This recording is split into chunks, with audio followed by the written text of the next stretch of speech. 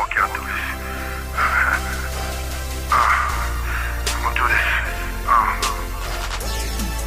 Yeah. It's the fall of commercial rap. Contenders heard I'm back. Doors are wide open, time for some murder tracks.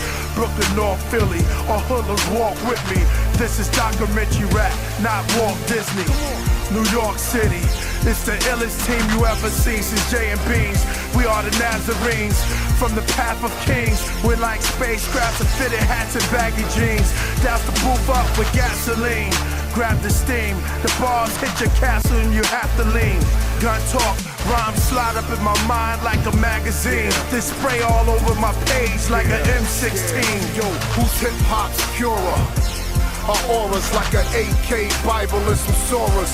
Priest and Kamachi, prophetic explorers. The duo so spaced out, alien smut bitches adore us. We back to the hood and a kitted up Taurus. The king's here and y'all ain't got nothing for us. We've been anointed, stained glass in the six-pointed. Philly, Brooklyn, hard rocks, leave your jaws disjointed.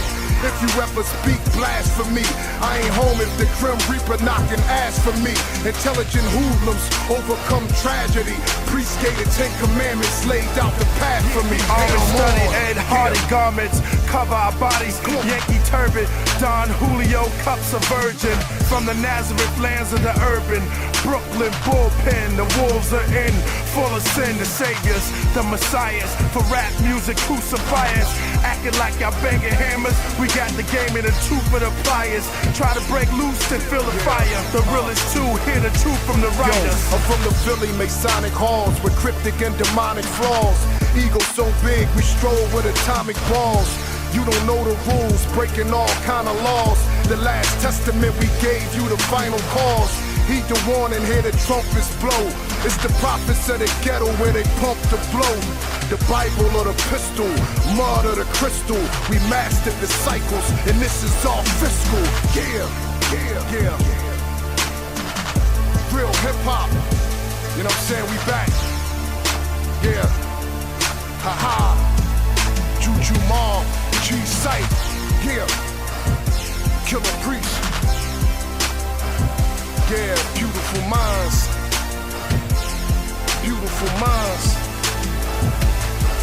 ha.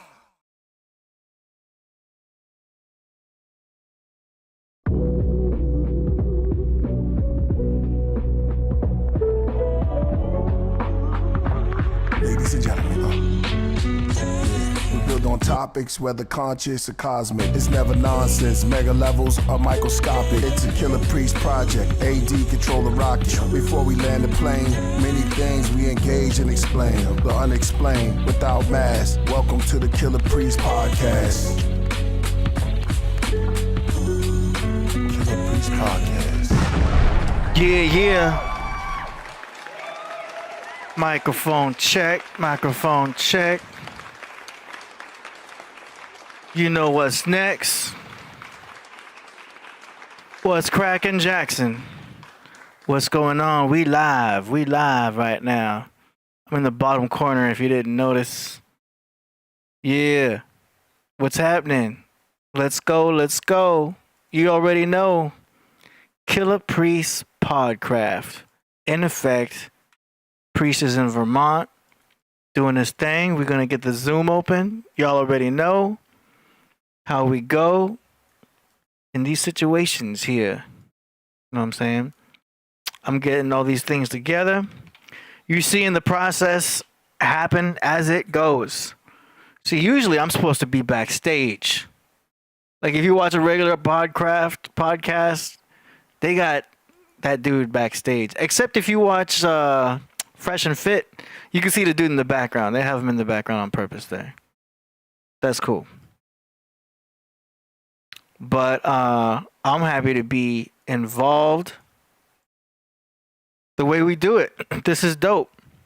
So we're going to freestyle as far as topics and all kinds of things. I'm trying to get this Zoom open right now.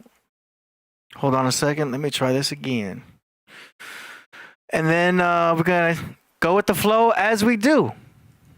You know what I'm saying? Be like water. Oh, we definitely being like water.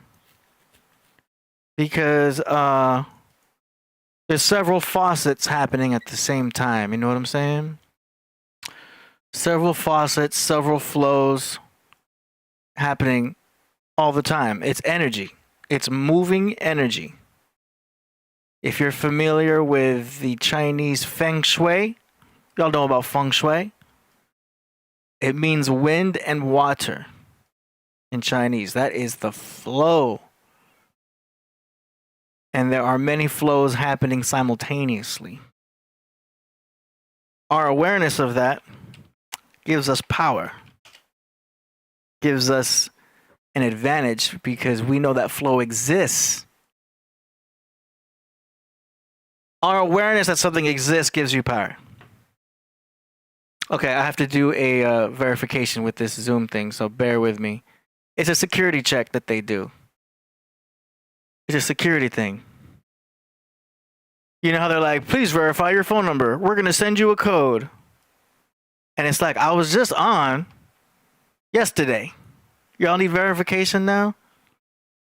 So, it's sending me a code. And I got to take care of that simultaneously as I was trying to spit something deep. Shout out to Jax Lane. Shout out to... Oh, I can't read that. Is that Russian?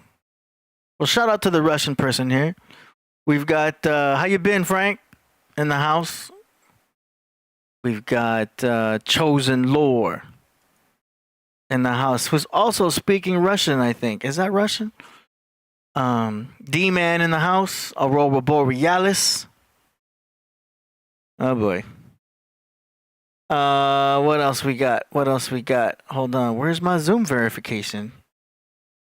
I clicked the thing. Resend code. Okay. Verification code sent.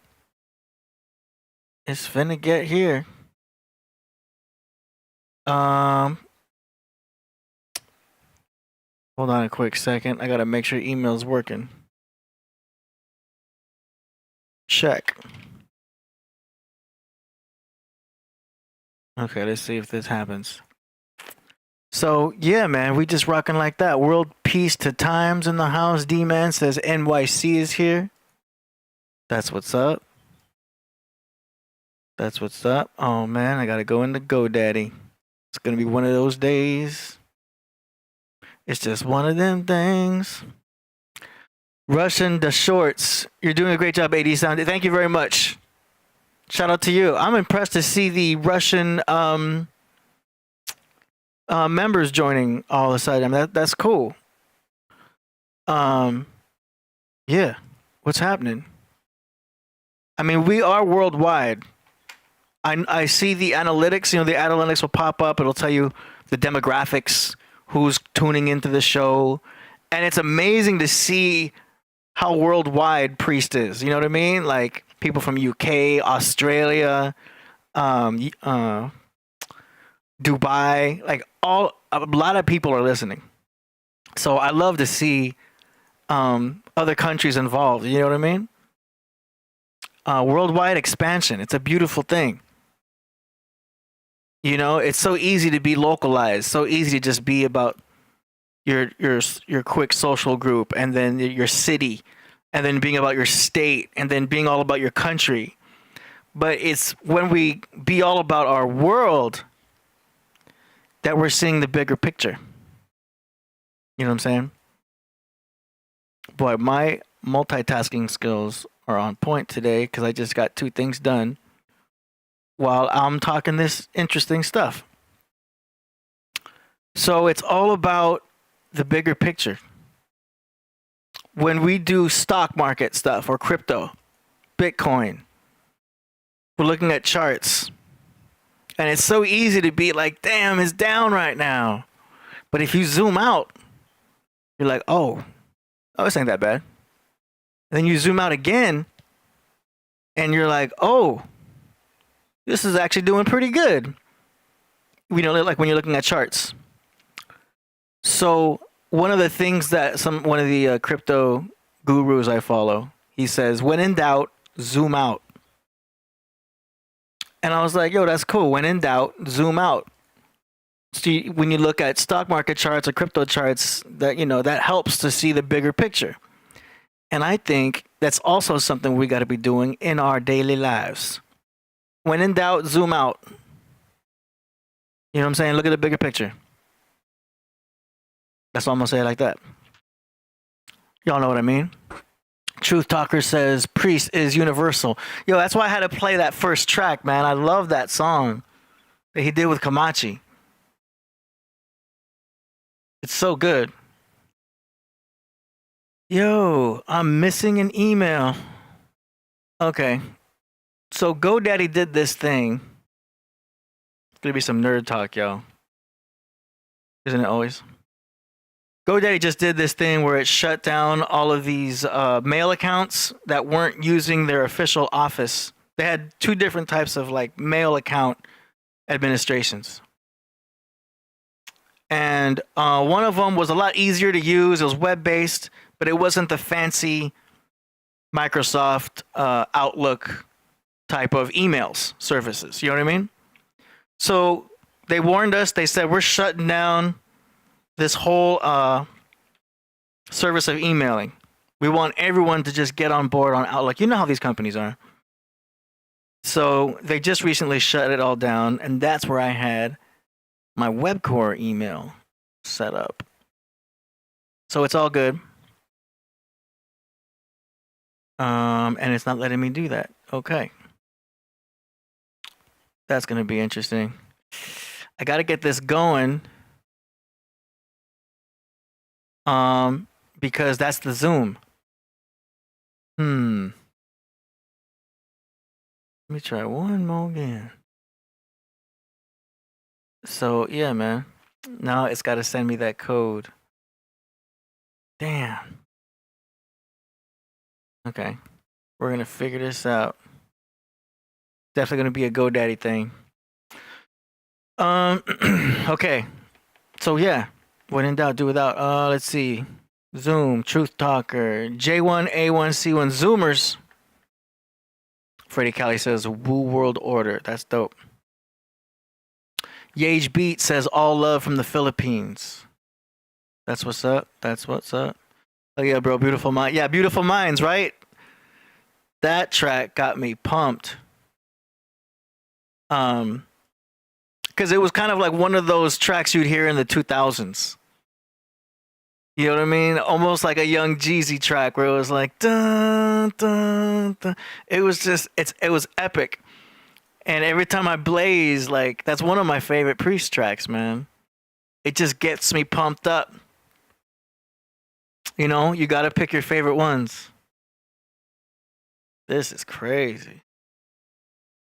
So, I should have been prepared for this move. But I was like, I'll handle it when it comes time. You know what I'm saying? But I need to get this up and going now so that we can get this Zoom up because Zoom's not letting me work. Not letting me access the account. So we're going to go ahead and create my email from scratch. It's all good. Okay.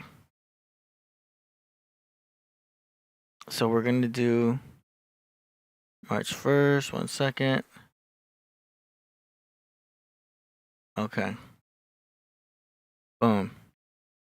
So yeah, Fella B says, peace, love, and family. Truth Talker says, those beats were insane. Mine too, bro.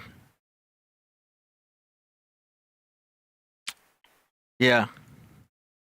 That one had me pumped. I like it. And I like to keep it like that. It's amazing how cautious we need to be about the music we're listening to. You know what I mean? Make sure it's the vibe you want. Because every song is like a drug. It's affecting you in some way. You know? Not necessarily just the lyrics, but like the vibe. Almost there, guys.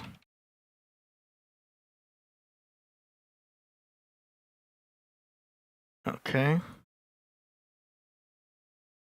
Almost there. So you got to have playlists. If you don't have playlists already, you've got to get that up and going, no matter what you're using. If you're using Spotify, if you're using Apple Music, you got to have playlists rocking. Only if that's Priest. I can't get that right now. Yeah. Let me turn on some light.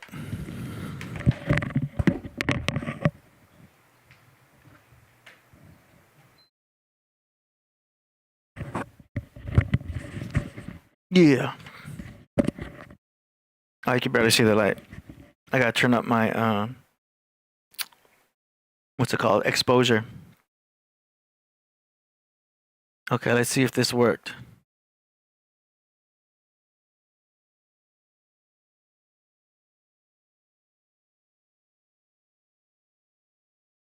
Let's see what.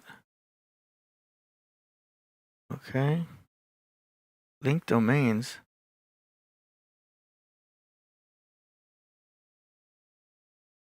Okay. Skip that. Demetrius Barnes says, "Peace, please educate Allah's children equally to the craft room. The Starfleet commander has arrived." Okay. Underland Fortress says 80, always holding it down. More Life says Bitcoin and Bitcoin smart contract digital gold assets are about to shoot. Yes. I agree that we could talk about that. Red Sun in the house. Shout out to Red Sun. Chosen Lord says pay attention to the lyrics and 80 lips too. Ad-libs. You're saying ad-libs. Yeah, music is frequency. So we got to be real cautious about what we're listening to. I mean, think about how many of y'all don't listen to the radio anymore.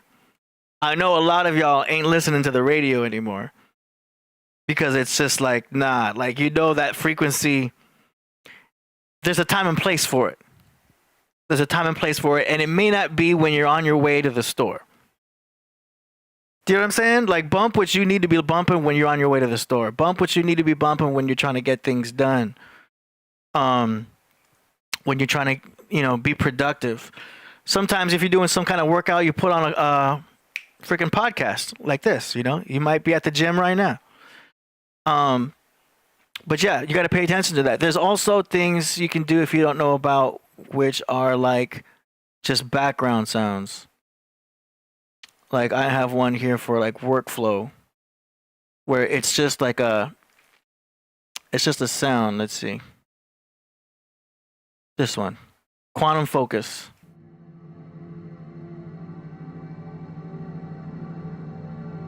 So this one's like 13 hertz. There's different types of binaural beats out there. 432, 528, 712. They all do different things.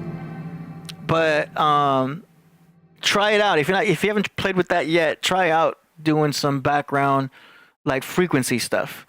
You know what I mean? You don't got to meditate. You can just get some things done. Cook food, clean the house.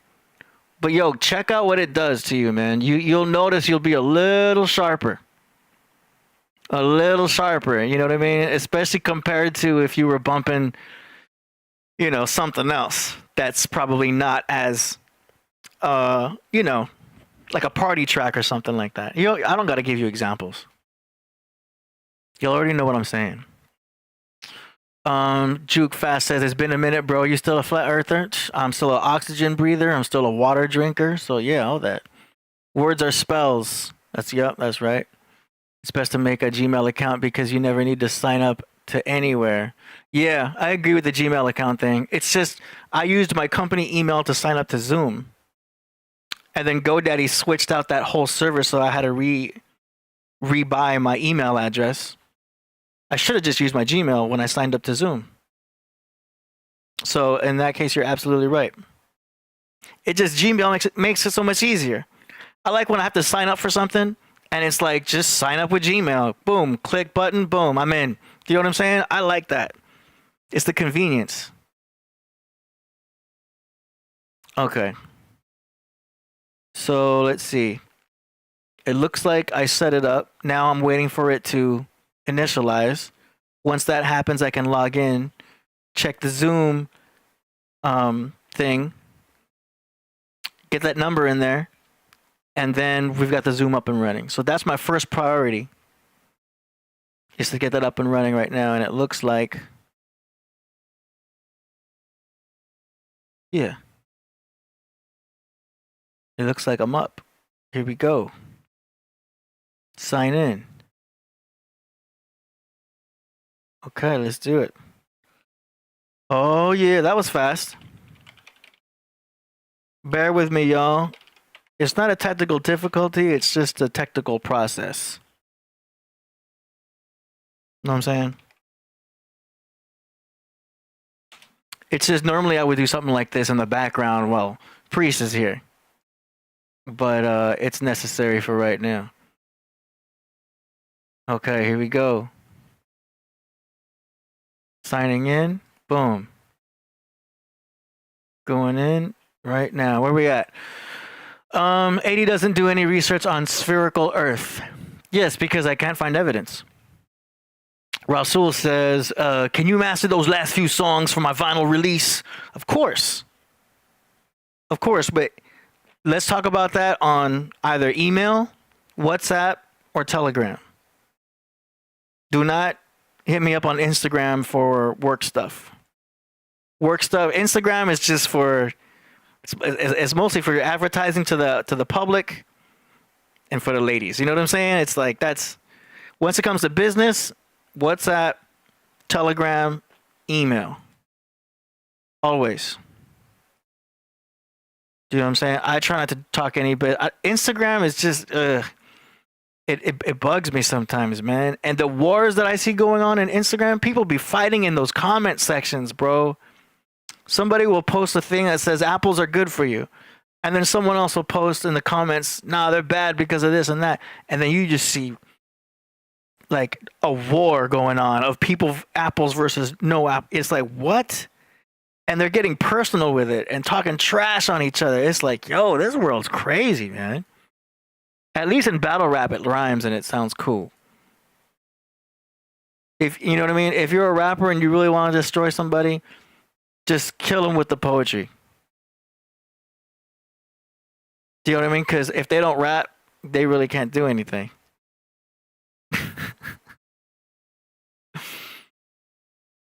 Oh my gosh, here we go. Okay, almost there, y'all. Almost there, and then you'll have my undivided attention. Let's see. What else did I miss? Demetrius says, Bro Sanchez is dope. Shout out to Bro Sanchez, man. I got mad respect for Bro Sanchez. Y'all can say what you want, but the guy knows a lot. Demetrius Barnes says, whenever there's a presidential election, all madness comes out because of the end. Oh, it's madness year, man. It's going to be a madness year, but it's how we respond to it that matters. You know what I'm saying? The world's going to go crazy. How are you going to respond? That matters. This is where our priorities are being tested. You know what I'm saying? We're being tested in all directions. You got to be like a warrior at all times. Now, if you're a female, you could be a female warrior. But you got to look at it like that. That's why we like these superhero movies. Because we're seeing these beings working in the here we go. I'm up and running. Working in the face of danger. You're all superheroes. Every one of you watching this is a superhero. In your own regard. In your own degree. Whether you're a soccer mom or you're a dude working a 9-to-5, you're a superhero battling your demons. Almost there. That's what she said. Okay, I had to, yo. I don't even have my sound effects out. Or do I? Yeah. There's my laugh track. Okay, Fella B says, Bro San rocks. Yes, sir. Larry Jackson says, hey, listen, I was finna clean up my crib, but then I got high. Charlatan, no, okay, Bro Sanchez hasn't been on the craft. Yeah, we're gonna get Bro Sanchez back, man. He's doing a lot, but it's up to Priest. Priest is the one who's in charge of all of the guests, and he is the casting director. So, people be hitting me up, say, hey, why don't y'all get this guy on? I'm like, for information about casting, please email info@killerpriest.tv. Let's see. Freddie Cali, the hero's journey. Yep, absolutely. Which the sun is going through all the time. Right now, the hero, the sun, is going through Gemini. Thank you. He made an incredible 5-hour documentary. I want KP to see because KP will love it. Okay. All right, you got it. Let's see. We've got Demetrius Barnes says, I hate quacks. Truth Talker says, let's see. Yep. First Cause says, on my Duro Hero world, my villains are called alcoholism and taxes. There you go. So the taxes are more like, you got to kind of just look that as protocol. Do you know what I mean? Because there's no avoiding that. But the alcoholism, you can control. Absolutely. The alcohol is just, it's messing you up, especially because you're getting a dopamine response from alcohol also. It's like the first few seconds of that shot. You know what I mean? That's a dopamine hit right there, just like how weed gives you a dopamine hit too. But with the weed, it lasts a little bit longer. That's why I like the weed. If you're going to do something, I suggest the cannabis. Okay, I'm waiting for this email to come in. I'm going to check all email. Nothing in yet. Damn. Gotta get this. Here we go. Going back to Zoom. Hitting the sign in.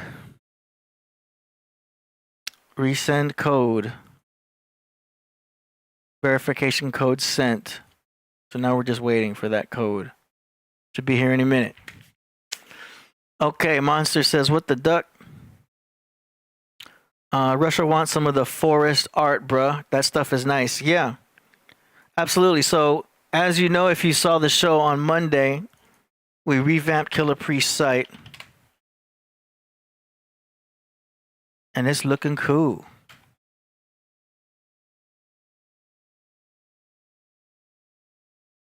You'll be able to see the blogs right here, all the updates and stuff like that. All the albums pop up right in the middle. But when you go to shop, hold on, I'm hitting shop right here. Boom. So you're talking about getting the artwork.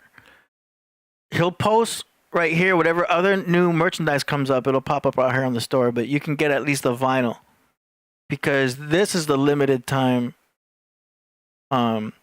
version of it. You know, so you want to get that on the wall. You know what I mean? It's. I don't know if some of y'all put up records on the wall, but it's kind of a good way to have a collector's thing and just boom, boom, boom, put up albums. And you can also frame them too. With me, I just put the command tape on the back of the album and then just pop it up. Okay, let's see. Larry Jackson says, my 3 sons or Leave It to Beaver. Damn, that takes me back to Nick at Night. But I do know what you're talking about. I think Leave It to Beaver was kind of funny. You know, Eddie Haskell. You know, My 3 Sons was all right. You know, but damn, I was a kid. That was way back. I remember Mr. Ed. I was like, what, a talking horse? At that age, I thought it was possible to have a Mr. Ed. But nah, IG shows different comments to different people based on algorithms. And yeah, everyone's arguing on IG, bro. I try not to do too much of the timeline stuff. You know what I mean? Maybe some of the stories, I'll go on there, promote what I got to promote, scroll down a little bit, but then stop. Once you find yourself scrolling over than 30 seconds, bro, you'll get caught up. And then a lot of it's just trash, but it's just like, you know, you're killing time. I get it. I get the scrolling thing, but like, yo, I see how it just whirlwinds. Next thing you know, you're like, you're doing it too much. Okay, hold on. I'm trying to get this going here. What's up with the Outlook? I'm in the right spot. Yep. Okay, hold on. Waiting for this Zoom code to come in. Verification code sent. It's just taking a minute. It's just because it's a brand new email. First Cause says, have you tried out Udio Beta, the new AI music app? What do you think of it personally? Okay, so I looked into the AI stuff just to see what it looked like, and there's a huge like catch to it all, you know. Hold on, let me fix my camera too. Damn. The catch is they still kind of own it. Like if you make an AI song, even if you pay the fee, they own it. They own the publishing. Do you know what I mean?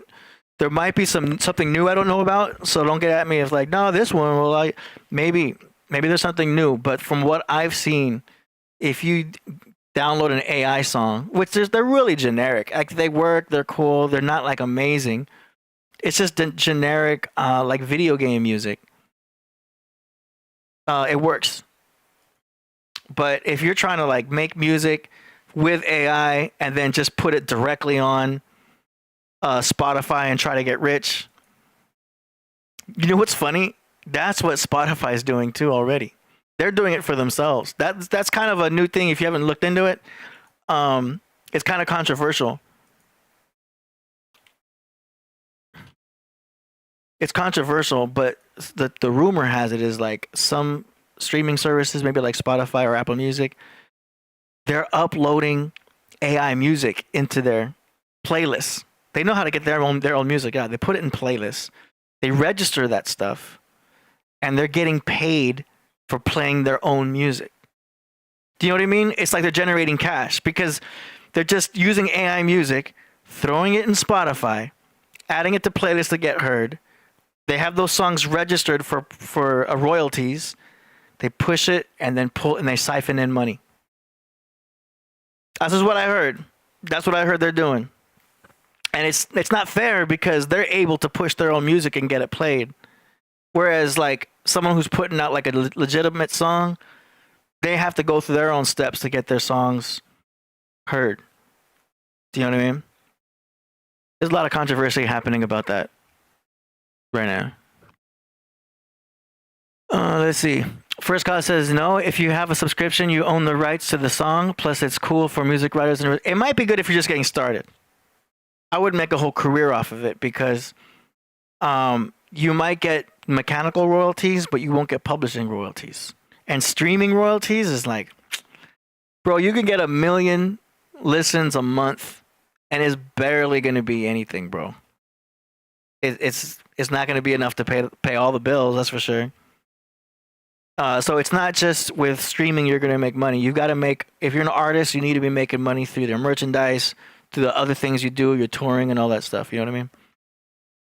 Don't rely on just, okay, it's on Spotify. Where's my riches? Okay, hold on. Let's see. Not yet. Damn. Okay. So it set up the email fast, but the email's not working yet because it has to go through some kind of process. And it says it's ready. I signed in now. I'm trying to close out and go back in again. Maybe that's going to make a difference. I don't see how it would.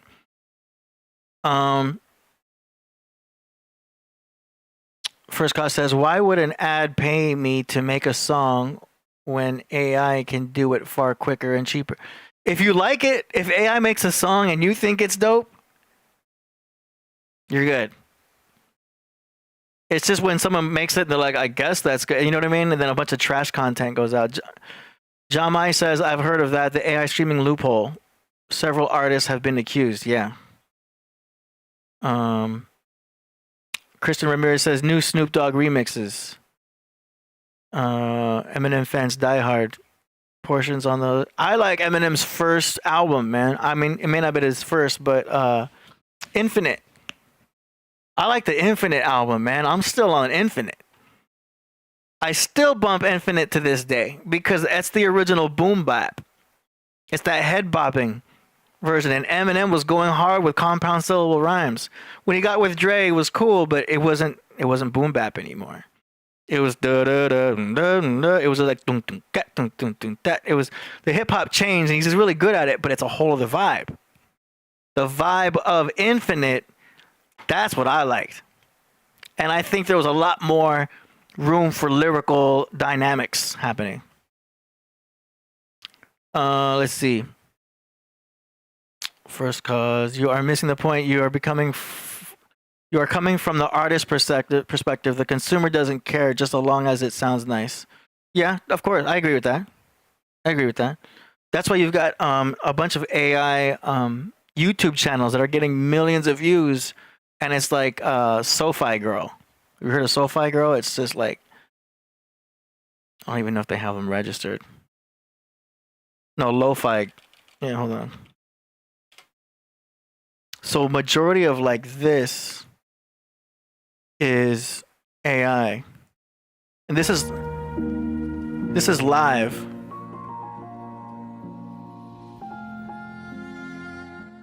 And AI can easily just stay in key. It knows the formula. Like once you know music, like you'll see. Oh, I can see how.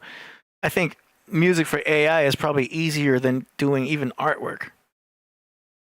You know, and you could do that if you want, but there's so much competition. The market for making AI songs and putting them online is so saturated now. It's like you got to do a lot of videos to get some type of like ROI.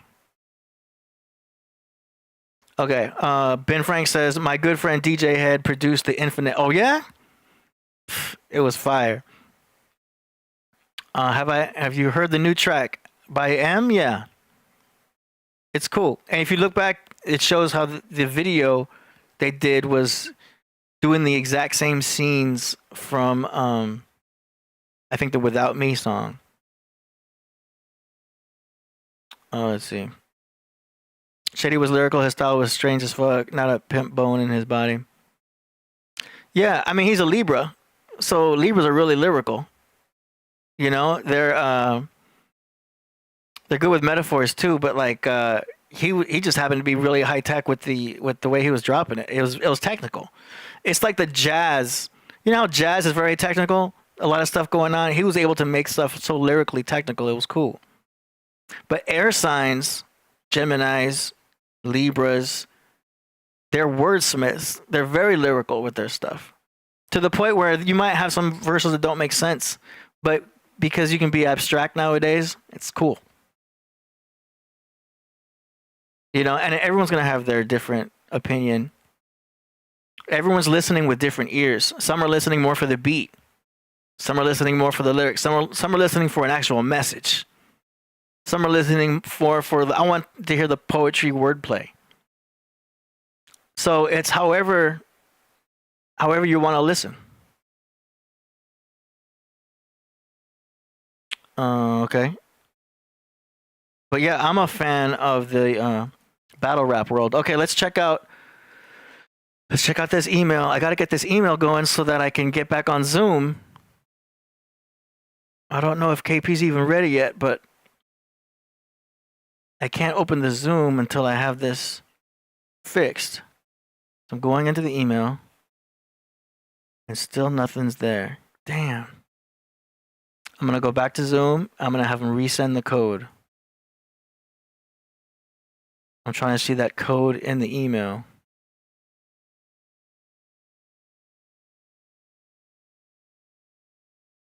Okay. Verification sent. Now I'm just gonna keep waiting. Okay, what else we got? Benzino ripped them. Who were one of your musical influences growing up production-wise? Also, are you self-taught on the keys? So, musical influences from my era was like Michael Jackson, Beastie Boys, and then I started immediately going into Danny Elfman once Batman came out. Batman the movie, the first one with Michael Keaton. When I heard that music, I got really orchestral and started following Danny Elfman. But then after that, I was into a range of music. So I like Metallica. I really got into the heavy metal world because I was playing piano at the age of 4. So, am I self-taught? No. I started off with like a classical teacher, and then as time went on, I went into a jazz teacher, and that's when everything changed. Like blues, once I learned the blues scale, that all changed. And then I learned the drums, when I was in junior high and into high school. I was in the drum corps. When I learned the drums, I got really good on the keys, man, because you start playing drums on the keys. So you're able to do a lot more. You know rhythm more. Like once you know rhythm, once you know drums, I think everyone should learn drums. If you're a rapper, no matter what instrument you make or play, you should learn drums because drums will teach you rhythm. And once you've got that rhythm in you, and you know counts and you know beats and you know, you'll feel music even more, I believe, because you know rhythm that much more and how the 4 counts work and everything. It's all numerical, but it's so cool. Once you know that, you'll be a better all-around musician. And I think you'll spit lyrics differently too, because you'll be paying more attention to your cadence. Know what I'm saying? So I hope that answered your question. I had so many other influences. I eventually got into Hans Zimmer, and I got into Wu-Tang from from one of the first songs. It was Triumph. They were bumping Triumph at my high school, and I was like, I like that. Boom, boom, boom, boom, boom. Dun, dun, dun, dun. I was like, ooh. I remember in high school being like, this is different. And everyone was wearing Wu-Tang shirts. Like for a while at my high school, I was like, what is this Wu-Tang? I didn't know what it was, but I remembered that song. And then that's when I started listening to, that's when I even realized that type of hip hop existed. Because before I knew of Wu-Tang, all I knew of was like, MC Hammer, Can't Touch This and all that. And was it Tone Loc? In the Beastie Boy, and that was kind of like, oh, okay, it's rap music. But then when Wu-Tang came out, it's like, yo, I like this. Is way more cooler. It sounded nicer, and the lyrics went immediately over my head. I didn't understand it just sounded cool at that age. But I think that music also trains you to actually pay attention. Like, hold on, what's he actually saying? What's he saying? You know what I mean? So that kind of shifted your mind. It's amazing how some music will shift the way you listen to other music after you've heard it. So that definitely happened. And then from there, yeah, Method Man and Redman. I became really more into Method Man and Redman because once I started smoking weed, I was able to relate to the lyrics more with Method Red because I was smoking weed. Do you know what I mean? Like that was a lot more relatable for me at that time because besides them, I was listening to Cottonmouth Kings and just fun, what's it called? Cypress Hill. Just fun weed music. You know what I mean? It was just upbeat, and I liked it because it was still hip hop. Man, Insane in the Membrane, you remember that? That was a hot track. And yeah, Pearl Jam when I was in the rock era. So I was listening to rock and hip hop, But at the time, it was a lot of rock because I was also playing drums, and I was in a band that played Pearl Jam music. So I remember playing live on the drums and everything. It was so fun, man. In the suburbs, for real. He said, don't forget Vanilla Ice. I wasn't going to mention Vanilla Ice because, all I remember was Ice Ice Baby. I couldn't name another Vanilla Ice song. Ice Cube was dope, yeah.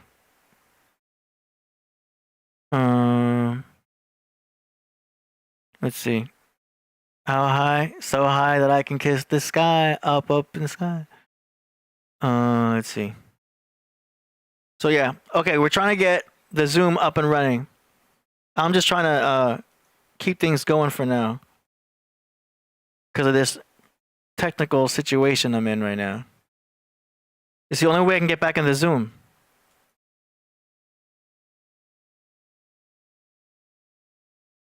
I'm sending the verification again. Just waiting for this email to start working. Let me send something out and see if it makes a difference. Maybe that's something like I need to trigger it.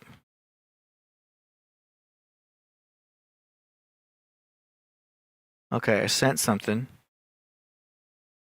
And that worked. Let me try to email myself.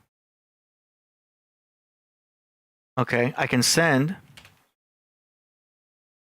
Test 2. Let me see if I can receive. I need to get this going. That way I can get the verification code from Zoom. And I can get Zoom back up and running. Okay, so that works. Now I just need Zoom. Nope. Damn. All right, I'm gonna close Zoom and try Zoom again. This is crazy.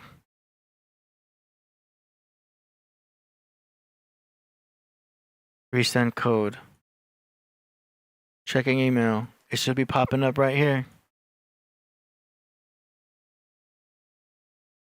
Yeah, it's not working yet. Okay, let's keep waiting a little more. Thank you, Demetrius. I know, right? If MoreMito took over, he'll just step on the keyboard. Jamai says, movies wouldn't be the same without music. Imagine a horror movie.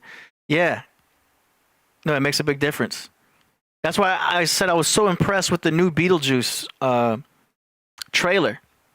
You know, because the first movie was dumb. The music was cool because it was Danny Elfman. But if you listen to the trailer for the new one with headphones on, they made that sound big. They made it sound nice. I'm like, this is what I'm talking about. I need to make beats like this. Lunas. I haven't heard Lunas. There's a whole science to it. They play certain notes during a dramatic scene, hence to make. Oh, of course, absolutely. We can talk about that. There's frequencies, like bass frequencies, that can really like trigger the spinal cord through resonance. Yeah, I don't have a password situation. I'm good with passwords. The problem is that today was the day that GoDaddy shut down an entire email service and told everyone they all have to get on board to Microsoft 365. And because that was today, it messed up my email that I used for Zoom. So for some reason, Zoom also chose today to be like, hey, verify your email. I'm gonna try going in through another way here. One second. Going into Zoom. Dimitri says my resonance is resonating. Oh, Lunas, I got 5 on it. Yeah, I remember that. Dun dun dun dun. That's an ill track. I still play that to this day at the club.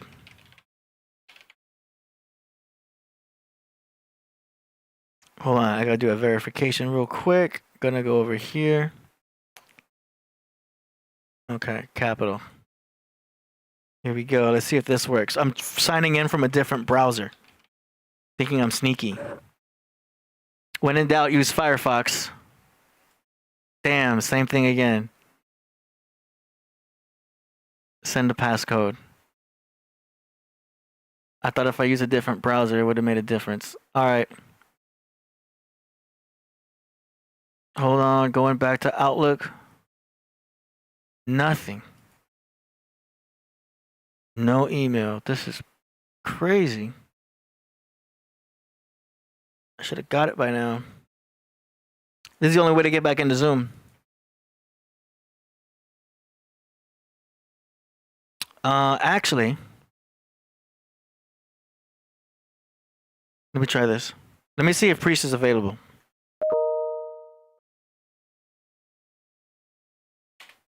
Wait, did you hear that? That sounded like an email to me. Yeah. Oops. Okay, so that's weird. I got an email saying someone's in the Zoom. But I can't get the verification to get into Zoom. That don't make sense, yo. Let's try one more time. Resend code.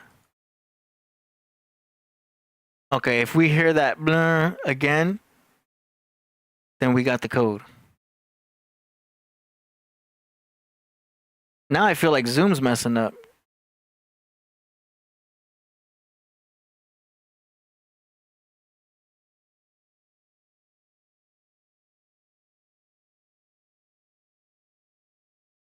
Okay, hold on. Nope. I'm trying to get into my webcore account. Let's see. So sharing and liking.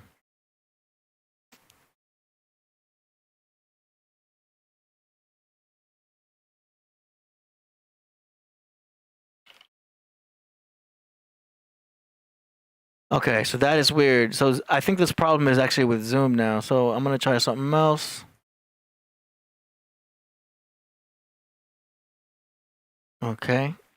Do we have the code? We don't have the code yet.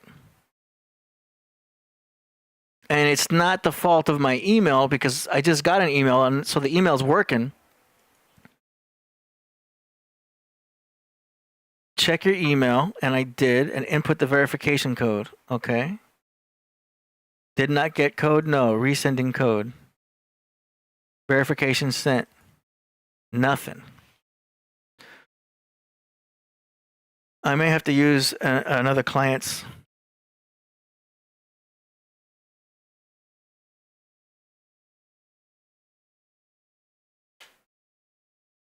Let me see if Priest is ready to join.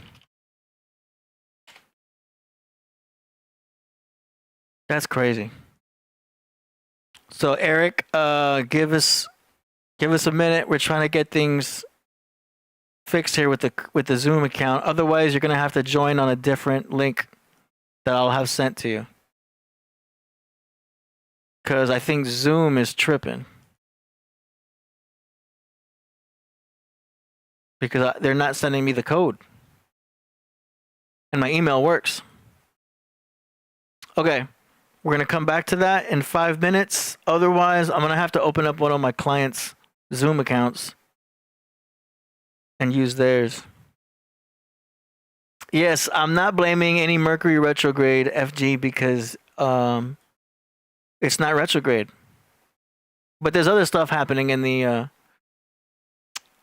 planets that I am not aware of, that I can't speak on, but I know something's happening. I just follow these other astrologers on it. First Cause says it gets confusing sometimes. I think Outlook is all connected to Gmail and YouTube. Yeah. Oh, that's all a monopoly. For sure. Let's see. Zoom, cool old song. Lil Da Vinci got the code. Try Discord. Well, no, I mean, we can still... In fact, let's see. I can still have people come on. Like I said, Zoom is just the easiest to work with. If I can't get a verification code from Zoom, I'm going to use a different account. So, in fact, let me just set that up now. Because Zoom is tripping. It's not me. And that's all that matters. It ain't my fault. Oh, great.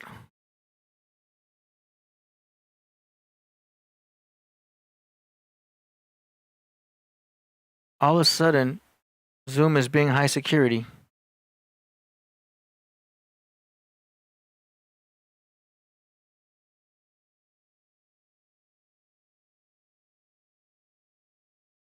One second. United States.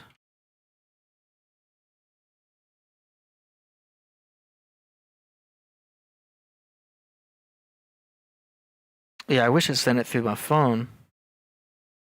Okay, hold on. I'm getting through a different...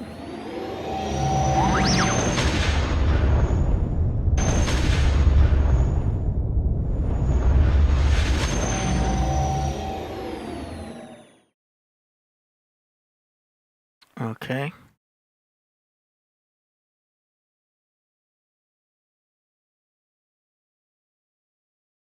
One second. Send me the codes, Demetrius says. Well, it has my email in there. That's the problem. I wish I could send it to any other email I got. It wants to send to the email that I got that had to be renewed, which is already up and running now. So, it is what it is. Dude, everything I do is some type of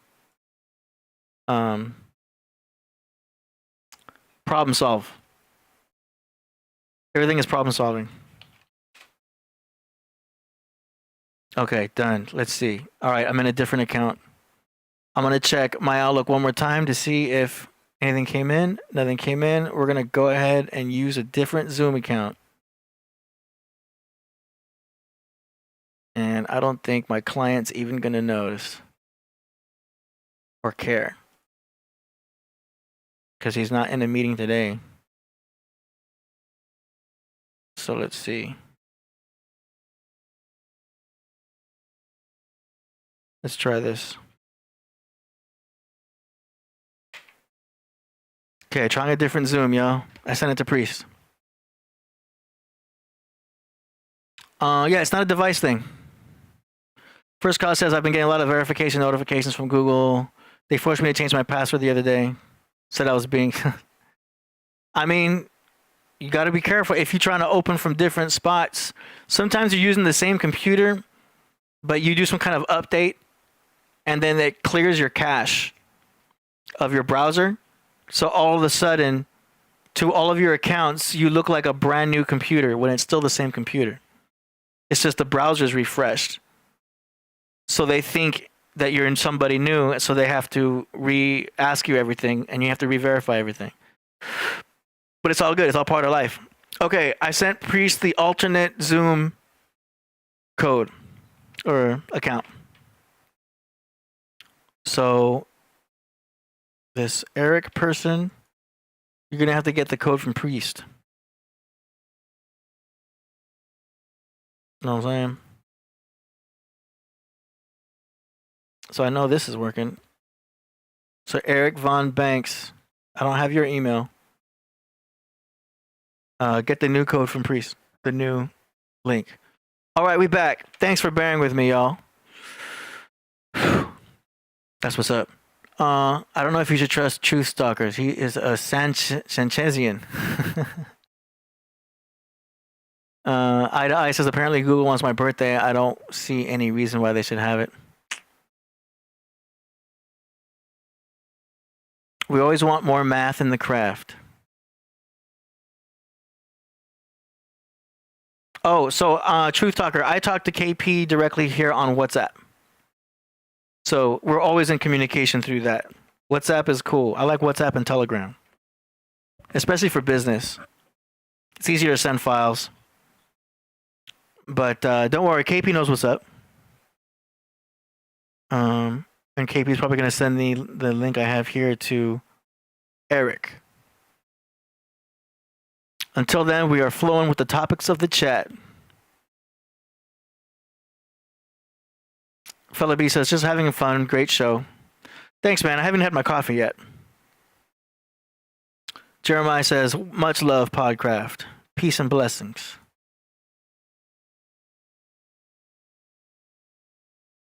Yeah, once I get back into this account, I'm going to fix the email so that this never happens again.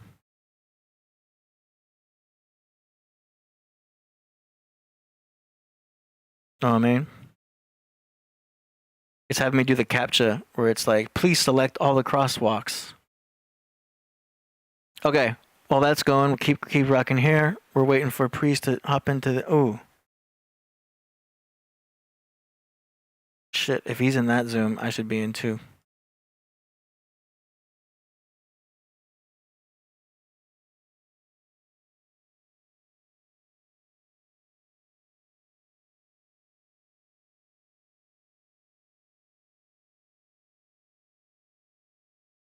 Wait a minute.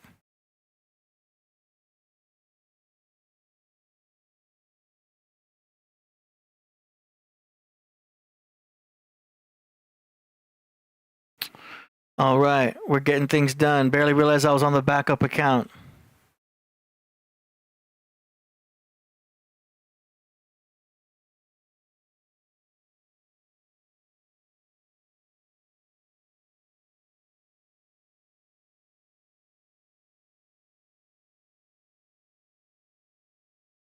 Oh, man.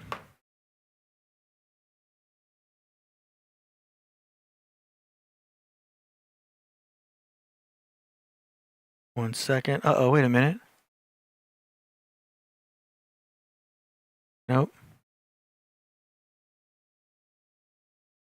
1 second, y'all. I'm gonna copy this here and see if this works here.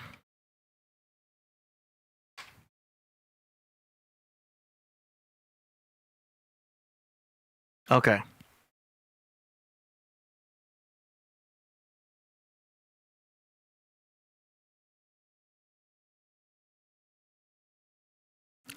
Well, I'm gonna borrow a Zoom account.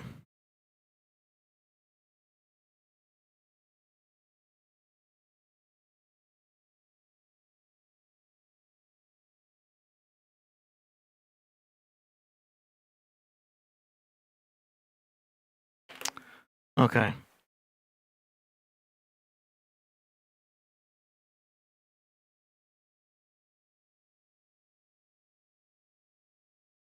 Okay. Please play one of your dope beats. Okay, I can do that. The truth is hidden within the square. Yep. Respect the square. Let's go. Keeping it rocking. We are solving problems. Going into my tracks. Let's see. Boom. Yep. 1 sec.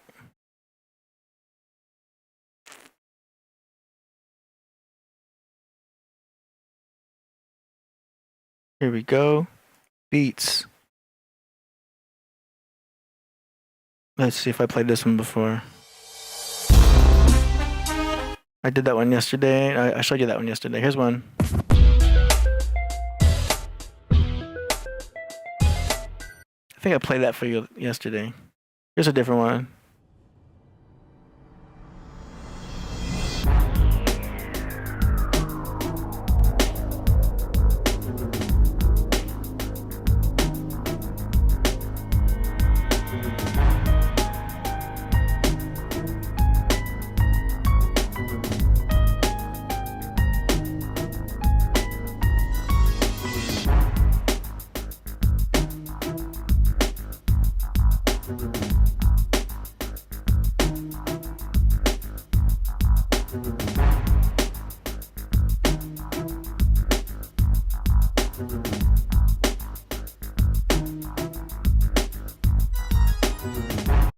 Okay, so that's an oldie. Here's another one.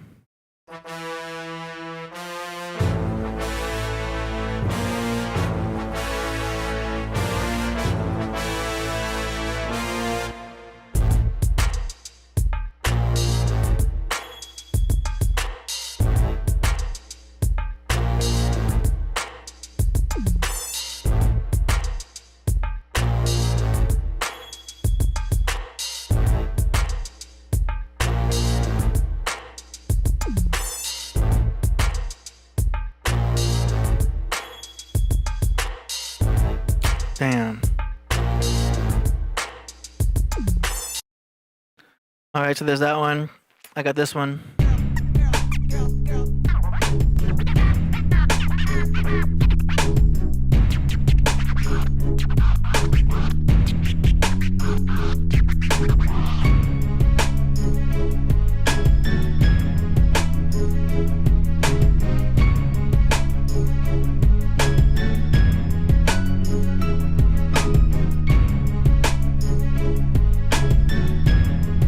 This is like the hook right here.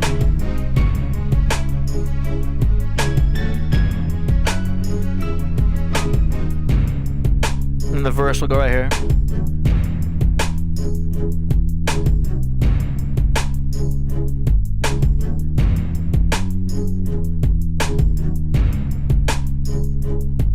See, I would need someone to rap along with the hi-hat a little bit. Or like, better excuse, so Mr. Manic, Senate, Mr. Manic, excuse, Mr. Manic, excuse,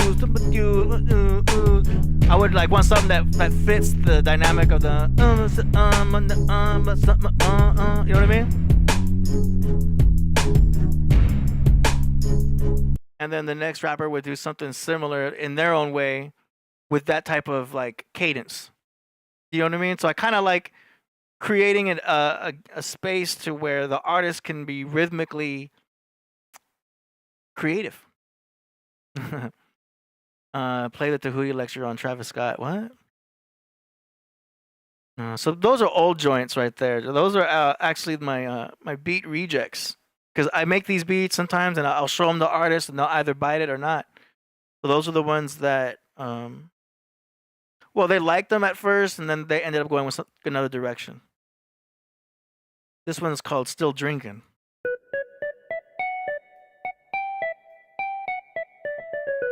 This is more Slim Shady. For you Slim Shadys out there.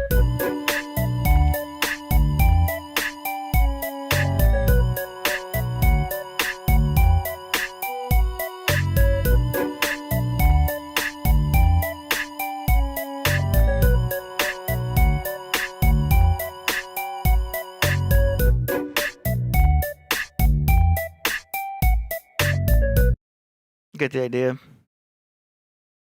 Let's see what else. Oh yeah.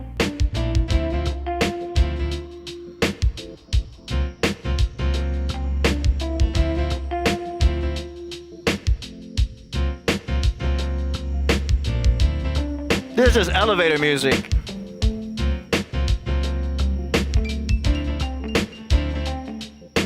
A little jazzy.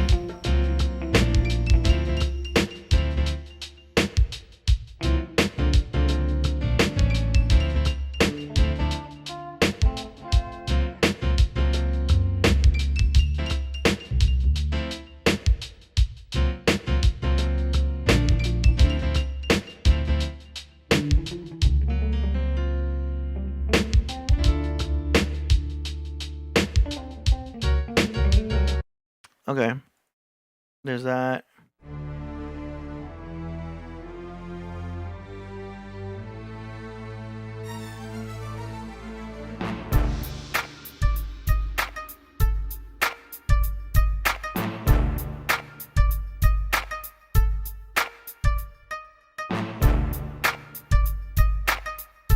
I would have made the bass drum so much better now. That kick drum could be better. It should bump more. Boom, boom, boom, boom, boom. A lot of these were experimental. Oh yeah.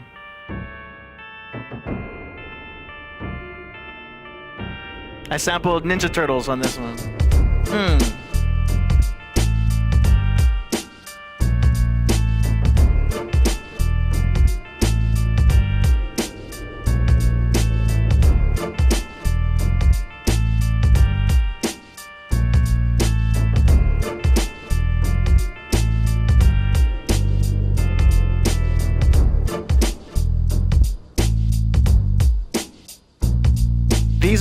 These are all going to be on BeatStars eventually. I'm just lagging because like it's still low priority for me. I got so many other things happening. The beat's kind of a last thing for me. But I'm gonna upload all of these for sale. That's a drone. That one's taken. Hold on. Oh, these are available, I think.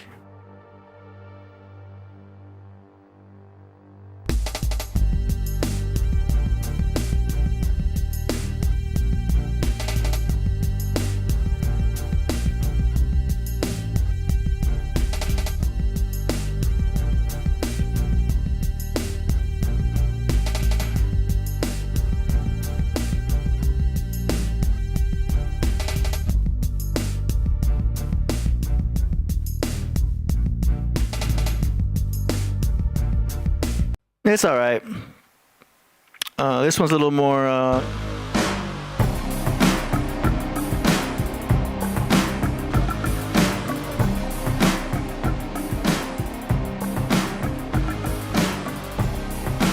Like big sound.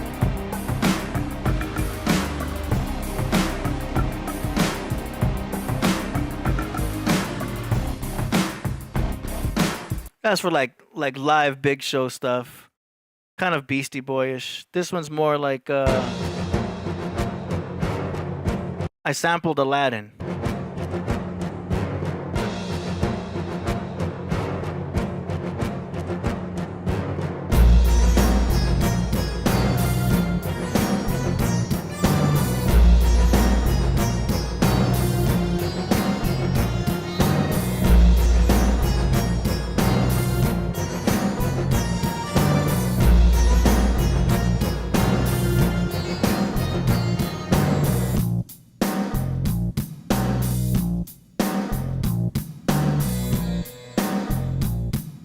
I was on a good one back then to sample Aladdin. I probably wouldn't be able to sell that because, you know, it's Aladdin, the Prince Ali track.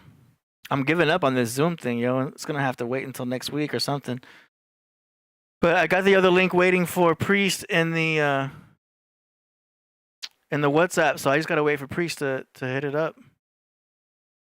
I'm just waiting on Priest now.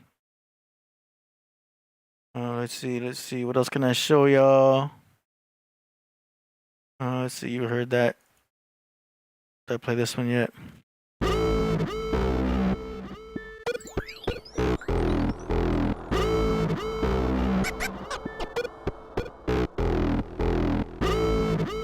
That's another Beastie Boy song.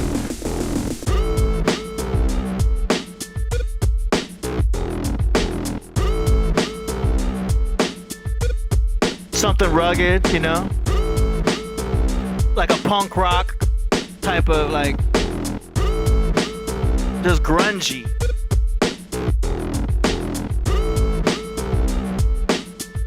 Total, like, urban, like, grungy skateboarder type of spray painting, you know, alley-oop type of, you know, just rough, rugged type of rap on that would be something cool, you know what I mean? Just obnoxious snare. Spit something obnoxious. That's the key word. Do you know what I mean? So that track's waiting for either that to happen or someone could lease that track, you know what I mean? I've had so many ideas go through. But if y'all haven't heard, I'll just go ahead and plug my album that's already out if y'all don't know about it. It's under DJ Sound Daddy Hip Hop Compilation. And I called it that because that's basically all it is. It's just a compilation of the tracks that I had put together of my top ones, you know what I'm saying? I put the track I did right there that I did the video for. And these are all different tracks that I've done with different artists. But y'all can check those out. That's on Spotify and iTunes and all that. But hip hop compilation, DJ Sound Daddy. I'll put a link in this. Actually, it's already on my link, so you can check that out. But those are the beats that actually got used. You know what I mean? You'll be able to hear the tracks that I've done that actually got published. What I've been playing for you now are just beats that were in my folders that I'm just going to be putting on beatstars.com for anybody who wants to use them. It's just I feel like it's a better place for them to sit than in a hard drive. You know? So that's that. Let's see. Yeah. We're waiting for Priest to join that link. I got everything set. Making sure I'm on point here. Share sound. Otherwise, we're back to the chat room. Okay. Hey, shout out to Bragadino. Oh, speaking of which, yeah, yesterday was Solo Gem's birthday. Keith Andrew says, no doubt. Rakib says, want to throw me some free boom bap for that mixtape in case my boy Nico flakes? Yeah. See, back then, I actually have a boom bap beat that I haven't used in here somewhere. Let's see. I got free beats. No. Hold on, I got something. I got an R. Kelly type of beat in here.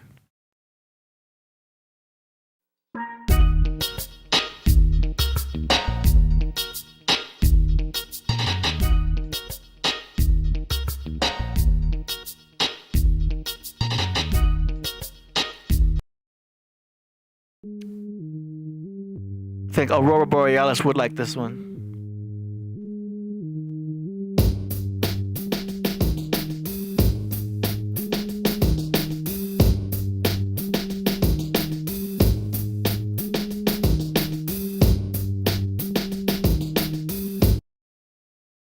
Let's see. Nah. No, I have not been drinking, Michael. I don't really drink anymore, man. Those days are gone. I barely drink ever. I do take a puff a day though. I take one puff a day. A little goes a long way, especially how strong it is. So yeah, man, I'm doing a puff a day. But I'm not drinking. No alcohol, man. That just creates a whirlwind. Here's one that got sold, but it's still used, but it's cool.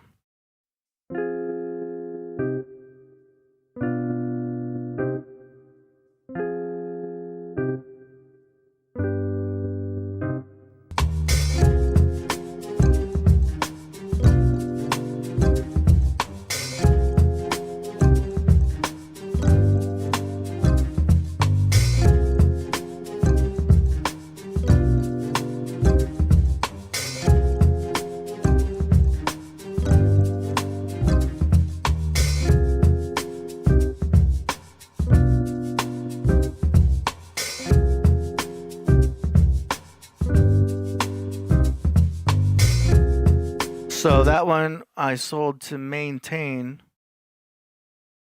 And it came out pretty good. Let me see if it's called Sean. Yeah, he used it right here.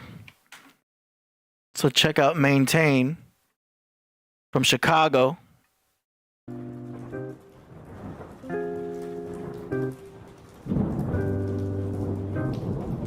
Time for cracking jokes, my back's against the ropes. I need to come up quick, I can't stand being broke. I got no coke to sell, I got no weed to smoke. This is not good at all, it's hard for me to cope. It's time to call my man Sean. He's like me when shit's thick, he ain't scared to put the black mask on and put on the black gloves and pull out the black guns. Do what we do best, shoot shit up and have fun. A dude named James who hangs with some lames across the Fox River, sells a ton of cocaine out his mama's house through the window in the back. What a dumbass, he should get his wig split for that. Bringing traffic to his mama's pad. If there is disease, cause stupidity, I bet he's got it bad. It's kinda sad because he's looking like a juicy steak to some animals like me and Sean who haven't ate in a week straight. See, we're in bad shape. We need some money right now and we can't wait. And through the grapevine, I'm hearing James got like 80 stacks shoved in a mattress in an attic. Me and Sean can have a great time. If we rob him blind and split it 50-50, 40 G's a piece, no problem, fine. It's only 40 grand, hey, but it's a sweet lick. Damn, I feel bad for James, he gon' be sick. Gotta be slick and be strategic. In and out, cause if we get caught, we're in some deep shit. But I don't think negative, I think positive. I know what I'm doing's wrong, but I gotta live. There I go, feeling better already. Adrenaline rushing, palms all sweaty. It's storming outside, it's like 4 in the morning. Great, what a perfect time to kick the fucking door in. And walk up to the first person that I see snoring. And put the 4-4 in his face. And then morning when he wakes to not make a move and keep it right there. And nah, this is not a dream, it's a nightmare. Now do I make myself clear, buddy? Cause one nutty silly move could leave this whole living room bloody. He got up slowly, off of the sofa bed, and started acting like he didn't hear a word I said. Anyway, that is Sean by Maintain. And that's one of the tracks that I sold that turned out pretty cool. That was pretty cool. So shout out to Maintain. He's ill. He actually raps with Redman's brother. Or is it cousin? I gotta get the information right here.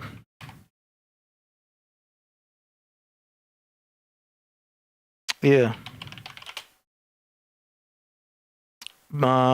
Scientist, lyricist, scientist.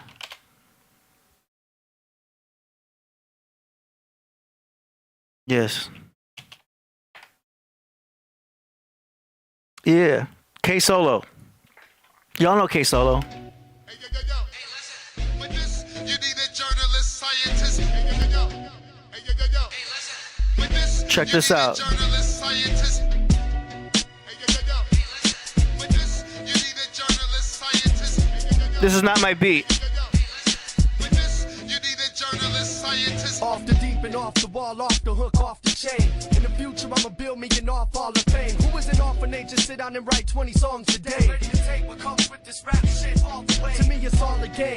That's why I get lost in space. For me to do that, a pen and pad is all it takes. Bugging the fuck out.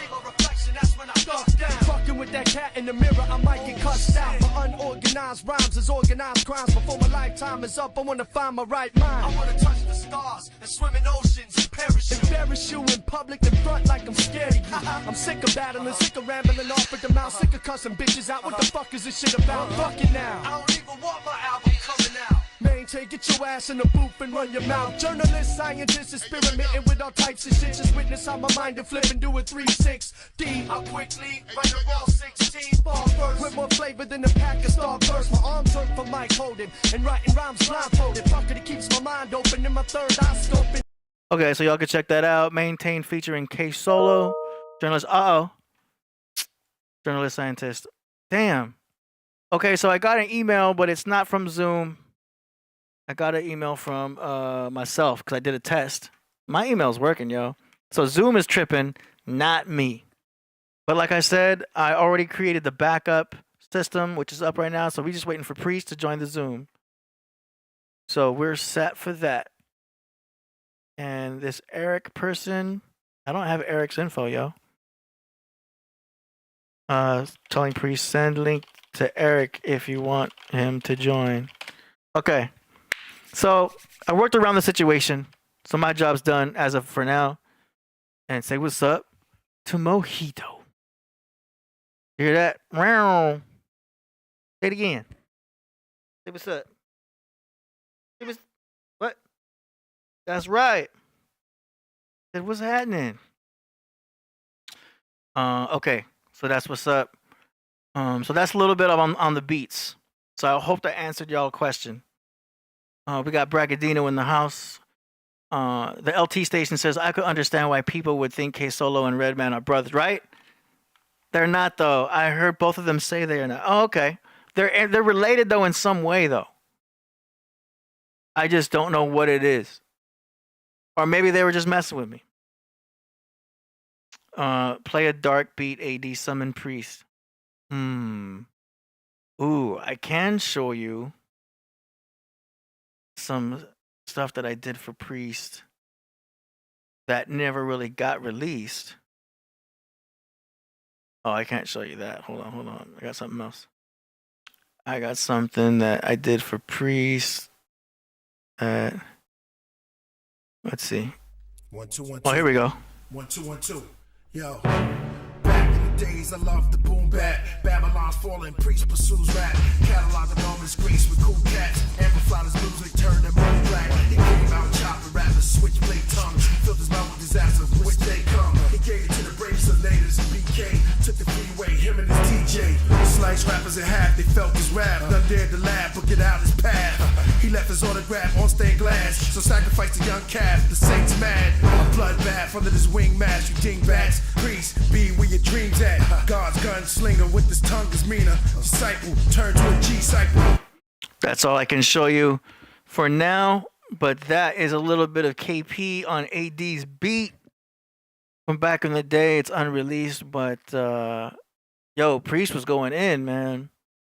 So that's a little taste. I can't show you the whole thing without Priest permission. But that was a little sample for now. Yeah. Okay. We've got someone in the building. We've got Eric in the building. Let's see what happened here. Oh, there we go. Gotcha. Getting you hooked up here. Can you hear us, Eric?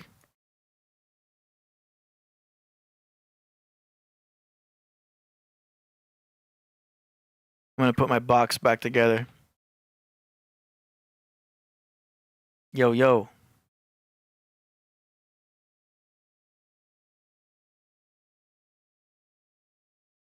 1 second. Boom. Eric, so we're not getting any volume from you. You're not muted, but we can't hear you. Oh, you know what? It's showing that you don't have an audio device hooked up. So check your audio on your Zoom, because I can see here that you don't have your audio connected. It's one of those technical days, yo. And Zoom is still tripping because they're not sending me my... You know what probably happened was that I was sending the verification so much at first that it just canceled out and stopped sending verification codes. So I could have messed it up myself. That's an option. That's a possibility. But who knows how long that would take for it to reset. But I definitely can't get into my Zoom. My other Zoom, that is.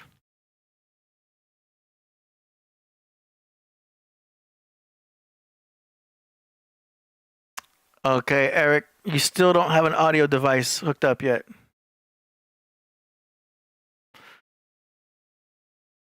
That was dope, right, Braggadino? K Solo and Redman have the same birthday. Oh, wow. Damn, how'd you find that out? I met K Solo twice when he came to my old studio in Irvine. The same studio I met Priest at. Let's see. Let me pull that up.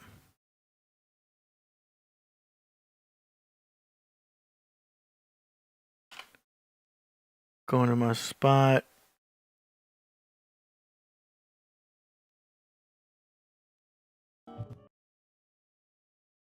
So this was my old studio.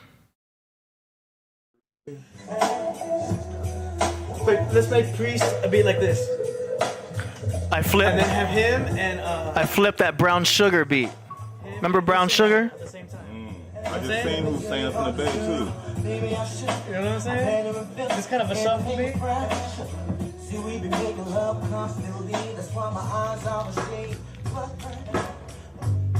So there's the beat that I made flipping. I'm not shabby, I'm glad we came to introduce the style. Yo, Chris, I'm gonna produce the style. Anyway, that's where the studio's at. Yo, can you hear me now? I hear ya. Yes, and we can hear you. That's what's up. Nice. We in the house. Go ahead and lower the volume of the playback on your end of the show itself. Yo. Got you. Yeah, I usually have that done. Yeah. All right, how we doing? Good, man. We just doing workarounds right now because some Zoom technical difficulties, but we're on a separate account. So this is only a temporary link. Temporary link here, yeah. Just temporary, right? Yes, sir. It works for today. For real. Yeah, I was listening to you earlier. You said Mercury's not retrograde? It's not. We can't blame the stars on this one. Yeah, well, there's some other planets that could be retrograde. I know. I know of that too, and I heard the astrologers talking about how it's going to feel like a retrograde. I just don't know enough about it to speak on it. So, if I don't know, I'd rather just not say anything. Yeah, me either. Yeah, you gotta basically go through the trouble of going and looking, right? Yeah, because I don't know which one it is, and it's like, at the end of the day, you got to deal with it anyway. So. Yeah. Our guests might not understand you. Yeah, because I can't speak on like oppositions, sextiles, trines. You know what I mean? All the squares. Right. I can't speak on it like that. Astrology stuff. Yeah. I just know that Aries are aggressive. I just know some of the traits of the surface part of astrology and stuff like that. So for real, yeah. But yeah, man, I got go ahead. 2 sisters that could go deep with that. Oh, I'm sure. Yeah, absolutely, and that's what Zodiac goes in. I think the best on that too. Yeah. But, the other guests you had on, yeah. Yeah. So what's going on with you? What's going on with you? What's new? What's happening? Hey, You know what? I look at certain things that's going on now. We had the solar eclipse Okay. Yep. last month on the 8th, and I think that caused a lot of changes, paradigm shift. Mm-hmm. Yeah. And I still think that we're coming back from that right now. I still feel like we're still trying to recover from that eclipse. Mm.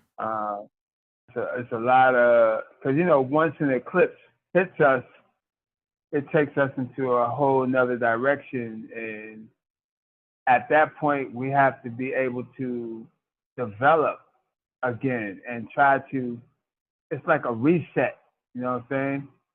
Yeah. And the last time we experienced something that powerful was in 2020. 2020 was a total, you could feel that. Like a lot of people who's not even in the know, they noticed something happened in 2020. Mm. Because things was never the same after 2020.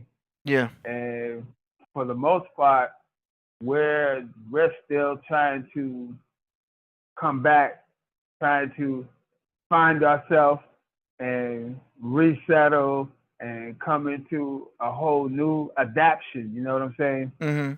So we're still like going through that, and now it's 2024, 4 years later, and it's like, what's next? Like everybody's got that anticipation. Like, man, you can't sleep on this. Something else is gonna happen. You look to your left, you look to your right, you're gonna find yourself focusing on you don't know what. It's like a phenomenon right now. Total anomalies happening and hitting us back to back. All kind of things is taking place right now. Yeah. You know? And being aware of, like, everybody's talking about this extraterrestrial thing, and they're also talking about how the government is trying to hit us with this whole fake galactic war and all this stuff. Mm-hmm. How we're supposed to be getting hit by this big fake UFO invasion. You heard about that? Oh, of course. Yeah, it's in the cards. Yeah, it's like, but it's become a big talk now. Like everybody's expecting it to happen. Mm-hmm. Everybody's expecting us to be hit with that. And I gotta admit, it's so crazy. Like I had dreams about this when I was 18 years old. And I never thought it would be this far in the future. Mm. Because everybody back then, that was like when I was like back in 1980s. In the 1980s, I was hit with visions of things like that. Who's that dude? Yeah. Got a face on the screen. Who was that? Yeah. Oh no, I had I switched to the other guy's account because we're using a different account. Oh, right. We had to switch it all up, right? Yeah, this ain't my account.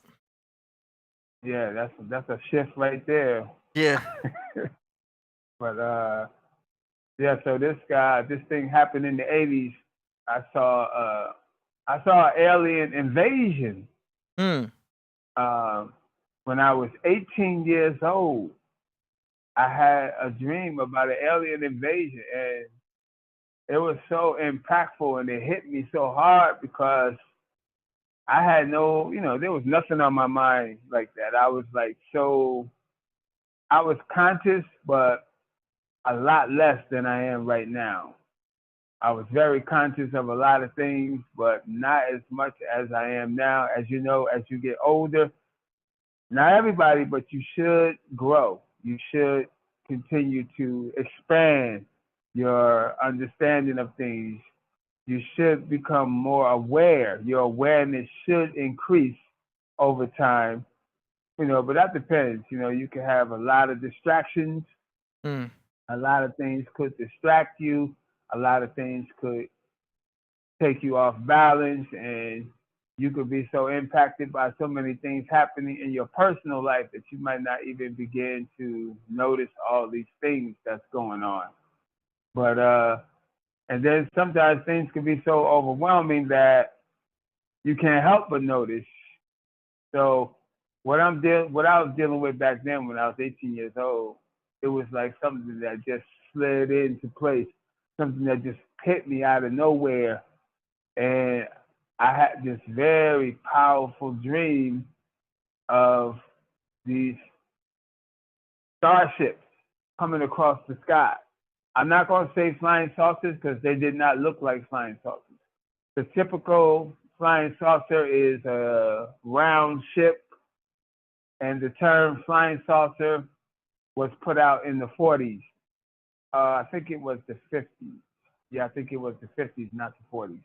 And the term flying saucer took off and running.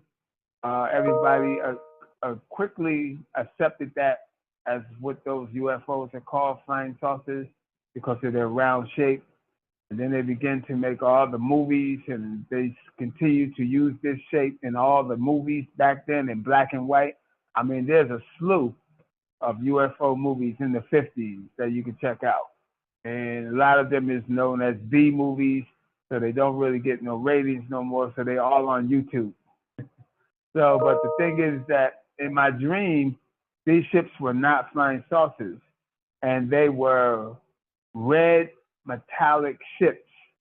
And it was a whole armada of ships that I saw coming across the sky. And how it hit me was so crazy. Like, I was in the house with my family, and I don't know why, but we were celebrating. And there was like all of these ships coming across the sky, but I couldn't see the ships from inside the house. But something grabbed my attention. We were celebrating and we were happy. I mean, we were like having a very joyful occasion.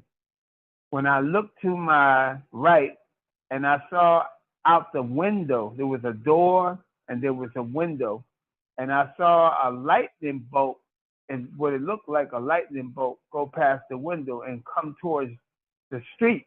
And I was like, what was that? So I pulled away from my family without even saying anything. I just ran to the door. And when I got to the door, I saw these lightning bolt hit like 3 dudes on the corner. There was like 5 dudes on the corner, but like 2 or 3 of them got hit and they fell down. I said, oh shit, what's that?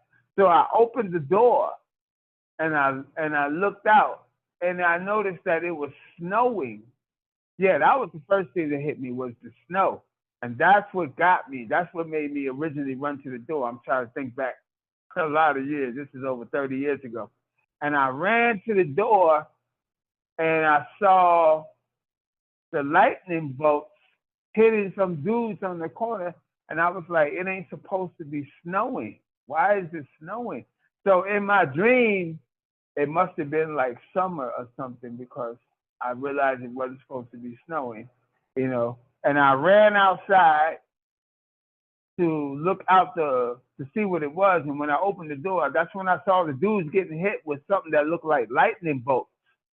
And I looked up in the sky naturally, and there was a whole armada of ships coming across the sky. I mean, rows and rows and rows, and you could look all the way back. You couldn't see the end of this because there were so many ships.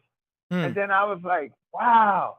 Then I looked, and those ships were shooting people on the ground. And then I looked, and there was another fleet of ships coming from the opposite direction. And they were red metallic ships. And it was a whole armada of rows and rows and rows and rows of ships. And I was like, oh my God, I was overwhelmed. And then that's when the dream switched up. And I was like, wow. And when I came out of that dream, I was shaking my head, man. I was like, whoa. You know, it's not like a regular dream, because I don't know about you, D, but when I have a dream, right, it's usually not very clear. It's kind of blurry. And some dreams be, you know, pretty clear. But you know, you pretty get that fuzziness, that haziness that you get with a dream. But this was clear and precise and detailed, like I was awake, like in everyday life. And that dream really, and you know what I noticed too? Hmm. When you come from a dream, you just feel normal, like, okay, I had a dream. And you don't even really give it much thought. And by the middle of the day, you don't even remember you had the dream. Yeah. But then there are things that happen in the day, in the dream, that's so impactful, so powerful, that when you come from that dream, it messes with you for like 2 or 3 days. Mm. I've had things like that, and I'm like, yo, and then you even question, like, was that really a dream, or did that really happen? And you know, then you feel like, Yeah. how could it really happen? I woke up in my bed, but it's still like you still go wondering, like, did I really have a dream? And you know, you wonder. And those things are different. Those things are really different. Because you like, know what I mean? I'll catch myself acting the exact same way, speaking the exact same way that I would in the dream. I've had some dreams where I would get angry in the dream and wake up still kind of angry, but not know why. I was like, damn, what was I so mad about? I was so mad in the dream. But I woke up like, I'm fine. I don't see what the problem is. You know what I mean? I had to think back, like, what was I even dreaming about? Like, why was I so mad? You know what I mean? Yo, it's almost like you're watching yourself in another dimension. And that's been a theory that that's crazy. the multiverse, like, you're actually seeing Yeah. yourself in another dimension doing something. Exactly. Or another version of yourself. Yeah. Yeah. Yeah, like those things are powerful.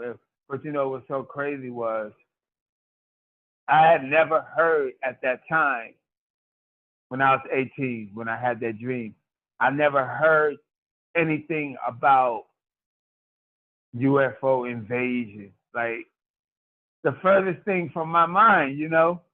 And usually people say, well, you was watching a movie. I said, no, I ain't watched no movies.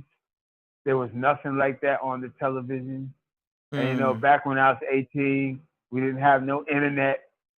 We wasn't bombarded by conspiracy theories and stuff like that, you know.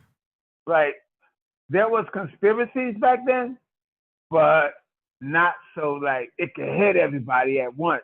Like today, we can all be impacted by whatever's going viral, you know what I mean? But back then, we didn't have those issues. We didn't have nothing like that. It would have been fun, you know what I mean? It would have been real fun. It would have been cool. Like today, this is off the chain type things that we're experiencing right now. It's amazing what we're experiencing right now. I mean, it's crazy. Like, you would never, like, children today have no idea.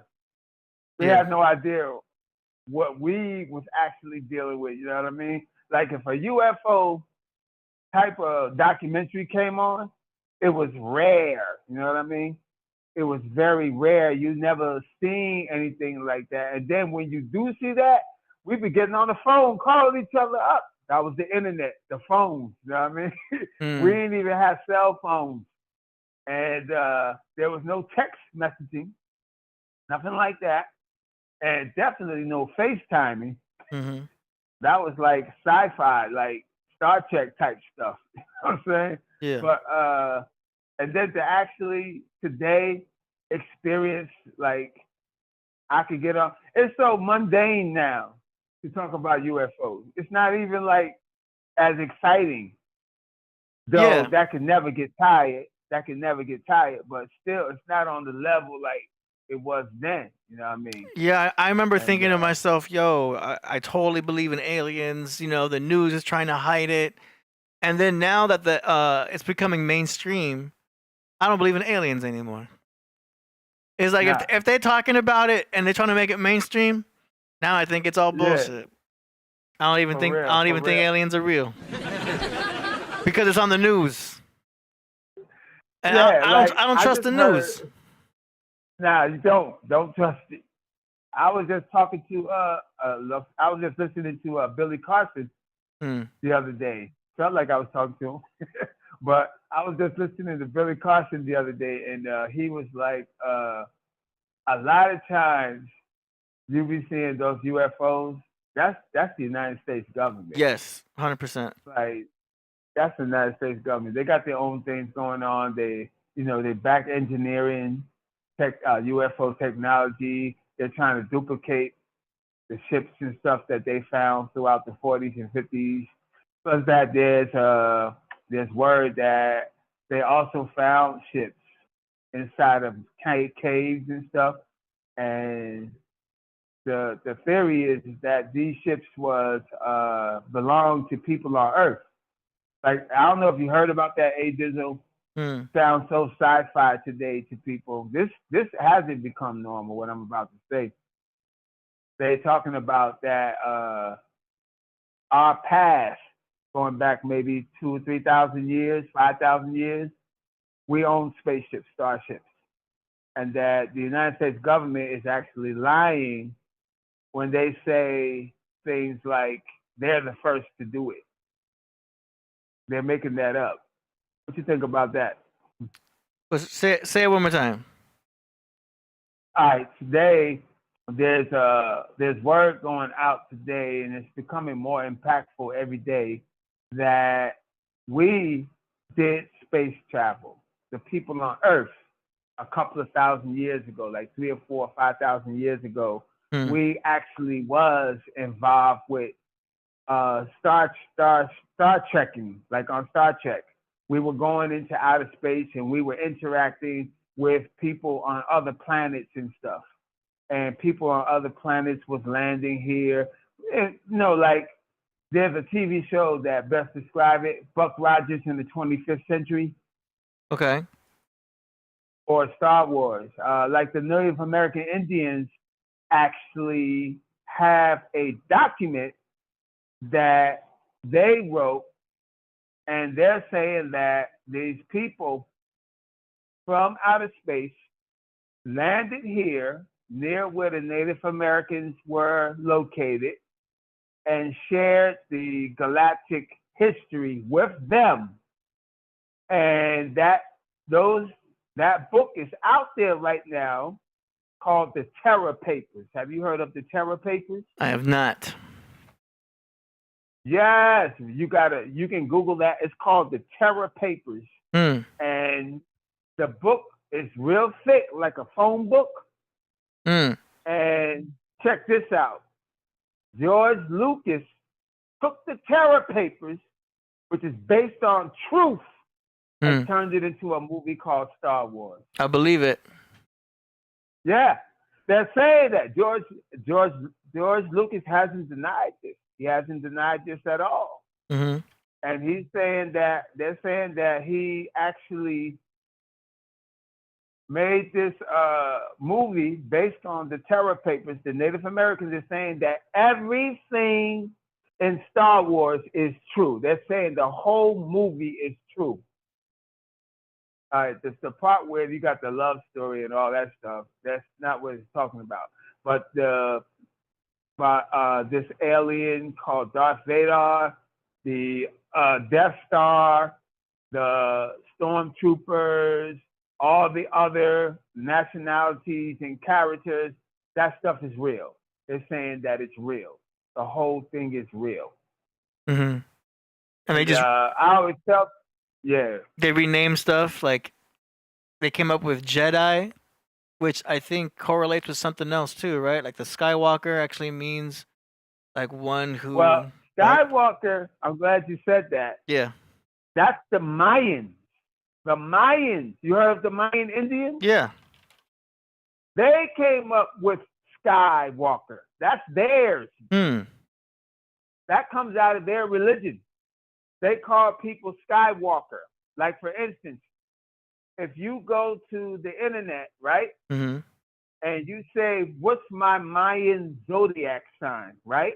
You can find out if you are a Skywalker based on Mayan astrology. Yep. I looked up my birthday.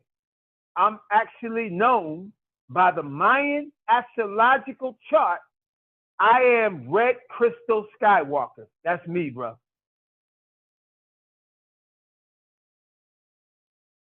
The Red Crystal Skywalker. That's me. Wow. I looked up I studied Mayan astrology years ago. Wow. And yeah, that's what the whole my Mayan calendar was based off of.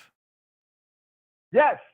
This is not, when you go to Star Wars, the first time you hear the name Skywalker, you think it's fiction. It's not fiction. It's real. Yeah, that's my zodiac sign, Red Crystal Skywalker. In Western astrology or Ayurvedic astrology, I'm known as a Libra. In Chinese astrology, I'm known as a dog because they deal with the animals, not these other names. So I'm born the year of the dog, which translates to Western astrology as Libra, right? But now, what you got to understand is that in Mayan astrology, I'm known as the Jaguar. Yes, I'm the Jaguar. And my sign is Red Crystal Skywalker. I'm also known as the Bat. Now, you thought a bat is not an evil creature. But if you let Hollywood in on it, it might as well be. Like, the Rottweiler dog? The Rottweiler dog is not an evil creature, but you saw it in the movie The Omen, right? Yeah. You remember The Omen? And the dogs show up to protect Damien Thorne? You would think, if you grew up on that like I did, you would think Rottweilers were evil dogs. How are they? There's no evil dogs, my brother. Just like night is evil. Everything at night is evil. So you got to be very careful of your interpretations dealing with the occult based on Hollywood. The night is not evil. Darkness is sacred. Darkness is beautiful. Out of the dark comes the light. Out of darkness comes the beautiful flowers that grow in the spring. Where do they start? In the dark, deep recesses of the earth, things are rooted. And out of darkness comes beauty, love, culture. Everything comes out of the dark. You spent 9 months in the dark in your mother's womb. And it's really more than 9 months because we're talking about the modern day calendar. There's no 30 days and 29 days and 31 days. That's a backward calendar. The calendar is 28 days. Every month is 28 days. The word month comes from the word moon. We base it on the moon cycle. Yeah. There's no moon that lasts for 29 days. All moon cycles are 28 days. That's the original calendar. And the Mayan calendar is the most advanced calendar on earth. And this information is more suppressed than anything. Yeah. Well, they burned all the books. Yeah, they burned everything. Like there's a guy, his name is Jonathan Gray. Powerful dude. His name is Jonathan Gray. I wish Killah Priest could bring him on the show. Woo! That would be a hot show, boy. He's famous. His name is Jonathan Gray. He's like Jordan Maxwell or Santos Bonacci. He had those two ones. For Jonathan Gray, they push him in the back. No, don't let him talk. Don't let him talk. Because if he talks, he's going to spill the beans on everything. Jonathan Gray is my dude, brother. Have you ever heard of him? Jonathan Gray? Nah. Yo, there's a 6-hour video that YouTube has taken down like 1,000 times, and 1,000 times it's put back up again. That video is called Dead Men's Secrets, inspired by Jonathan Gray. Yo, that whole 6-hour video is off the chain. Word? You, man. Yo, the information. It's like an encyclopedia of information. This is like the zeitgeist, huh? It's bigger than the zeitgeist? Bigger. And that's why it's not being pushed like zeitgeist. Black Guy saying it's dropping a little bit of information. Jonathan Gray has a book called Dead Men's Secrets, and the video is the same, Dead Men's Secrets. I'm putting it out there. That's a badass video. I'm gonna put the link And in the chat and description. Yo, I know you heard this before. They had a video going out years ago. The name of the video is called Everything You Heard Is a Lie. Well, Jonathan Gray has documented this fact that everything you heard is a lie. He's, you know who he reminds me of? Jonathan Gray reminds me of another hero of mine, Charles Fort. Have you heard of Charles Fort? I have not. There's a book out called The 14 Times. There's a lot of YouTube videos on Charles Fort. Not as many as Jonathan Gray, because Charles Fort, he goes back to the 1800s. But Charles Fort has a book called The 14 Times. And bruh, this dude, he was dead broke when he put that book out. But that book made him rich and famous.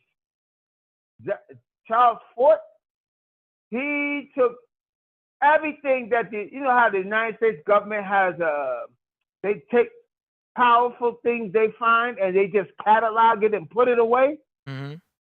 Like the Vatican City is very well known for that. They find powerful evidence that would completely destroy American history.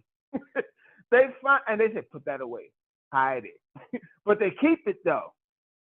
And yeah, you see, the reason why they're showing these dinosaurs is because dinosaurs do not go back millions of years.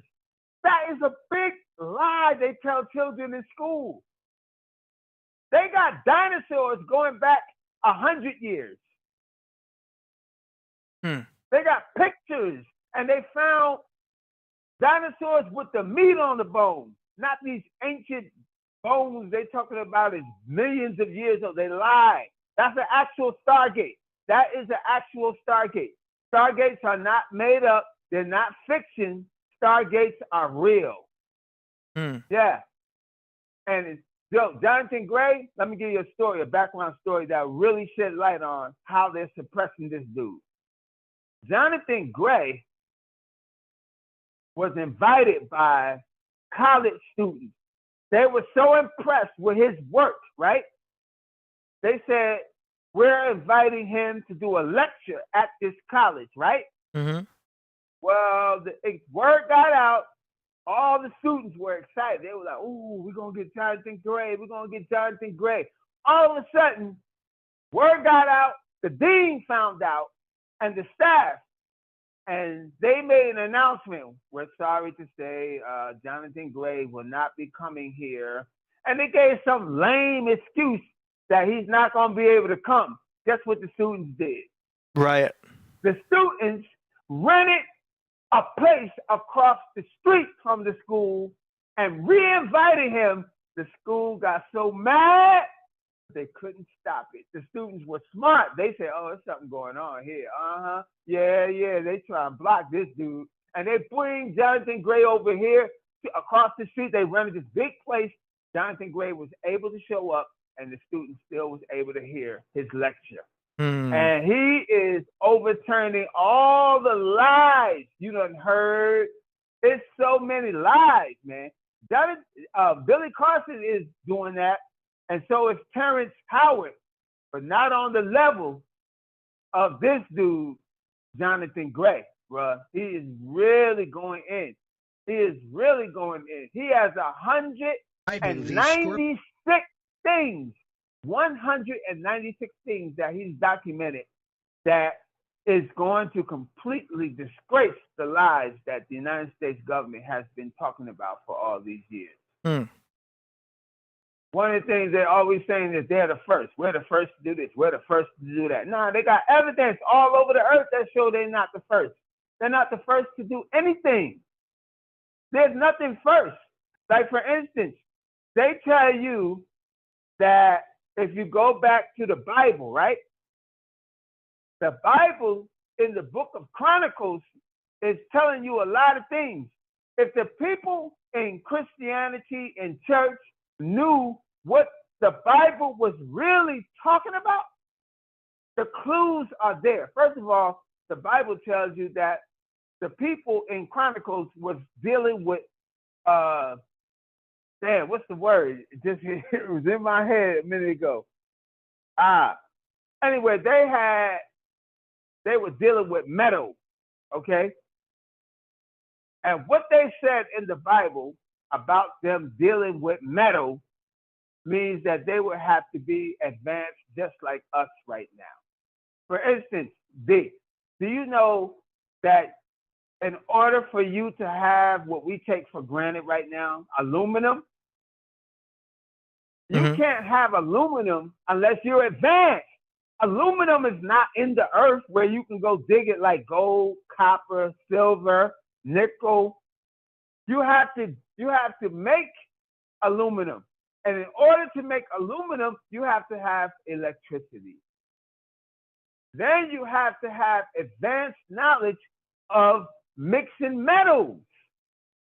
Aluminum is not natural. You have to make aluminum.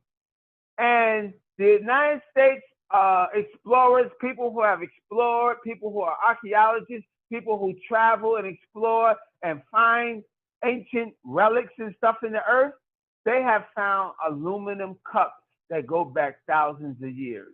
And that's proof right there. There's no scientist that will come forward and dispute that, because he would be shot down in 2 seconds. He's not going to say, no, it's possible you can find aluminum in the earth. That's why they don't even mention it. You're looking at those tree stumps? Yeah. One is big as a mountain. That's a tree. And they're saying that giganticism didn't exist, that there were no giants. They have found giants that's 24 feet tall, and they put it away. Jonathan Gray is bringing that out. There were giants. It's not a lie. It's not a myth. No, I definitely believe in giants. Yeah, but the whole thing is that everything was giant. See, you keep looking at these pictures of giant tree stumps that's big as mountains. These trees are ancient, not millions of years old either. Yo, there's a famous dude in Africa that was dealing with a giant in a giant dinosaur in the 19th century. And they got pictures of dinosaurs in black and white. And they don't want to talk about it. And this is before we had the technology. Like, we got AI now. You can fake anything. They couldn't fake that stuff back in the 1800s. See? They couldn't fake that. All that stuff is real. They got pictures. And then they have creatures, pictures of creatures that we don't even know the name. We don't have a name for those creatures. They keep popping up, you know? And you know what? I'm going to tell you something. I always say this. There's a few things that the government wishes never happened, which means they did not give it to you. But we have a precondition in our head that if anything is happening worldwide, then the government must have did it, right? It couldn't happen if the government didn't approve it, right? No, there are things that happen every day that go right over the government's head, brother. And it gets away from them. And they try to get ahead of it, and they can't. It just gets away from them. And then what do the government do? Adapt, settle. And then what they do is get in front of it and say, we're giving you this. It's been there. You can't give it. You can't give us rain. The rain was coming down already, brother. Okay? So one of the things that they got away from them is the internet. The internet was military. It was government. It was not supposed to be for you and me. And why? Because these people have struggled for a century trying to suppress information. They have information is very privileged. You can't just have information. You have to go through red tape. You have to go through a lot of channels just to get information. You can't just get information. Oh, today you can. And then if you wanted some information, you have to write your government, the Freedom of Information Act. And if they agree to this, then they'll give you. And if you don't know about the Freedom of Information Act, when a president or a politician runs for office, they don't say, and we're going to make sure that information comes out. I never heard them say that. And then you got the other thing. You got the other thing that's going on here. You got them talking about the internet is email. First of all, do you know how much email affects the post office? And then people don't think about that. Like, what's the fastest thing you're gonna do? Email or put a stamp on a letter? This is old. This letter thing is old. And so now, and then you got you got the internet today, and you can get the news from Russia, the news from Africa, the news from Libya. You can go to the Middle East, you can go to the far corners of the earth, and you can get news before it becomes news in the United States. You really think they wanted you to have this, bro? Do you really think they wanted you to have this, this opportunity to surpass them and find out information? So now, what they're doing is they're running behind everybody. Oh my God, he done said that. I don't believe he said that. They tried to shut TikTok down because TikTok will not regulate. TikTok will not go through the channels that they could tell Facebook to do. They could tell YouTube to do. Google could do. They're not going to do it. So TikTok is in court trying to prevent themselves by being shut down by the U.S. What happened to the First and Fifth Amendment? Oh, that's just not, that doesn't exist anymore. Freedom to say what you want to say is no longer in existence no more. But now they want to fact check and do all this other stuff, and they could buy out all these other people and get them on board, but they couldn't get TikTok on board. TikTok is proof that they don't want the internet to come out. And they're trying to regulate the internet. They're trying to stop the internet from saying things that it's saying. They're tearing videos down. They're shutting down websites. They're killing the information as it comes out. They don't want this out. And boy, and sometimes it's too late. The information is already out, and they definitely don't want that happening. They definitely don't want that happening. If I see a fact check, I kind of start thinking, oh, this must be true. Do you know what I mean? That means for me, it's like, well, this is more likely to be true if it's being fact checked. If they're so scared about what is being said that they have to put a fact check on it, it's probably true. Exactly. Most of the time. Most of the time. Yeah. Okay. Right there. Sometimes they get lucky, and something won't get out at all. It won't get out at all, and that's they get lucky sometimes because they have to move quick. They got experts in the field. They got agents out there that's trying to stop this thing going on inside the matrix. Yeah, they on Instagram too. They got Instagram like real bots. Like they're bots, but they're real people that are kind of there to like keep certain narratives happening. And they'll argue with you in the comments. Yeah, I see exactly. it. The Instagram world is just they're nasty in the comments, yo. And they're writing paragraphs. So they're not on the phone, they're on their computers. And it's like exactly. They're speaking in a way like they want you to keep bouncing back into that chat. It almost seems suspect. It's like, is this even a real argument? Is this actually even happening? Like, how is this person so passionate about something so silly? It just sounds at that speed. Yeah, It just seems like they're being paid. The way some people are in the comment sections of these Instagram posts. Because on YouTube, it doesn't seem that bad. I look on YouTube comments, everything seems like, for the most part, a legitimate comment, unless it's some type of obvious spam.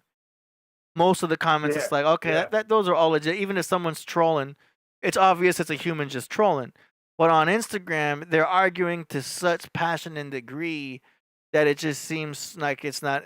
Someone's being paid for that. They're an agent. They're there to fulfill an agenda in some way. Yeah, and they're making sure that you stay within the guidelines and protocol of what's allowed to be said and not said. This person has to be so informed that he actually knows. Can't let him say that. It's like the way they used to bleep you if you said a curse word on national television back in the day. Yeah. Now everything is bleeped, not just curse words. Yeah. Everything is bleeped now. So this whole thing is crazy in and of itself. That's why I said you can't tell me that they wanted this internet to get out. You cannot make me convinced that this internet is not something that got away from them. Yeah. And it's just like cryptocurrency. Cryptocurrency is another thing that slipped away. They're mad about that. That's a game changer right there. They're mad. And that's what made me even more into crypto, was seeing how mad that they are. The banks are buying into it now, and it's like, okay, the banks are buying in. They know that this is inevitable. And now Bitcoin's at 71,000. Exactly. I should have bought more when it was. And they never wanted money to be decentralized. Yeah. I remember back in 2013 how much they was trying to warn everybody. Don't mess with that. Don't mess with that. It's bad. It's bad. They started telling you all the dangers. No, they're telling you we don't want freedom in currency or information.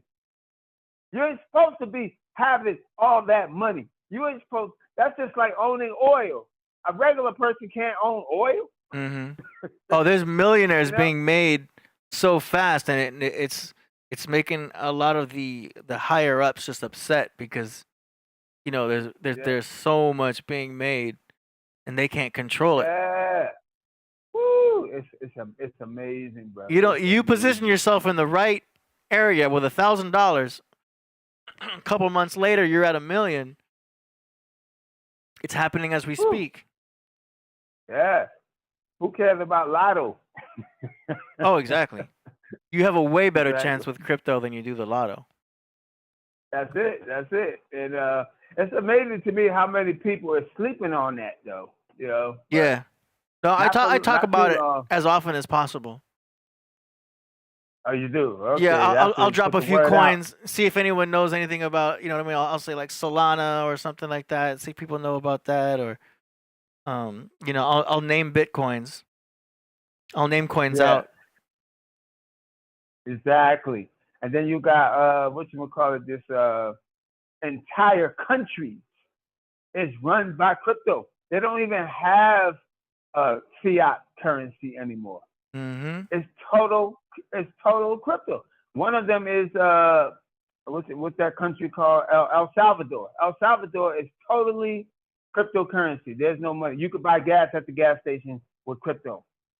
You go to the supermarket with crypto. Yeah, that's possible too over here. But you have to go through the process of putting it to a debit card first. You have to get it on a card first here. And you have to go through a lot of processing. But over there, that is the only currency. Also in Vietnam. It's inevitable. We may not be paying with Bitcoin exactly, but it'll be something that'll be crypto. No, you'll be a fool to do that. But anyway. Yeah. But what I'm saying is that what the situation is that this is something that it should have been an announcement.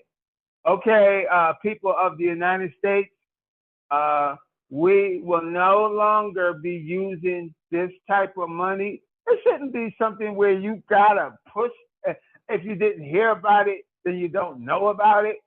It should be something that should be brought out by the American public. It should be brought by the media. The media should be urging people to switch to digital currency. It shouldn't be something where you have to find out some kind of way. I had people come up to me and say, "Oh, that's a scam." I said, "Wow, they're really out of it." Yeah. You know, if you're not somebody that's that keen or that savvy and trafficking information, it makes it very difficult for the average person to be up on that, especially if you're an elder person. You know what I mean? Yeah. And and what's really crazy is that even young people don't even know about it. No, Young people.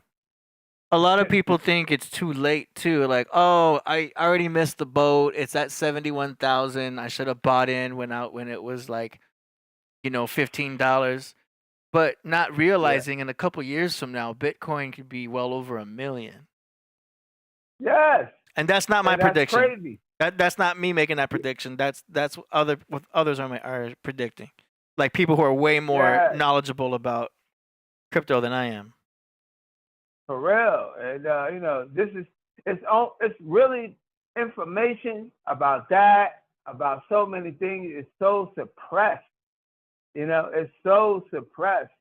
Like there are things that we hear about on the internet that goes viral, and the news never gets it. ABC, NBC, CBS, CNN, and that makes people not believe it because people think that if it doesn't come over the official channels, that perhaps that thing isn't real. People are exaggerating. It's not true. Mm-hmm. And that's what they're hoping. They're hoping that you're so out of the understanding of things that you will actually doubt what's right in front of your face. Yeah. That you will not even believe what's going on with these things, Like the time that, I don't know if I want to go about that, but Jay-Z was on the plane. Did you hear about when Jay-Z was on the plane and he turned into something? He metamorphed on the plane. It almost made me believe it was true because Twitter, back then it was called Twitter, now it's called X. Mm-hmm. Twitter they completely shut down Twitter so that it wouldn't come out. Really? It was shut down for like an hour. No and then way. they removed everything. They got some kind of technology that can remove stuff. And a lot of people not even going to remember that because it was in the news so fast and out of the news so fast. And what about the lady on the airplane that went crazy on the airplane? I remember that. Yeah, that went She viral. says, because that guy is not real. But He's not real. She did sound like she was drinking. Yeah. Or scared. Yeah. Very scared. We all saw that. Other people started coming off. Then it was like something started because there was like 3 or 4 other people that started having problems on the plane. Yeah. And then people started saying that there's something at the airport, something on the plane that's causing people to act like this. But how come it's one at a time, though? That's why it doesn't make any sense. If it's one at a time, are you found? Unless somebody's there slipping something into somebody's drink, one person at a time, to create havoc. Yeah, that lady went bananas. Maybe all they need. Show the guy. But you know what makes me believe her? She disappeared, and they couldn't find her. Well, I'm sure she's still out there somewhere, but who's really looking for a random lady? No. People looked because they were trying. People who are journalistic tried to do follow-up. They wanted to interview her. That's something because they want ratings. They want. I'm sure we could find it. And let me just look up "woman freaks out on plane interview." Here we go. No, there she is. No, it's too late. It's too late. Crazy plane lady. It's After covered that up by epic now. plane. There she is, Around crazy the plane world. lady. Now in this Inside Edition but- exclusive, Tiffany Gomez is Yeah, opening but up about AD, her that's freak not out on her. the plane. That's not her. That's not her. That's her. This viral video that has No. You gotta look at the titties. Gomez Yeah, you storms got to to look the at front of the everything. plane. You gotta look at the You got breastises. to analyze. I You got to always look at everything. look at the breastises Because first. I was so ashamed and so embarrassed, Yeah. like I didn't want to See, go in public. brother, they Now, had for a the lot of first time, time to find somebody that looked like her or clone her. You saying this is a clone? It could be a clone. It could Wait. be makeup. It could be somebody who could put stuff on her face Actually, and make a close proximity. yo, her hair does Yeah. look different. She went from like a blonde hair to brown hair. Look at the blonde. And it's longer. Her hair is longer. Yo, her hair. I mean, maybe she's wearing one of it because you know girls be fancy with the weaves and all that stuff. It's hard to tell nowadays. They always will bring somebody forth later that slightly or a lot resembles somebody when they're covering something. But they had too much time to do that. Too much time. So she is And not then her. See, a lot of people feel as I feel, that that's not her. Yeah. That lady gone, bro. They cloned Tyrone. Let me tell you. Well, it's Tyresa on this case.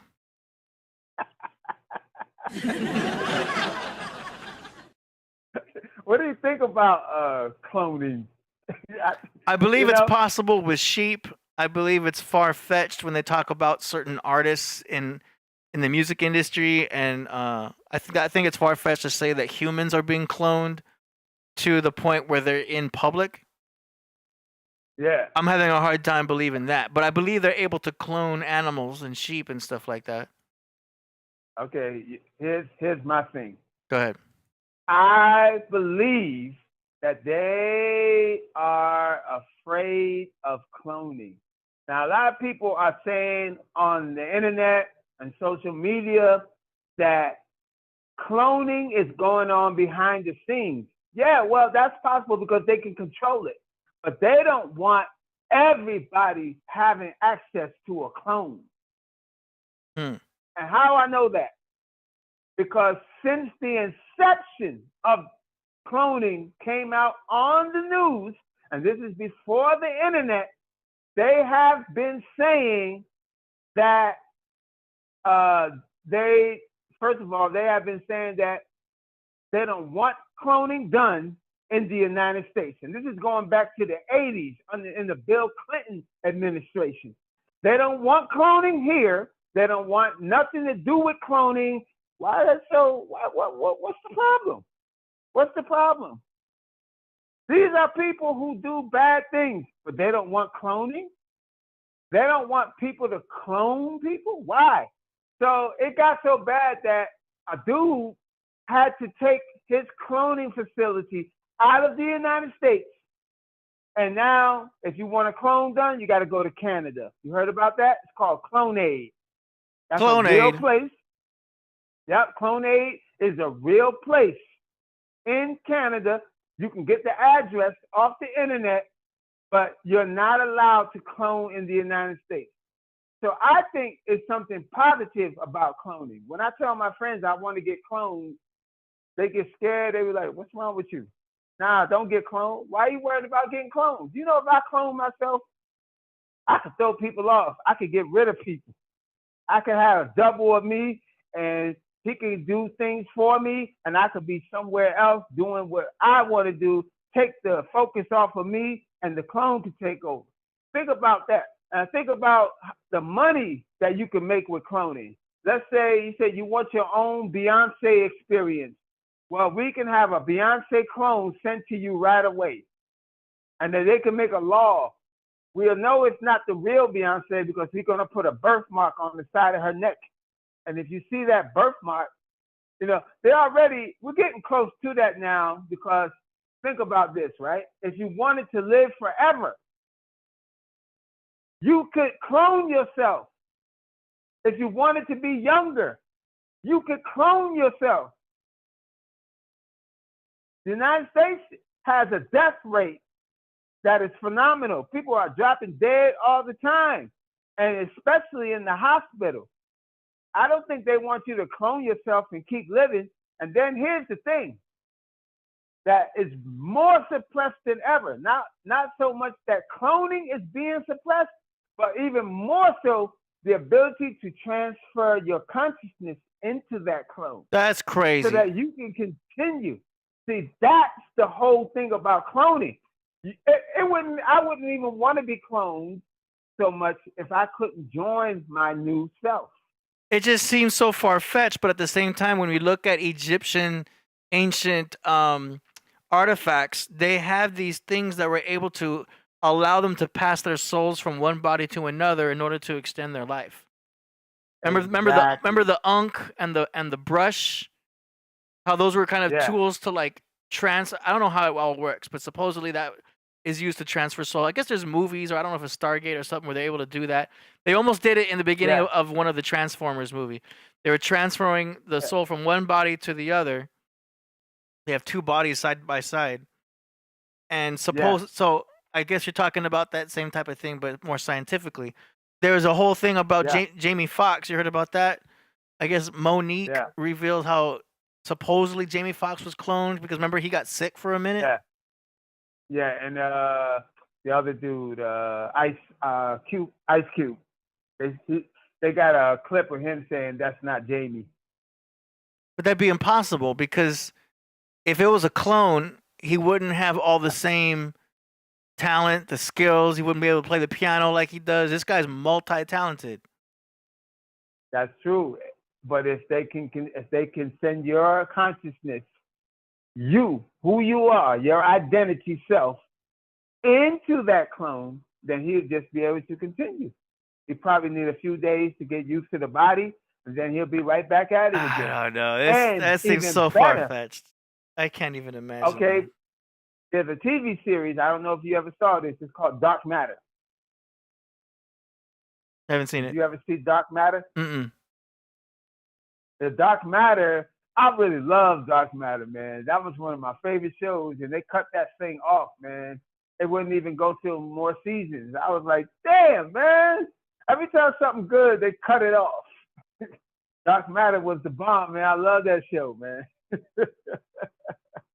And they had what they were doing in Dark Matter. Let me tell you what they did in Dark Matter. They had, let's say you wanted to go to another planet, right? Or if you live in the United States, you want to go to Europe, right? They would take you, clone you, and then that clone would go ahead of you. And the clone would be in Europe at a facility. And then you would go to the chamber, or what the Egyptians call the esophagus. Not the esophagus, that's your throat. What am I trying to say? I said the whole word wrong. Well, anyway, it'll come back to me. But you will go into to the chamber, they close it up, and then your consciousness would travel to Europe into your other body over there. And then you just get up, and then you're in Europe. That's what they showed in Dark Matter. Now, that's not the first time that came out. There was a children's book that I read in the 90s. And what I did was I went in the library and I said, hold up, how come children's books are more advanced than adult books? I said, look at these sci-fi stories. They had the truth about UFOs in children's books. They had the truth about the future in children's books. I said, I got to start looking at the children's books. My child will know more than me. So I went and got the child's book, and guess what it said in the child's book?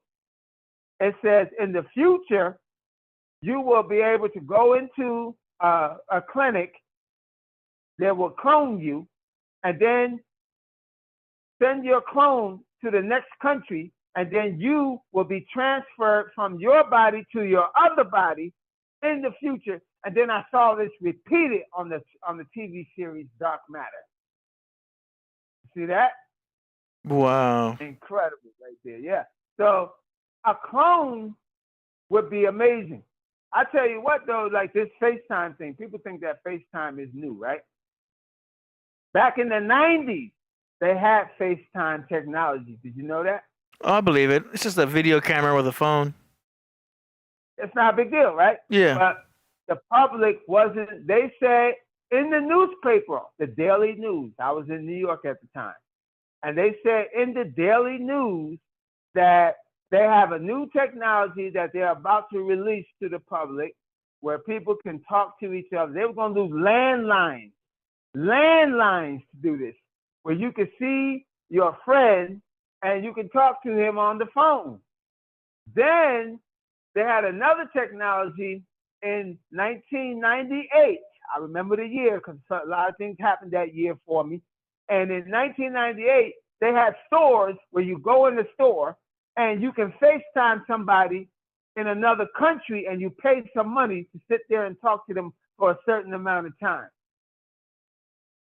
Then they announced in the year, that was the early 90s, they announced in the newspaper that the police was going to be given FaceTime technology so that the police can interface with each other while they're out there in the field.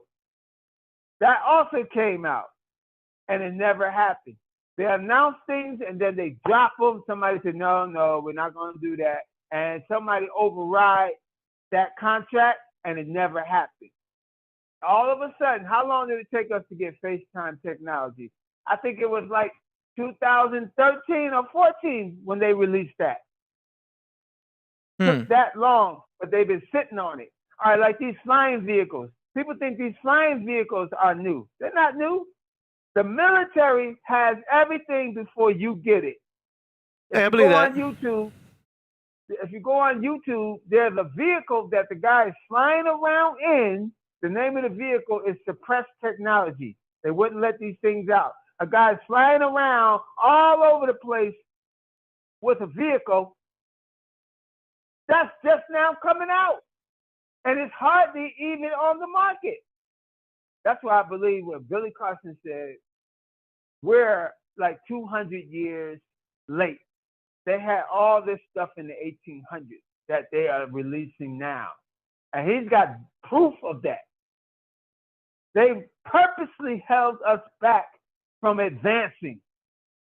Imagine if they had let that stuff out in the 1800s, because you know the proof of that without you even looking is just look up Nikola Tesla.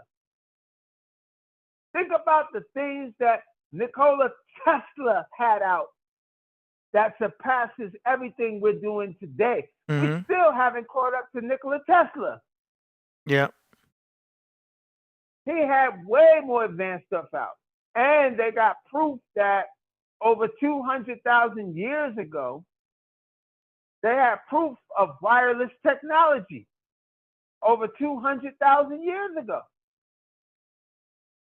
They want you to think that for millions of years, we were living in caves, crawling on our hands and knees. That possibly we look like what they call that Cro-Magnon man with the fur and stuff over you. But what the truth is, we came here from other planets, and we came here to live. There's a book out right now. You can pull this book up. It's called the Thayuba Prophecy. And in that book, this dude from Australia, he is showing you how it was revealed to him that people came to this planet from another planet because their planet was headed for imminent destruction. That they were to die. Go ahead, keep going. I'm gonna take a 1 minute break. I'll be right back. You got it. So in this book, right, called the Thayuba Prophecy, the dude is showing you that he was home with his wife and he was asleep. Him and his wife was asleep in the bed. But something jerked him out of his sleep. He heard like a noise and he thought that burglar, whatever, a noise. So he went to check it out. So he climbed out of the bed, ran down the steps, and when he got downstairs, he saw there was nothing going on. And so he turned back to go back to bed, but then something happened to him. He went into like a trance, right? And he went into the kitchen, got some paper, and he wrote his wife a note. He said that he wouldn't be back for about 5 or 6 days. Then he came out of the trance and he looked at the note and he said, what the hell? Why did I write that? Like, he don't even know why he wrote the note. And before he could contemplate why he wrote that note, he heard a noise again. So he gets distracted and left the note on the table, went outside and to see what the noise was. And when he got outside, he saw a spaceship sitting there on the ground. And what he thought was a beautiful woman standing there looking at him.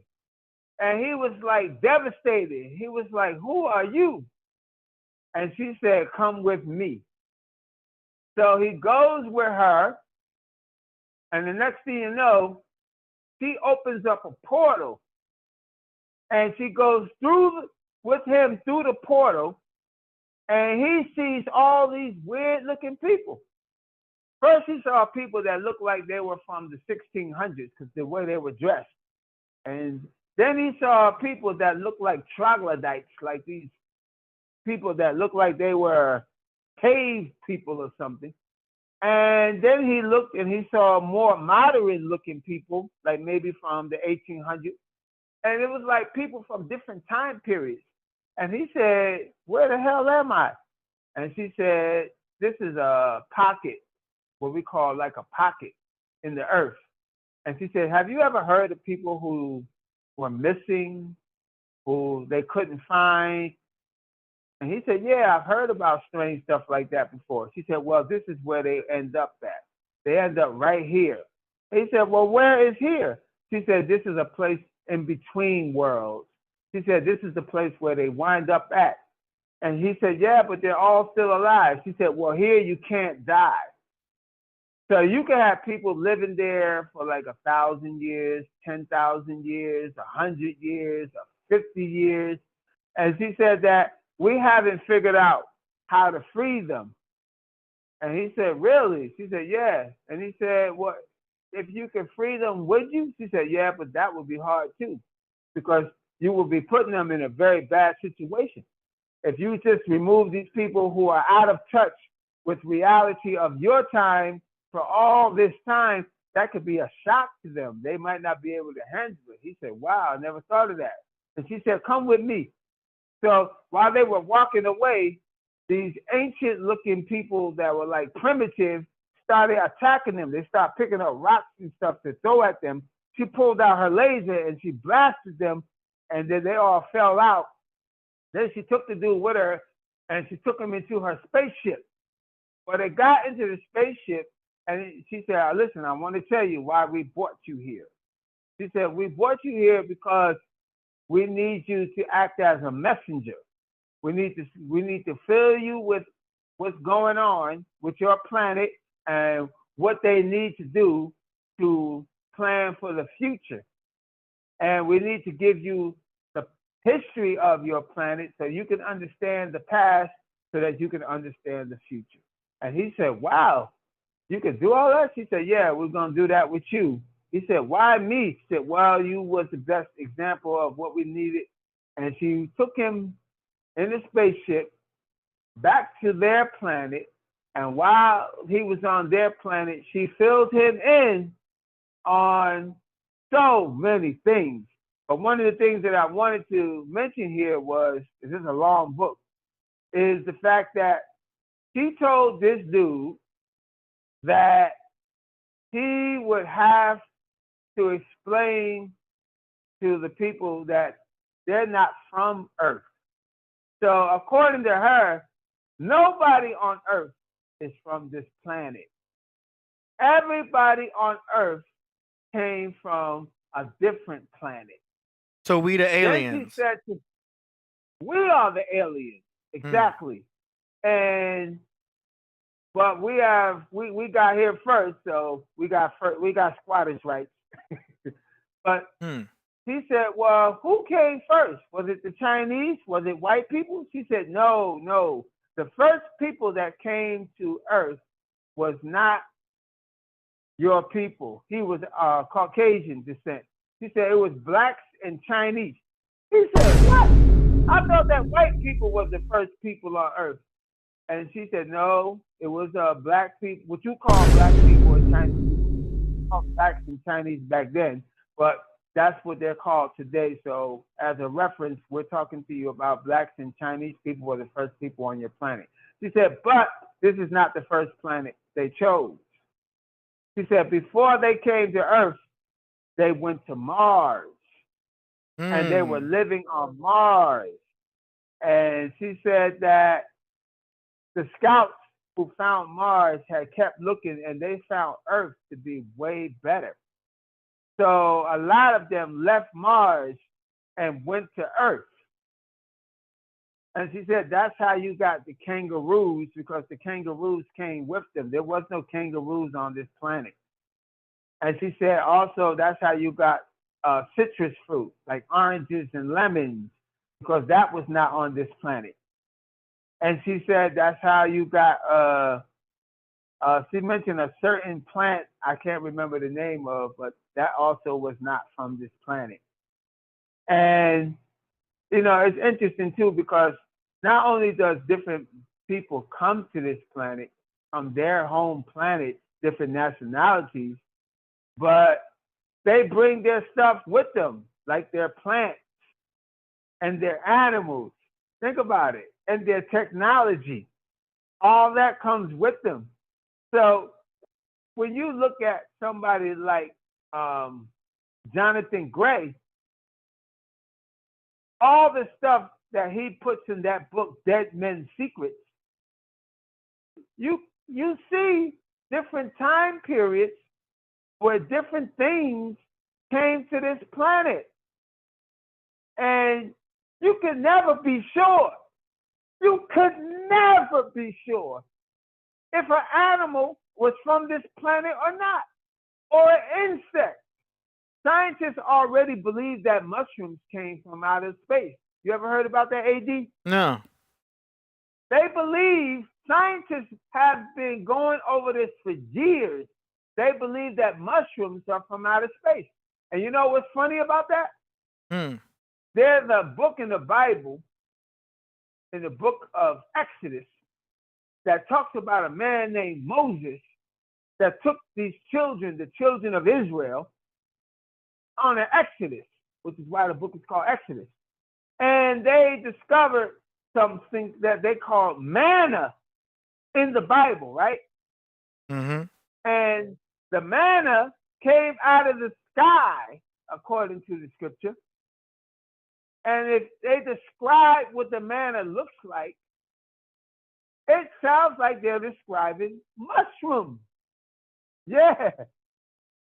And the crazy thing about that is when you look at mushrooms and you look at the description in the Bible, you would think it's exactly the same thing. And Bible scholars over time have believed that it's mushrooms.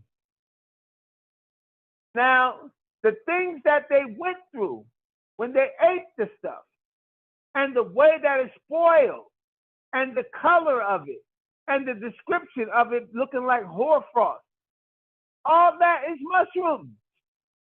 And they also believe that Adam and Eve didn't eat an apple. Anyway, the Bible never mentioned an apple. I don't even know where they got the word apple from, because it's not in there. They think they were eating mushrooms too. And it's a known fact that if you eat certain mushrooms, you will be enlightened. You will become advanced. Mushrooms fill you with knowledge and increase your perception and makes you smarter. A lot of people can testify to that. That's why mushrooms are banned. But now they're starting to come back. They're starting to legalize it. That means we have become ahead of this.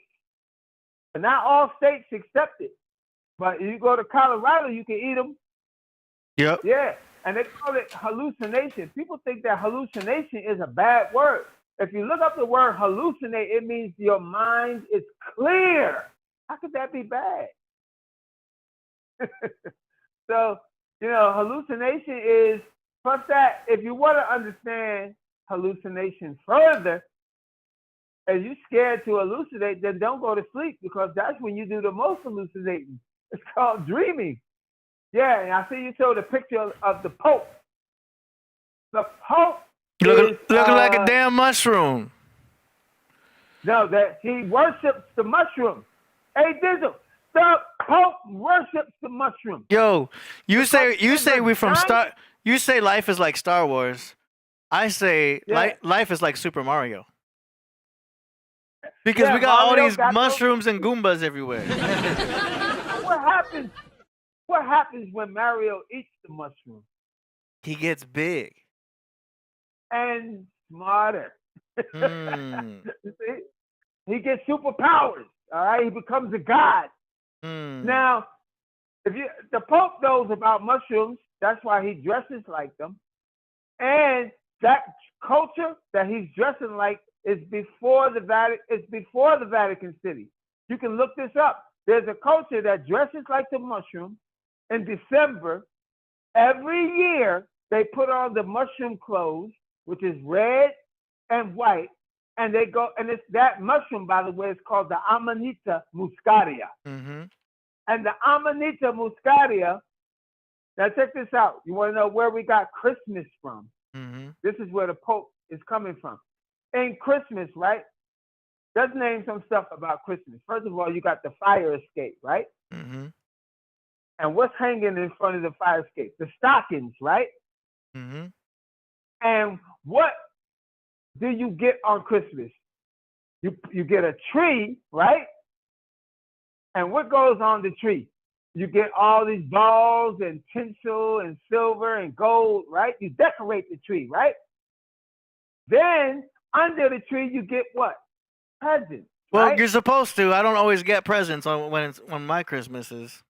I'm sorry for you, brother. but check this out, right? On Christmas Day, and I love that Christmas tree that you're about to I'm with you. We're doing a PowerPoint at this point. For real. And oh yeah, that brings back all the great memories for me. Mm-hmm. But in this culture that goes all the way back to like the 1500s, every December they would go in the forest and cut down pine trees. And well, no, they didn't cut down the pine trees. They would go to the pine trees. I'm going into a whole nother version. They would go to the pine trees, and underneath the pine tree, you know that you have different mushrooms that grow in different seasons. Mm-hmm. All mushrooms don't grow in the same season. The Amanita muscaria that you have pictured on the screen, that one is in December. Mm. Isn't that interesting? Now, in December, they would go to the pine tree, the same tree you got pictured there, in the forest, because the Amanita muscaria is only related to the pine tree. That's another thing about mushrooms. Mushrooms pick and choose where they come from. Like the chunga mushroom doesn't grow on the pine tree. And then you got the psilocybin that doesn't grow on the pine tree either, which is a very famous mushroom, the psilocybin. Now, but the Amanita muscaria grows under the pine tree. You will not find it anywhere else. And then you had these people that dressed like Santa Claus. They would go into the forest, and how did they get there? Well, by the time these mushrooms are prevalent, it's winter and it's snow on the ground. And because these people lived in a mountainous region, they had a lot of damn snow, very difficult to travel through, so they would get a sleigh. Another thing about Christmas. The sleigh, and then to pull the sleigh, that's right, they got Rudolph the red-nosed reindeer. To pull the sleigh, they had deer See, she's dressed like, you found the people. Damn, AD. So those are the people that the Pope is emanating. He's dealing with that culture. And if you don't believe it, go to the Vatican City. That mushroom you got right there is a big, giant one, big as a building, sitting in the Vatican City. Pull up the Amanita in the Vatican City. So then you got the people who go in the forest with the sleigh, with the reindeer, gather the mushrooms, put them in big sacks, right? Bring them back to the people. The people at this time cannot get out of their house because it's covered with snow, the whole roof. So the guy with the sleigh, with the mushrooms, he didn't fly up on the roof. He just brung the sleigh to the roof because by this time, the snow in the roof is the same level. And then he would take the sacks, not toys, but mushrooms, and put them in the chimneys. All over the village, all over the town. And they had a religion with this mushroom. Mm-hmm. So everything that your Christmas is, I just destroyed it. So you go to, then the people inside these huts, some kind of weird hut, I forget what they called them, but they would go into these huts, right? And they would go and start a fire after Santa Claus leaves, because they couldn't start the fire before because then the sack would burn up that he throws down the chimney. Then they would take the mushrooms and put them in stockings. Why? Because they had to dry the mushrooms in front of the fireplace. That's your whole Christmas right there. Now you want to know where Santa Claus came from? Kris Kringle? Well, they would eat the mushroom after they dried, and then this being would appear, what they call hallucination, right? But no, what actually is that they're on another realm. They would go to another realm because the mushrooms took them to that realm, the Amanita Muscaria, and then they would see this man that is described today as Santa Claus. He's red, and at the bottom, he has these black around his feet. That's where they get the black boot. And this being of great wisdom and spiritual power would appear to them. That's your whole Christmas right there. That's where it came from. Now, as far as and you heard of the golden, what do they call that? The Holy Grail? Oh, that's what I was gonna tell you about that. Oh, you know about that with the mushroom? Yeah, here it is right here. I had it all set. Look, the cup of Christ is an inverted mushroom. And this is the blood of Christ right here because it turns red when the dew collects the water.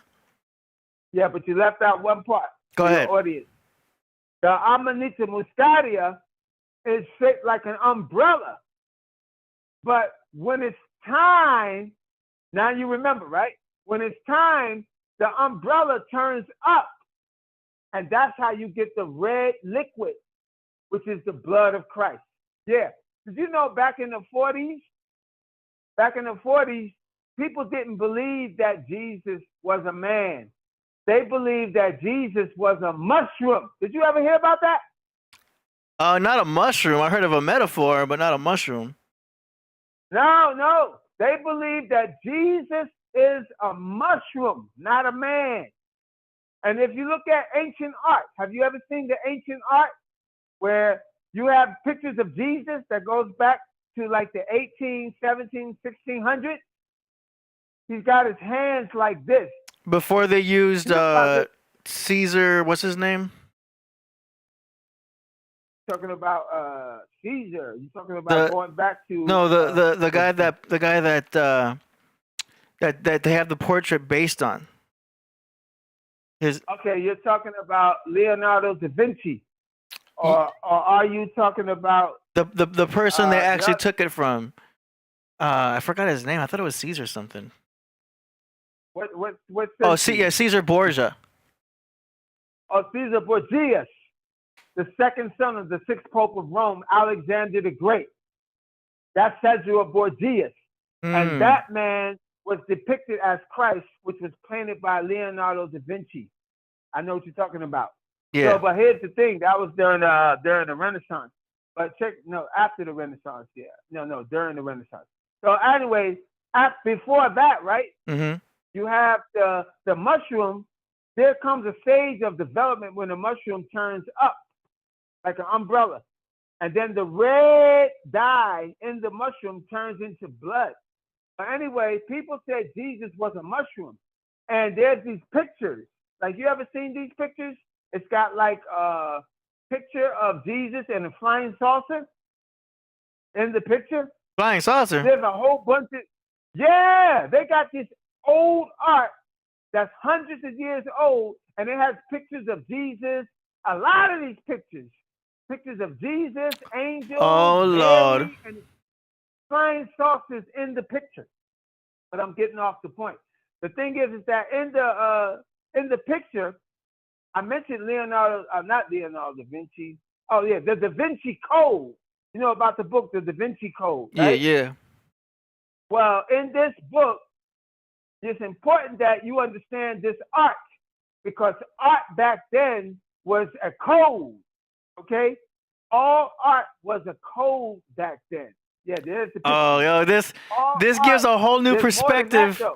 There's a whole new perspective to go into the light. Yeah. But see, they're trying to debunk this because they don't want the public to believe that flying saucers are thousands and thousands of years in our history. We've always had these ships. Because why? Billions of planets and stars is in the heavens. How you think they travel if they don't have ships? That's so stupid. So you got to understand that how you going to not have a history of flying saucers if you don't have a history of outer space? Duh. Well, but now here you go, right? It's a matter of technology. You know what I mean? There was some advanced technology that could have been here for a long time, even, in the Egyptian times. We don't know if there was, what they had back then. Jonathan Gray has empirical evidence that we've always had technology on this earth. They have found spaceships. They have found things, technology they can't even explain. When you get a chance, check out that video, that 6-hour video. They're going to show you all the things that they have found. Brother, in order for you to have rubber balls, you have to have rubber balls, the things we take for granted. In order for you to have that, you have to have advanced technology to actually do things with rubber, to do things with aluminum. They have found rubber balls. They have found toothbrushes. They have found hairbrushes. They have found makeup, lipstick, thousands of years old. Yo, it's incredible. But check this out. The Da Vinci Code, or what you're talking about, the Knights, when you go back to the medieval ages, all the way up until the time of the Renaissance, you know that you would be killed if you worship what you wanted to worship. If you have spiritual understanding of your own understanding, you will be killed. So they had to create a code. So they made up this story about Jesus Christ because they needed to hide what they were teaching. So if you understand from their perspective, the Bible is a code book, right? Yeah. And it's not what people think. You're not supposed to take it literally. Yeah, it's everything in there is a code. It's for those who have eyes to see. Yeah. But you see, you got to understand, today you have freedom of religion. You have the freedom to express yourself with your religion. So we don't understand why the Bible is a code book, because back then, now you can just say it like it is. Yeah. But then I had to speak in code. So here's the problem. We started taking it literally. And that's how you got religion to be as messed up as it is now. Okay? Yeah. Now, here's the thing. The code, one of the codes, I had to say all that to bring you the code. One of the codes is when you see a painting with a person holding his hands like this, they have a picture of Jesus like this, and he has the Amanita Muscaria in both of his hands. What is that code? Well, anybody that's painted that has a hand out and there's an object in the hand, that means that they're saying, that's me. So they're saying, that's me.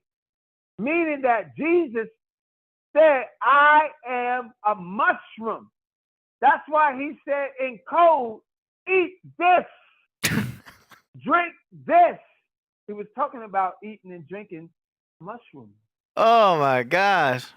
Something in the now, wine. I know I'm starting a lot of controversy here, but I'm only telling you, look up John Allegro. You know John Allegro? Okay. No, I don't. John Allegro claims, I don't even know if he's still alive, but he has a book out about the magic mushroom. I think he's dead. Yeah, because I think he would be like 100 years old if he was around right now. Mm. So John Allegro, see, Jesus is a mushroom. So John Allegro, and there's the mushrooms in the picture of Jesus. See, it's out there. It's been out there, but this is suppressed. But now we have the internet. You can't suppress it anymore. Ha ha! So anyway, what I'm saying to you is this. Look at that. They statues. But see, that's not as strange because if you go to the Vatican City, there's a giant Amanita mushroom there, and the Amanita mushroom is also they're saying that Adam and Eve was the mushroom too. But now there's some. Is this like a hooded jacket? Like he just kind of carries. I'm trying to see. Is this for when it gets colder? I'm not sure if this is. I'm not trying to be funny. I just want to see if this is like connected or if it's like a shawl. That would be funny though. Yeah. No, I'm just like genuinely curious because it's like interesting to see like holy outfits and that to see how, you know what I mean? How it's just some rope. Do you know what I mean? Instead of a belt, like maybe we should go back to the ropes. I don't know. It's like a big, like some people wear some big baggy ass white t-shirts. You ever seen those? He looks comfortable. He looks comfortable. Going all the way back to 1989, Biz Marquis started that tradition. Biz Marquis used to wear them shirts all the way down to his knees.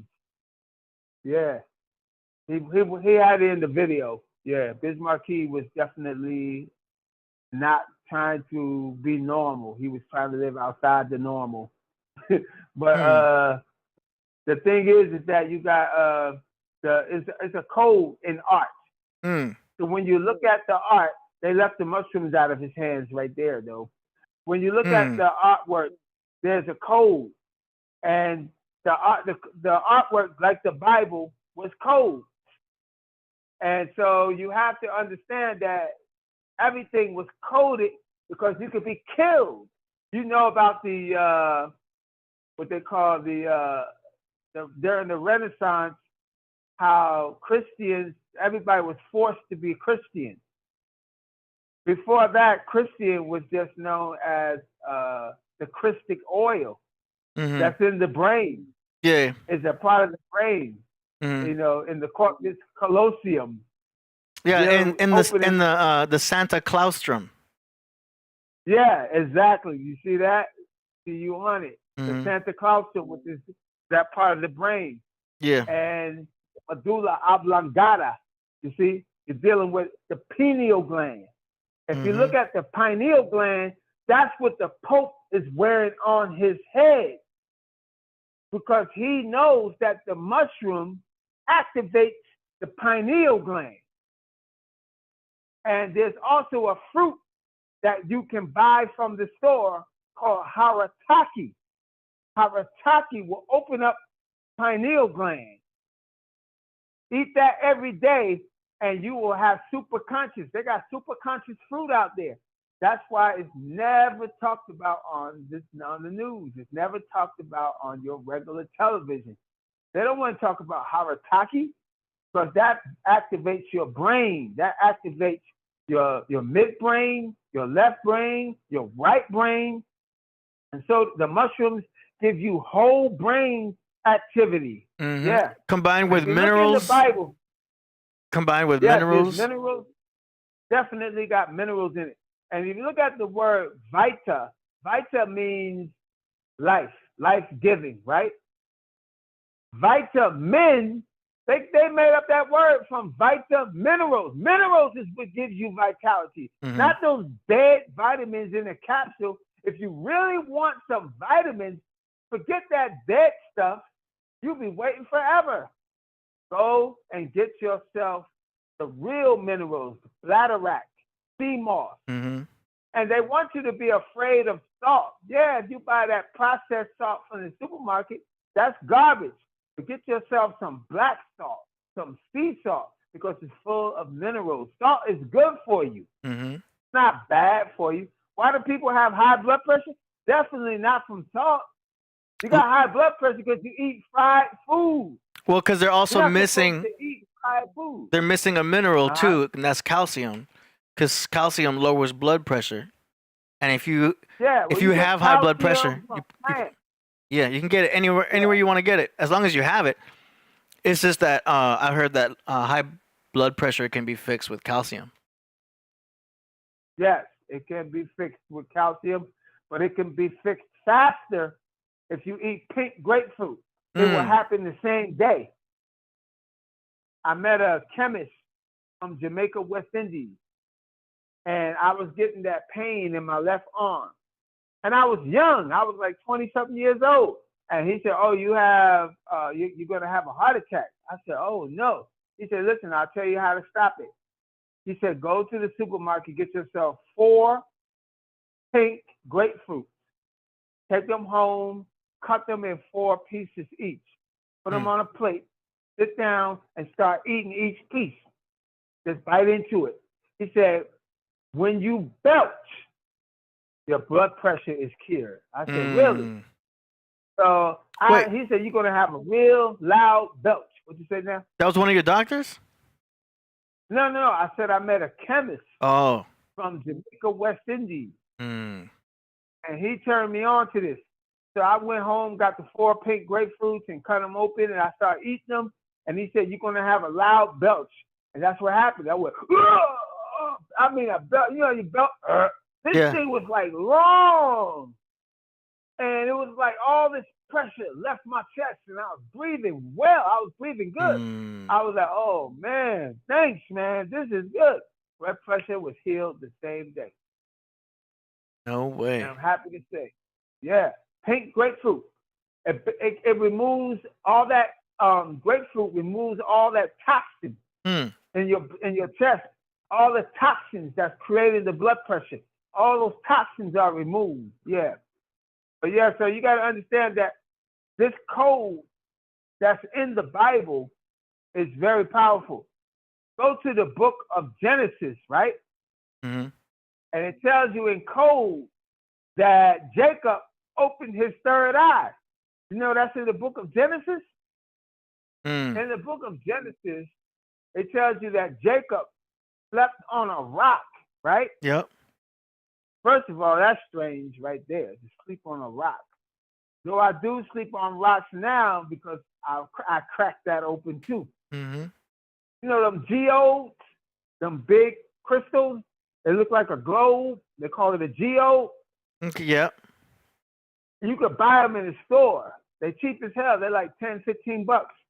They give you a half of one, right? I took that. I mean, it's beautiful inside. It looks like diamonds inside. It's beautiful. I took a half of one of those and I filled it with selenite crystals, and I also put in black tourmaline, which is a very powerful protective crystal. And I put all that, then I took some very good cushions and put it on the bed. Then I took my pillow and put it over the crystals, and I sleep on it. It doesn't hurt because the pillow is very cushiony. And brother, if you sleep on that, you're not going to have a normal night's sleep. I'm telling you. What kind of crystal was it? I used the geode. These are big global crystals. They crack them in half. We got this one right here. This one is smoky quartz. Yeah. Usually, that charge it in the sun. That's not a geode. Oh, okay. That's not a geode. Yeah, that's a regular quartz crystal. Yeah, smoky. Powerful. You're supposed to hold those in meditation, Yeah. but you can hold the geode in meditation too. Actually, yeah. Hmm. But I sleep on it. So as it says, Jacob slept on a rock. I believe the Bible is talking about crystals because I sleep on them now myself. Hmm. And believe me, your sleep is going to be way different, brother. That's all I'm going to say about it. Anybody want to experiment? Go ahead because you're going to love it. But now you go and take the crystal and you sleep on it. That was a reference to the fact that Jacob slept on a rock. Okay, I don't believe it was a regular rock. Right. Now, you know, that's like the most uncomfortable pillow. You're gonna sleep on a rock? It don't make no sense. But now it's a crystal. I understand. But now also, if you go to that scripture, it tells you that the place that he slept. Now here's the code, brother. It says the place that he slept was pineal.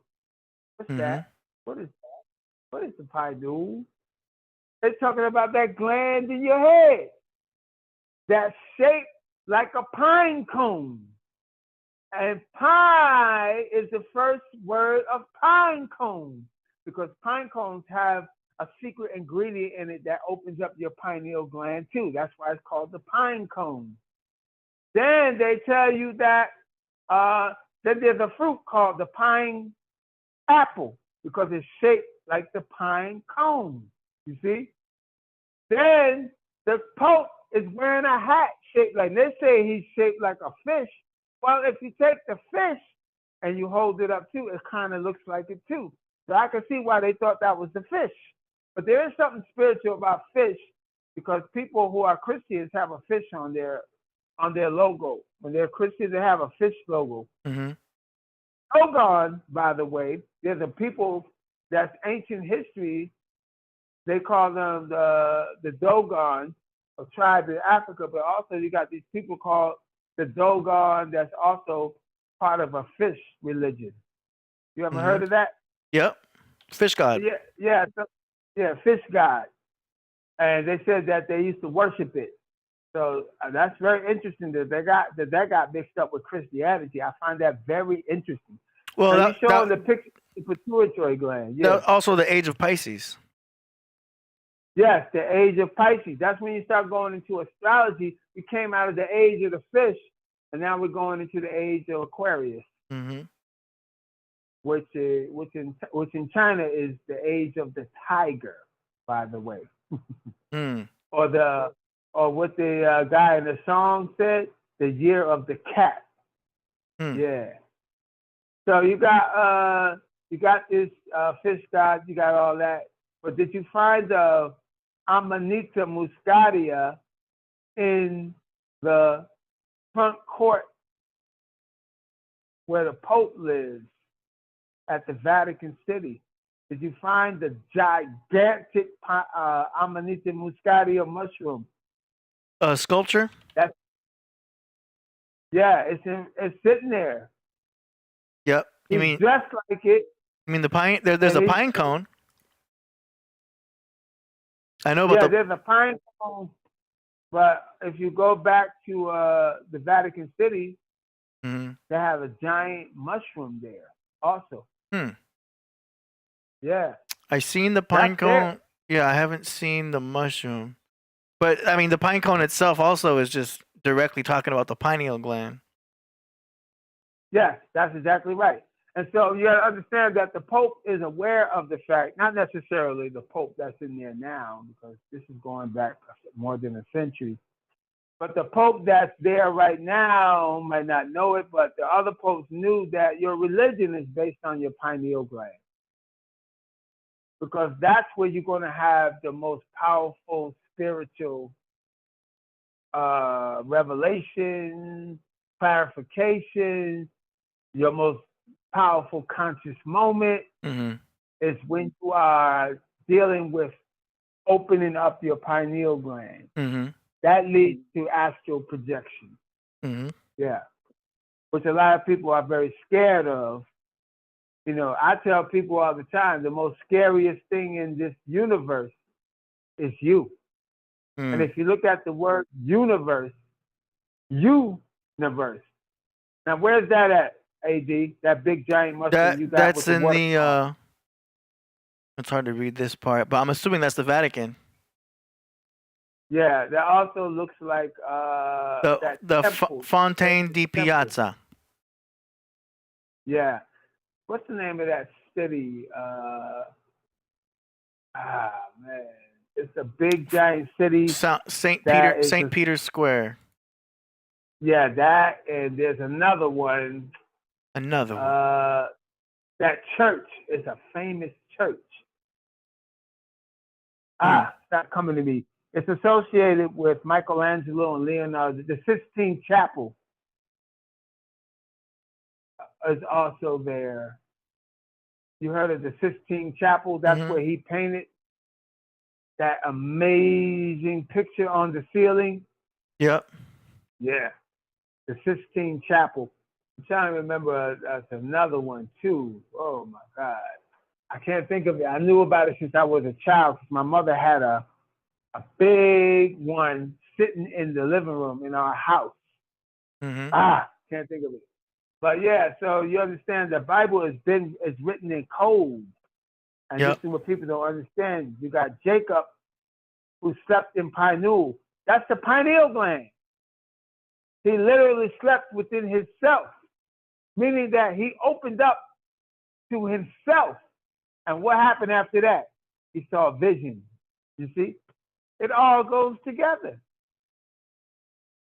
If you open up your pineal gland, your visions are going to become crystal clear. Yeah. That's why children have very powerful dreams that's more crystal and more clear, because why? They haven't been calcified yet by all that junk they sit to eat over the years. And that's why most adults can't even have a good dream, because their pineal gland has been calcified, eating all that junk. Yeah. Pizza, chicken, McDonald's, Burger King, cold cereal for breakfast. There's no nutrition in that. You're destroying your pineal gland, the most powerful gland in your whole entire body, next to your liver. And you know your liver is important. That's why it's called live. Yeah, you got a calcified pineal gland. It's so calcified, it looks like a tooth. But you can always decalcify with time. Yes, you can. You have to get started, though. You have to get it started. Yeah. Don't drink even exercising. Yeah, don't drink the tap water. Don't ever drink tap water. Yeah. If you got an ozone machine in your house, you can ozonate the water, then you can drink it. Ozone is one of the highest gases known on Earth, which is a group of gases known as the 7 noble gases. Ozone is one of the top of the 7 noble gases that you want to take into your body, because it will help everything in your body. I do ozone just about every day. Yeah. You know, it's funny too, because everybody ozonates their fish tank. How about yourself? Yeah. You know, you got clinics that ozonate your body. They can ozonate your entire body in one sitting. You can go in there and get ozonated. It costs you about $15,000 to get the treatment, but you'll be healed. Yeah. And, you know, that's not even advertised. Yeah. You got to know somebody that knows somebody. So, yeah. So you're dealing with, I love to break down to people the real meaning in the Bible code. Because they had a documentary came out years ago called The Bible Code. And they're showing you that the Bible is a code. You could pull that documentary up on YouTube, anybody wants to. But it used to be on television. Yep, that's the book, The Bible Code. Yeah. They made a TV show out of that book. And they said the only way that they could have solved that Bible code is with a computer. Now, wouldn't it have to have been the very first, like, Hebrew translation? Because once it's translated, wouldn't the code just be all encrypted? Yeah. But see, what it's proven is that the Bible had to be written by a computer in order for that to have happened. That's what they're saying. So they're saying that there was an ancient computer. Mm-hmm. Yeah. So the understanding is that there's when you read the book of, I think it's Proverbs, the first chapter, it says Solomon is speaking about some very, very, very powerful things, but you would never know it if you're sitting in church. He said, he's talking about what happens when your pineal gland is open. That's in the book of Proverbs. And it's never realized in church because they're not going to go there. You see what I'm saying? And he's saying that the eye, he didn't say eyes. First of all, the first question you got to ask if you're a thinking person, why is it E-Y-E instead of E-Y-E-S? Well, Jesus sets that up. If you go to the New Testament, he said, the eyes, he said, eyes have they, with an S. He said, eyes have they, but they see not. What does that mean? What does that even mean? Now, if you understand the word see, then you would understand what that means. If you have eyes, eyes don't see. Because you got to go back to the Old Testament. Again, you got to go back and forth with this thing. It says in the Old Testament that there were people called what? Seers. So how did we start thinking that we could see? No, with eyes you look. In order for you to see, you have to be a seer. See, you got to go within the matrix of the Bible itself. The Bible is a code book. You can't start using the words in that book the same way you use the words outside of the book. It's going to confuse yourself. We got a quote right here. Okay. It says, the light of the body is the eye. If therefore thine eye be single, thy whole body will be full of light. That's the one. That's Jesus in the Bible saying that. If your eye be single, then your body will be full of light. So once again, it's referring to eye, singular, not eyes, plural. You see that, right? So when you go into Proverbs, the first chapter, it's either Proverbs, first chapter, or Ecclesiastes, the first chapter. It says the eye is not satisfied with seeing. See that? Then Jesus said, eyes have they, but they see not, because he's referring to your third eye, the single eye. The light of the body is the eye. That takes over your whole life. When you open that up, you become a seer right there on the spot, which today they call you clairvoyant, they call you psychic, you know, all these different things they call you today is based off of that psychic, telekinetic, telepathy, having the ability to teleport. All that stuff begins when you open that third eye. And now you're showing the 7 chakras in the body. Do you know the 7 chakras are in the Bible? If you go to the book of Revelation. Yeah, it's the 7 seals. First chapter. Yeah, the 7 seals. But even before that, he said, Daniel is, not Daniel, John on the island of Patmos is having a vision. And he says that he saw, that he had a vision. And he begins to give you the vision.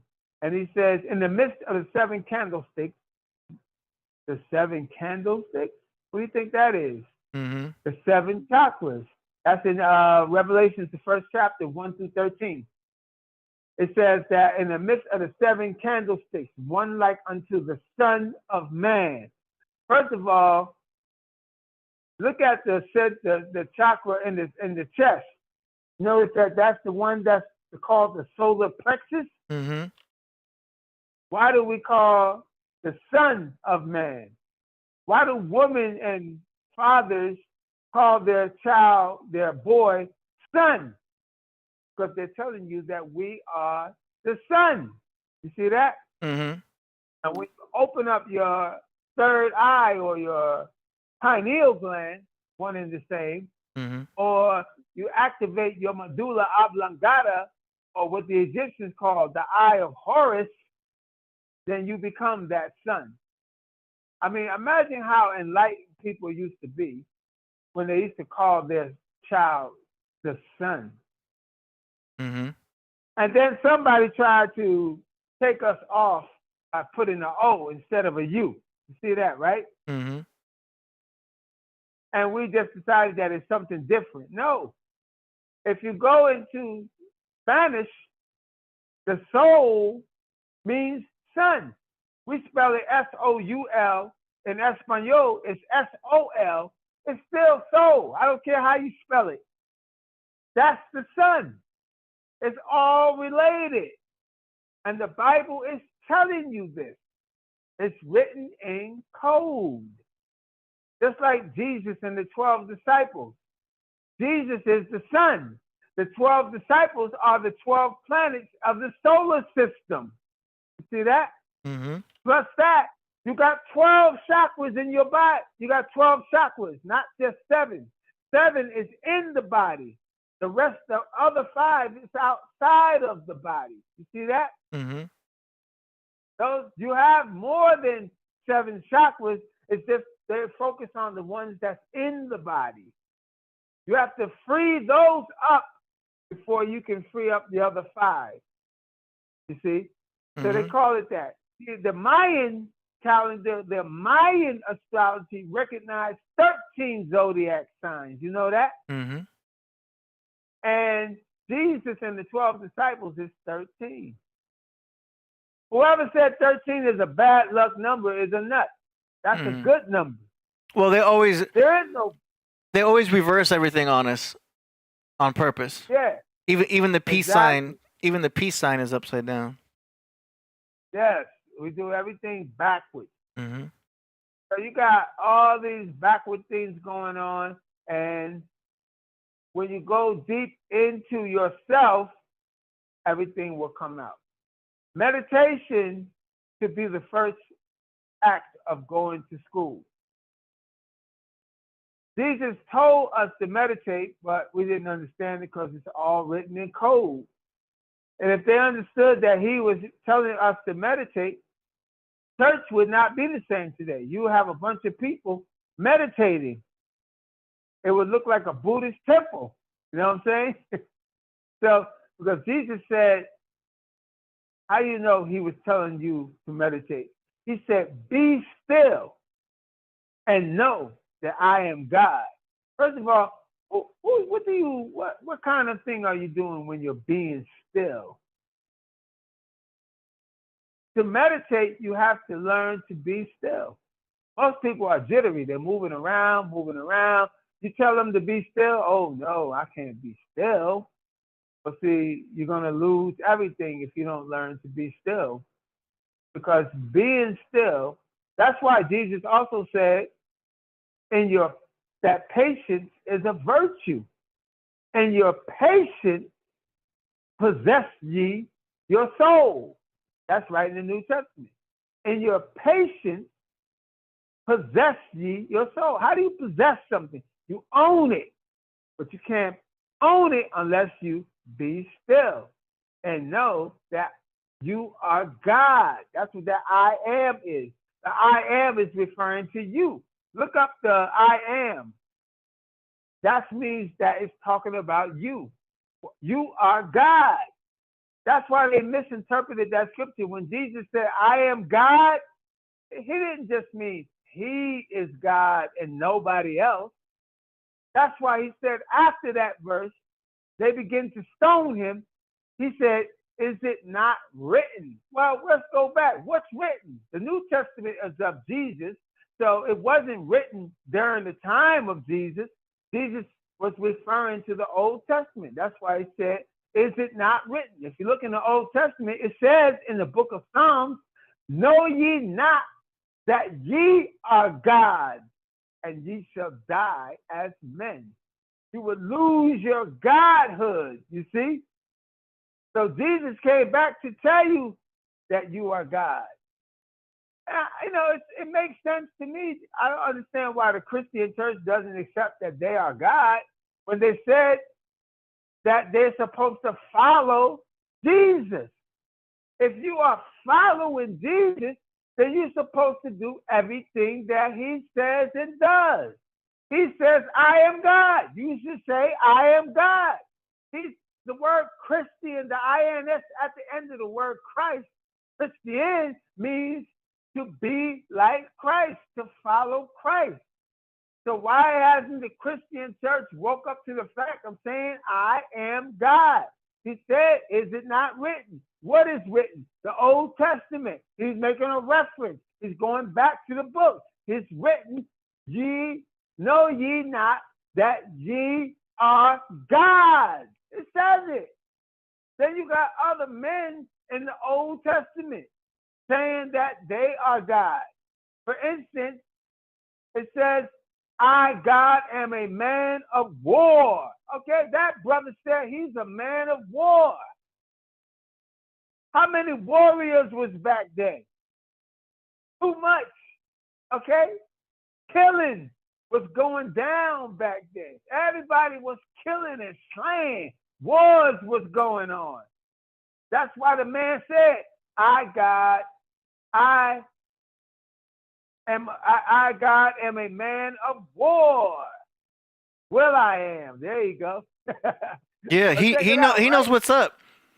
I am knows the power of I am. See, people overlook that and think that the key word is God, and it's not. It's the part where you say I am. If people want to talk about powerful words or manifestation, or do you know what I mean? Like using your words wisely, you got to watch out and use that word I am, because you can self-manifest with just those two words. Yeah. And you got what I am definitely is on a high level. Mm-hmm. I believe he knows more than he's saying. When you see his name and he made that his name, that shows that dude is on a high level. Yeah. Mm-hmm. And so, you know, when you look back in the Bible, this whole idea of worshiping somebody, Jesus never told you to worship him. Where you get that from? Worship somebody. He said, follow me. Why? Because I'm about to show you something. If you go to school, your teacher is telling you, follow me. I'm about to instruct you. Look at the board and look what I'm putting down. Jesus said, follow me. He didn't say worship me. And if you're going to worship the sun, that's something that's ancient too. People used to worship the sun, but I think that's a misnomer. I think that they didn't worship the sun. I think somebody said that they were worshiping the sun. I think somebody lied on those ancient people. I don't believe those people were worshiping a sun. I don't believe that. I believe they were following the sun. Yeah, they had a exoteric interpretation instead of an esoteric interpretation. Right. So from their perspective, it was like, oh, they're worshiping the sun, not seeing the deeper meaning. Yes. They didn't want to go there. They wanted to mislead people. Now you go back to the Bible, there's a guy called, they call this man, his name is Jehovah. Mm-hmm. Not God in the sense that you think there's this almighty God. Monotheism is not what it's talking about. It's talking about there was a God in the Garden of Eden. And to show you that he's a man, it says he was walking around. Come on, wake up. He was walking around. It says he walked in the cool of the day. There it is. He walked in the cool of the day. Mm-hmm. I mean, how hard is it to understand that somebody was walking around? Mm-hmm. And if you go into other books, because these books, the Bible is a worldwide, universal book. It's written all over the world. There's many counts of the Bible that's written all over the world. In Mexico, there's the Popol Vuh, right? You got the Popol Vuh. If you go to India, it's the Mahabharata in India. You have other books. The what's the name of that other book? The Egyptian Book of the Dead. That's another book that's reflecting the historical accounts of the Bible. And then there's other books like the you got the Mahabharata, you got the Popol Vuh, and then you have the book of Hermes. When you start to learn about being hermetic, that's also going into the same thing. And then you have the Enuma Elish. The Enuma Elish is another powerful book. Yes. And then you have the Epic of Gilgamesh. It's not just the Bible.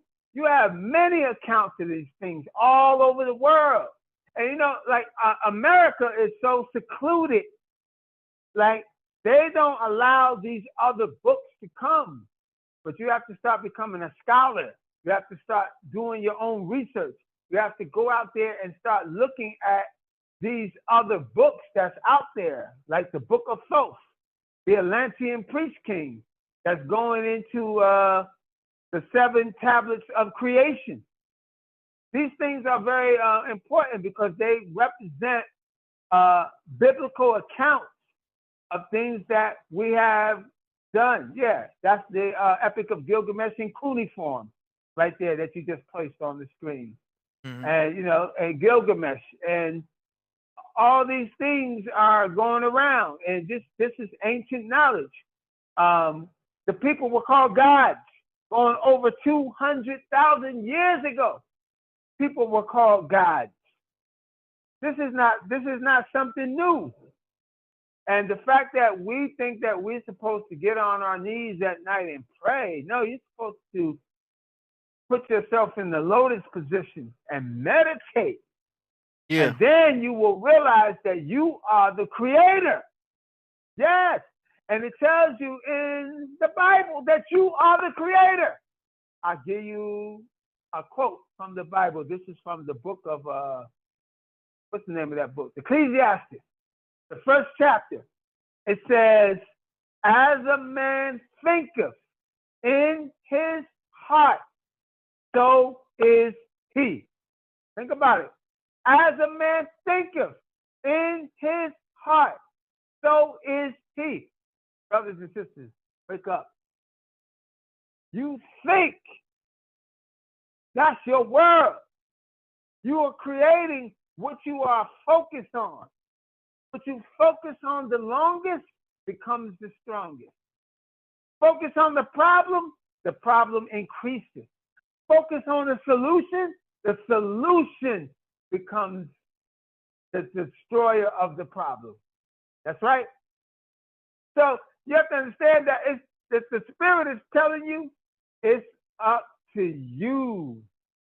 It's up to you what you focus on. You have to understand that you are focusing on things and they are coming about. I'll give you a basic example. A basic example of that is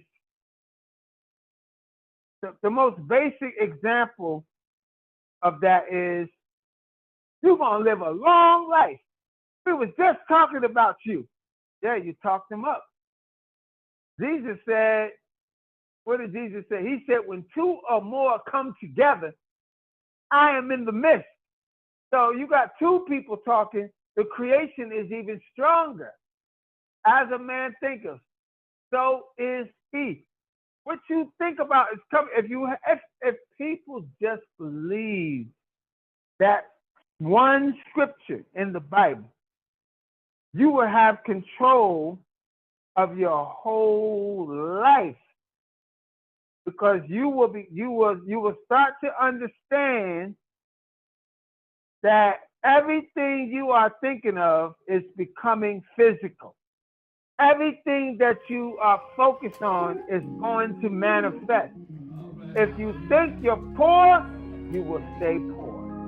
If you think you're rich, you will become rich. It's very simple. You have the power to focus on the thing that you want the most and bring it about. You are a creator. Think about this. In the Bible, it says God created man in his image. Where did you hear that word image before? First of all, he said, you are God. You are God. Then he said, before that, God created man in his own image. Finish the word. In his own imagination. He said, a man thinks and what is thinking? Your imagination. What you are imagining, you are creating. That God back there created man in his imagination. He imagined such a thing as himself and he made it. He created it. He's telling you that you can do the same thing. Already, earlier tonight, we were talking about cloning. If you are cloning something, you are making man in your image. There is nothing in this universe, in this world, that was established by itself. Never. Nothing in this world was established by itself. Everything in this world was a thought. Before it can become a thing, it has to be a thought. A thought comes before a thing. You cannot have a damn thing on this planet. I don't care if you're talking about a car, a plane, a mop, a broom, a freaking pair of glasses. It's a thought. As a man thinketh, so is he. You can start taking control of your health. Stop looking to someone else. Start looking within. Open your third eye, open your pineal gland, and start realizing that you are the creator. You are God. That's what the whole Bible is talking about from Genesis to Revelation. Don't let nobody tell you different than that. That's the facts right there. It's telling you that. Why would he put a scripture in the Bible that says what you think about is established if that's not true?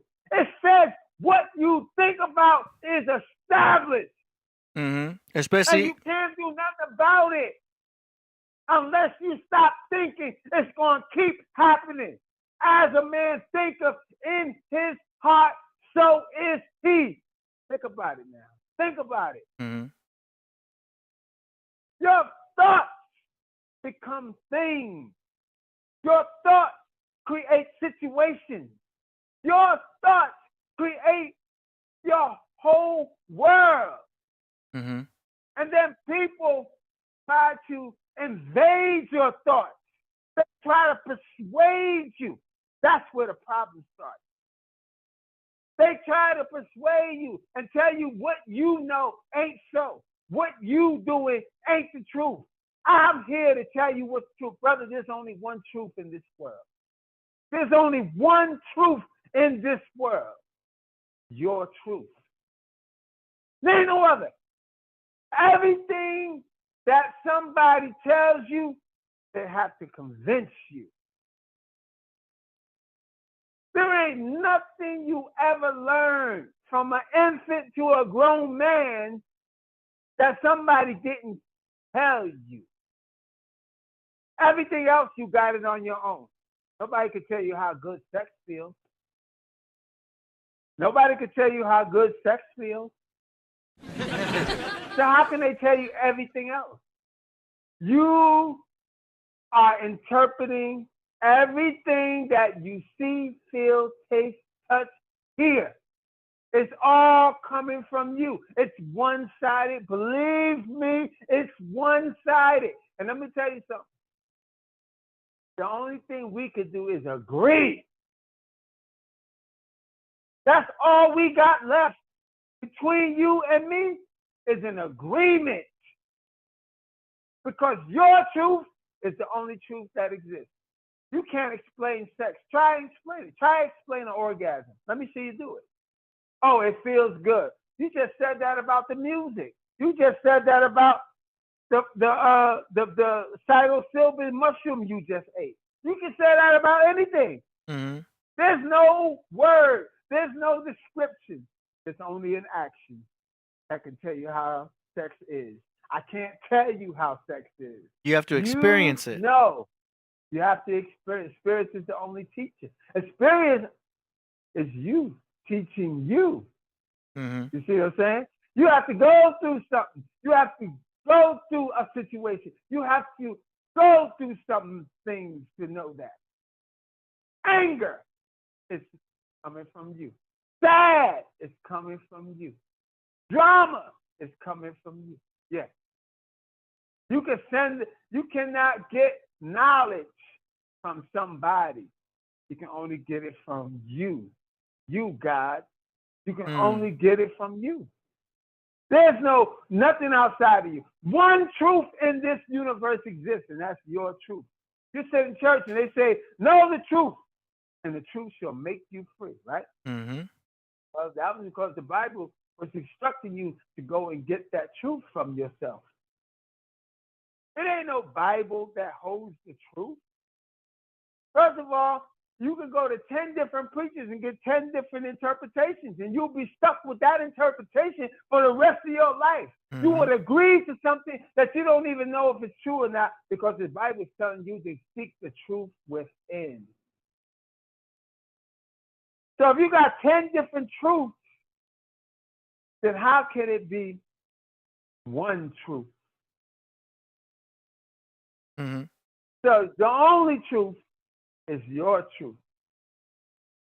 I hope I'm making this crystal clear. Yeah. But once again, this is my truth. Yeah. No matter how I express it. Go ahead, Dizzle. There's secret pathways. You know what I'm saying? I think that's where people can go online to these podcasts and they do their research and they find out doors. Because there's doors of thought that you can go into, and there's also doors of knowledge you can go into, so that you check it out, you see if it resonates with you, and if, and most likely when it does, you see a bigger picture. Do you know what I mean? Because when I even understood what astrology was, I didn't know it had any connection to the Bible. I thought it was some woo-woo stuff at first. Right. They don't even know astrology is in the Bible. Right. When you start putting two and two together, it makes so much sense that you don't even have a doubt anymore, because you see all the interlocking patterns. You see the maze in itself. It's like when you learn the piano. At first, you look at the piano seems difficult. It seems like I see all these keys. Like, how do you know what does what? But once you understand the grid, it's like, oh, this makes a lot of sense. You know what I mean? And you really can't argue with a piano, because all of this science exists within itself. You either understand it or you don't. So once you get to that point of knowledge to where it's like, well, you understand it or you don't, it no longer becomes a belief. It no longer becomes, well, I'm going to have faith. I'm going to just believe that this is true, because you know 2 + 2 = 4. You know what I mean? You know the math already. So it becomes undeniable. So once you start reaching that knowledge that becomes undeniable within itself, you're no longer looking towards whether you believe or not. It's either you know or you don't know. But the crazy thing is there's so much more to learn. And the good stuff is within. The good stuff is within yourself. But I think with the knowledge, I mean, it goes right into knowledge, and then having wisdom, and then having understanding. It all comes back to that. Even though I can't speak on that, where that's derived from, like, I understand it, biologically. The biggest tip I got was understanding the different layers of knowledge in the Bible are existing simultaneous.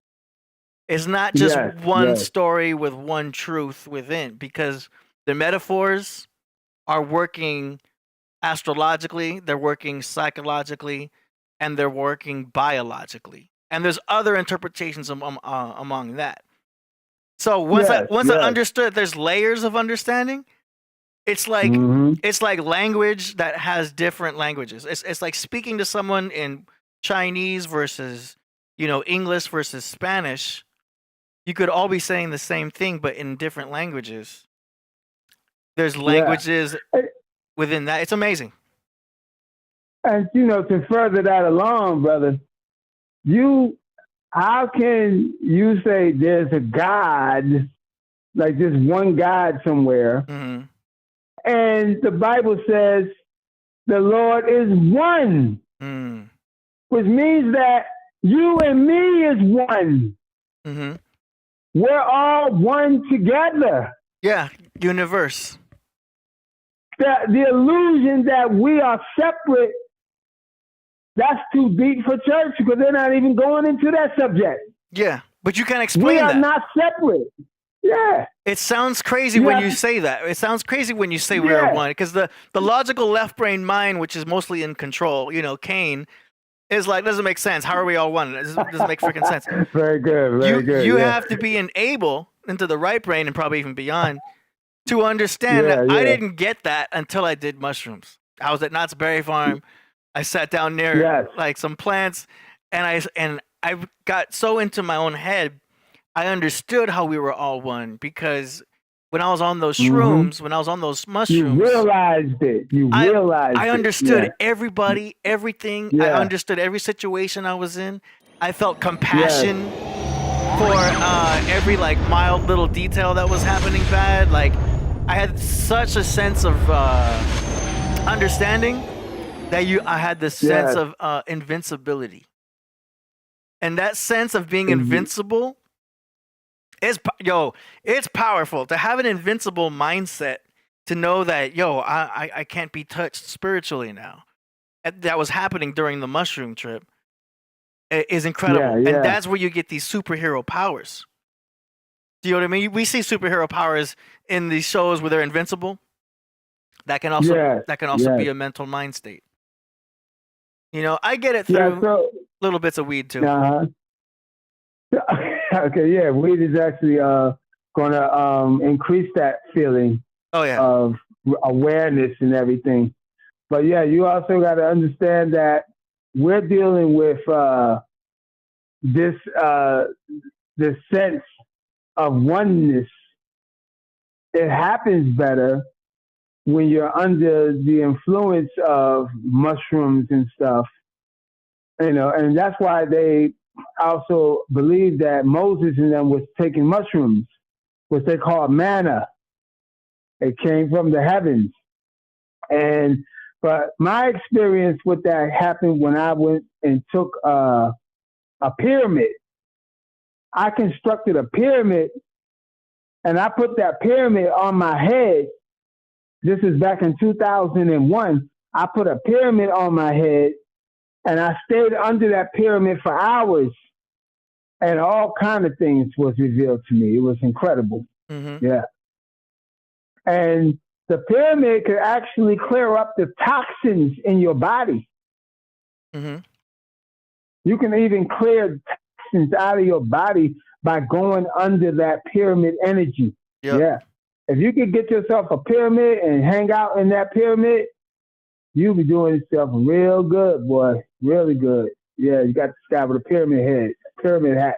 Yeah, you can also use that to let fruit last longer. Yeah, that's right, because the pyramid actually sustains the fruit. It actually stops time. See, because like that fruit sitting there in a bowl, without the pyramid, the fruit would age. And then rot. But the pyramid actually stops that from happening. It actually sustains the food and keeps it where it is. Then it does something else too. It dehydrates. So all the water that's in that fruit is taken out, and the fruit, they said that, this one guy said that he put his fruit in a pyramid for a year, and it was still good. And he said it tasted better. And the ancients knew that so much that they had the Great Pyramid and put the king in there and called it the King's Chamber. Yeah, there it is. There it is. They knew the power of Yeah. that structure so much, and the technology is in the shape. It has to be those degrees for it to have that power. Yes, it has to have those degrees, and it has to be facing true north. Yeah. Because when it's facing true north, you're getting a perfect balance of that energy into whatever it is you're trying to establish that energy in. And I would say primarily you should have that energy. Well, when you wear this on your head, the King's Chamber becomes around your pineal gland. Yes, yes. I actually put it on my forehead. And that was an incredible experience. I could take another hour telling you what happened that night, boy. Woo! Also, I discovered that we have the power to know the future. I saw the future 2 different times. When I put the pyramid on, I saw the World Trade Center get destroyed, but I didn't know what I was looking at until after, until it happened. And then I saw a scene of that day. I pulled it up in my head. I said, oh, that's what that was, the World Trade Center. Then I saw an airplane have an accident. It came out of the sky and crashed at Teterboro Airport in New Jersey, New Jersey. And that was on the news a few days later. So you have the ability to know the future by doing that. I've known the future before. I knew the pick 3 number and I played it and it came out. So yeah, so that right there should have told me I had the power to know the future. But when it was bigger events, I definitely see that when your pineal gland is open, when you have that third eye activation, you will be able to see the future. You have the ability to go into the future. Isn't that something?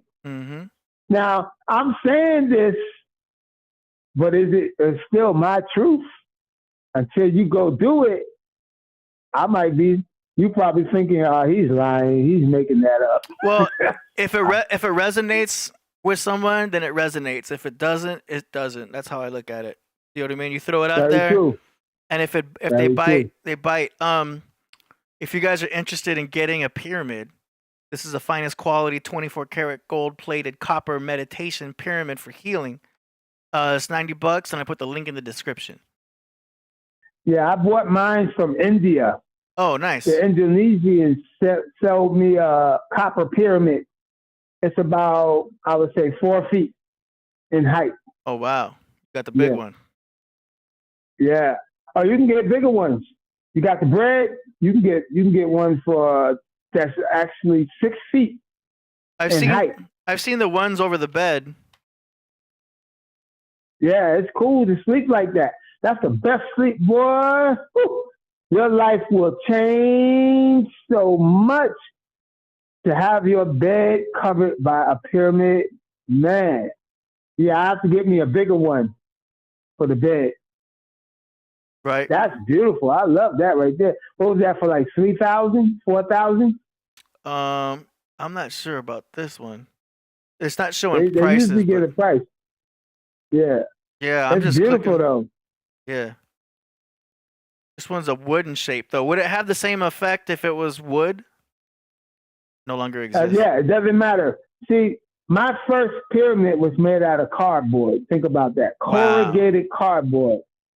And you know what it did to me? One thing I have to say, you have an aura around your body, okay? This aura, like I'm telling you, you have an aura around your body. You might be like, do I? You might consider it, right? And I've always believed it. I never doubted it. I guess because my mother got to me as a child, right? And my mother was out there. She was really out there, brother. She talked about UFOs, ghosts, spirits, witches, you name it. My mother was definitely outside the box. Was she a Scorpio or Aquarius? She was actually Libra Capricorn. Wow. Yeah, a Libra Capricorn. Libra is enough because, Libra, Aquarius, and Gemini are outside the box anyway. Absolutely. Especially Aquarius. Mm-hmm. Yeah. That's why I thought Aquarius. Yeah, Aquarius is the baddest of the bunch of the 3 air signs. Yeah. But see, you have the aura that's around your body is 15 feet in diameter. All right? Mm-hmm. And you want to understand that it's there, but if I had any doubt, but I never doubted it, but I got proof the day that I used the pyramid. And 1 hour under that pyramid, my aura got so strong. The pyramid strengthened the aura that surrounds my body. It was so strong that I could touch it. I could touch it. And it was warm. To me, it was warm. And I got scared. I thought I was under attack. I thought my imagination was going crazy. I thought something was attacking me. Didn't even know it was my aura. And how I realized it was, I was about to run. Imagine I would have been running with myself. But I was about to run from it because I wasn't prepared for what the pyramid would do. So I had some shocking revelations, right? Mm-hmm. I was about to run, and then something said, "You're using a pyramid. You were looking for the unknown. Aren't you curious?" And I'm like, "Oh, yeah. Let me explore this." So instead of running, I started focusing on this thing that was surrounding me, that was warm. And I was like, then I noticed that when I breathed, it came out. It expanded. Then when I inhaled, it came closer. I said, "Oh, shit. That's me." I was like, wow. And then I realized something that no one never told me. AD. Knowledge that I didn't read, no one told me. Guess what I realized that hour? What's that? I realized that your breath is your aura. Woo! You heard it here first on Killah Priest Podcraft. Your breath is your aura. I realized it because when I breathed out, this thing that was covering me that I felt for the first time in my life, I probably felt it as a baby, but I don't remember. But this thing that I felt for the first time in my life was expanded outward. Then when I breathed in, it came in. And it was like in, out, in, over and over. I said, my breath is covering my body? I didn't know my breath covered my whole body. You know, that's also called the aura. That's also called the Holy Spirit, because your breath is the Holy Spirit. Exactly. That's why we point to our lungs when we do Father, Son, Holy Spirit. We're right here on our lungs. Yes. Yep. And they also, the word inspiration came from that. Inspire came from that. Because if you look up those words, expire, expire, those are talking about the lungs, breathing in and out. Yeah. Inhale, say, exhale. You inspire me. You inhale. Inhale, exhale. Yeah. So the breath is the aura.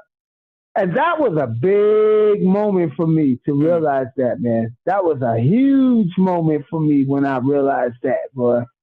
So yeah. And the aura, I'm gonna tell y'all something that's gonna surprise you.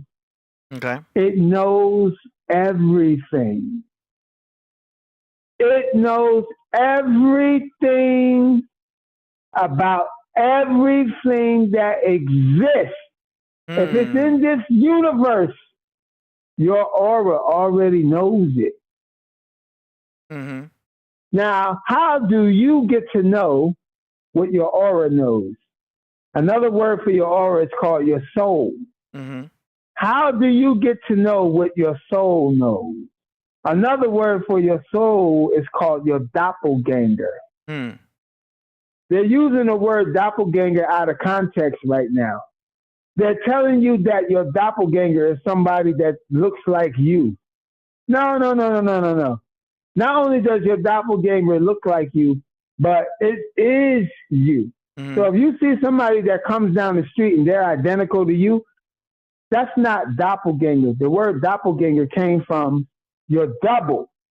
Your double is your soul.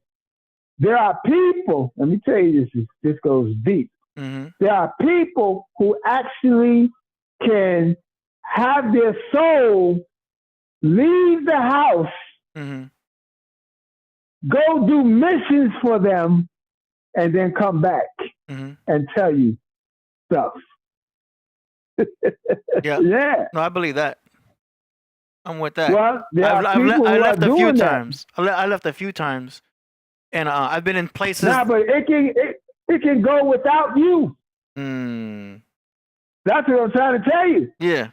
Yeah, you can go with it, or you can chill, and it can go somewhere without you. Like an assistant? Yeah. It can do everything. Matter of fact, there was a man. I need an assistant. Well, they say Jesus did that. I forget which part of the Bible it's in. They said they saw Jesus in two places at the same time. That's in the Bible somewhere. You got to look that up. But there was another man who did that, and he didn't like people. But he had a reputation for healing people and feeding them. So they said, well, that must have been hard. I said, no, he stayed home. His double did all that stuff. And he's a legend in Mexico, a guy who did that. Yeah. And, Jesus said that, you can live by your soul. You can live off of your breath. You don't even need food and water. You can reach a certain level where you don't even have to eat anymore. You don't have to drink water anymore. But see, you have to be real. This takes years to Those develop. are breatharians. Yeah, breatharians. So, you don't even have to depend on an outside source anymore. Yeah, which That's is dangerous independent. if you don't know what you're doing. So don't try that at home. If you don't know what you're doing, it's dangerous. Yes, you might just be an anorexic victim. Right. It's dangerous just to fast as is for more than 3 days. Yeah. We got a super chat here from Sozmania. Says, I saw the source, a glowing gold energy in a white room with no walls. Saw it on shrooms and felt it. Nice. I believe it. Yeah, I saw a source, glowing gold energy in a white room with no wall. That was you. That was you. See, when it seems like you're looking at something or something else, but the shrooms helped you to see yourself. That's the thing. A lot of people don't understand that. They have these things that happen to them and they think of it something not them. No, it's you. That's you. Like I knew a brother who told me he woke up in the middle of the night and he saw this beautiful light around him. I said, brother, you saw your aura. That's your aura. And that was seeing, by the way. You can't do that with your human eyes. And see, you don't even realize that you are a seer. So you believe that your physical eye saw it. No, you can see everything where you are with your eyes closed because you have another eye. And they call that the all-seeing eye. Mm-hmm. And they had that in a movie one time. You remember that movie with the witches? There's a few movies that refer to what you're talking about. Yeah. But what people don't realize is that it's not an object that you hold because you're already holding it. Mm-hmm. It's in your head. Yeah. You have the all-seeing eye. The one they got on the dollar bill inside the pyramid. That's somebody else's.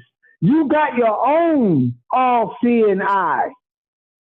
Mm-hmm. And if you open it, then your truth will be the ultimate truth that day. Have you seen the Multiverse of Madness? With Marvel? They have this. Oh, the Marvel, yeah. Marvel, yeah. They have this thing where they go when they're dream walking, where they're somewhere else. Yeah. But they're controlling their bodies from somewhere else. It's interesting that they refer to it. Yeah, there. You have to be on a high level to do that. That takes a long time to develop that. There's a dude, he has a book out called Soul Traveler. His name is Albert Taylor. He's one of the best astral projectionists that I've ever had the pleasure of listening to. Really? He's being interviewed several times by Art Bell. But now Art Bell has passed away. Mm. That brother had the ability. Brother, I'm jealous of this dude. He has the ability to leave his body anytime he wants. The crazy part about Albert Taylor is he never knew he could do it. Mm-hmm. That's the crazy part about it. Mm-hmm. He was over 30 years old before somebody showed him something that was happening to him. He didn't even understand what was happening to him. He thought he had a disease. You see how uninformed we are? Mm-hmm. The man's family had the same so-called disease. Him, his father, his grandfather, his mother, his grandmother, and a lot of his family had this problem that they call it night paralysis. Mm-hmm. And it's supposed to be a disease. It's not a disease. Mm-hmm. You have an ability. Hell, you're an X-Man. Yeah. Now, what happened is that the man every night would wake up in the most scary moment. Like I told before, I was scared of my aura and I tried to run. And I told you earlier, the scariest thing in the universe is you. Mm-hmm. And you, universe, is how you spell the word. You are the universe. Mm-hmm. So the brother was waking up, him, his father, his family. They're blessed, man. This whole family is blessed, but they were cursed because they didn't know they were blessed. But he would wake up in the middle of the night and he would be stuck. He can't move. It's like you're paralyzed. Sleep paralysis. And his grandmother told him a witch is riding your back. That's what his grandmother told him. Yeah, typical. Which is the dumbest thing, but, what can you say? She didn't know. Mm-hmm. So he would wake up and he would be, then by the time he got married, his wife, his grandfather's wife, his father's wife, they all had to push them. And when they pushed them, the paralyzation would stop. Mm. That should have told him something right there. If you're really paralyzed, how can somebody push you? Stop it. Yeah. But they never realized. It never dawned on them. So every night he would wake up in the middle of the night and he'd be like, Only thing he could do is make a noise. And his wife would go, all right, honey. And she'd push him. And then he'd say, thank you. Yeah, all right, go back to sleep. They go to sleep. And this is what's going on, right? Mm-hmm. Well, one day, Albert Taylor's friends would be telling him, Albert, we're going to this supernatural event. We want you to come. I was like, I don't believe none of that stuff. I've already told y'all, I don't believe in Jesus. I don't believe in God. I don't believe in supernatural. I believe what's right here in front of my face. I'm a scientist. Mm-hmm. Prove it, and I'll know it's real. Don't bother me with that. So for years and years and years, he went on like this, right? And he did, by the way, work for NASA. He's the one that created our GPS system that we use today. Albert Taylor did that. Okay. And so this man, what he decided that he's a scientist, nothing is real. If you can't prove it scientifically, forget about it. But one day his friend begged him. He said, Albert, please, Albert, I want you to come with me. He said, all right. He caved in. He said, I'll go, but I'm not going to believe nothing. He said, good, just please come. So he coaxed Albert to this meeting. And before the meeting got started, I was sitting there with everybody else listening for the lecture to start. And before it can get started, the woman said, I want to ask a question before I get started. If anybody in this room suffers from what is known as night paralysis, please raise your hand. Albert said when he heard her say that, he was kind of glad he came because she might have the cure for him, right? Mm-hmm. So he said his hand shot up like lightning. He put his hand up immediately. And she said, all right, what's your name? He said, I'm Albert. She said, Albert, I'll see you after class. He said he couldn't wait for that thing to end. Mm-hmm. So by the end of the class, he said, all right, tell me how to stop this night paralysis. You know, all right, I'm going to tell you. She said, it's very simple. She said, you see your index finger? When you suffer from night paralysis, just lift it and it'll all break. Mm-hmm. And he said, thank you. He's going to leave. She said, no, Albert, I wanted you to know something. Please listen. He said, all right, you did help me, so I'll listen.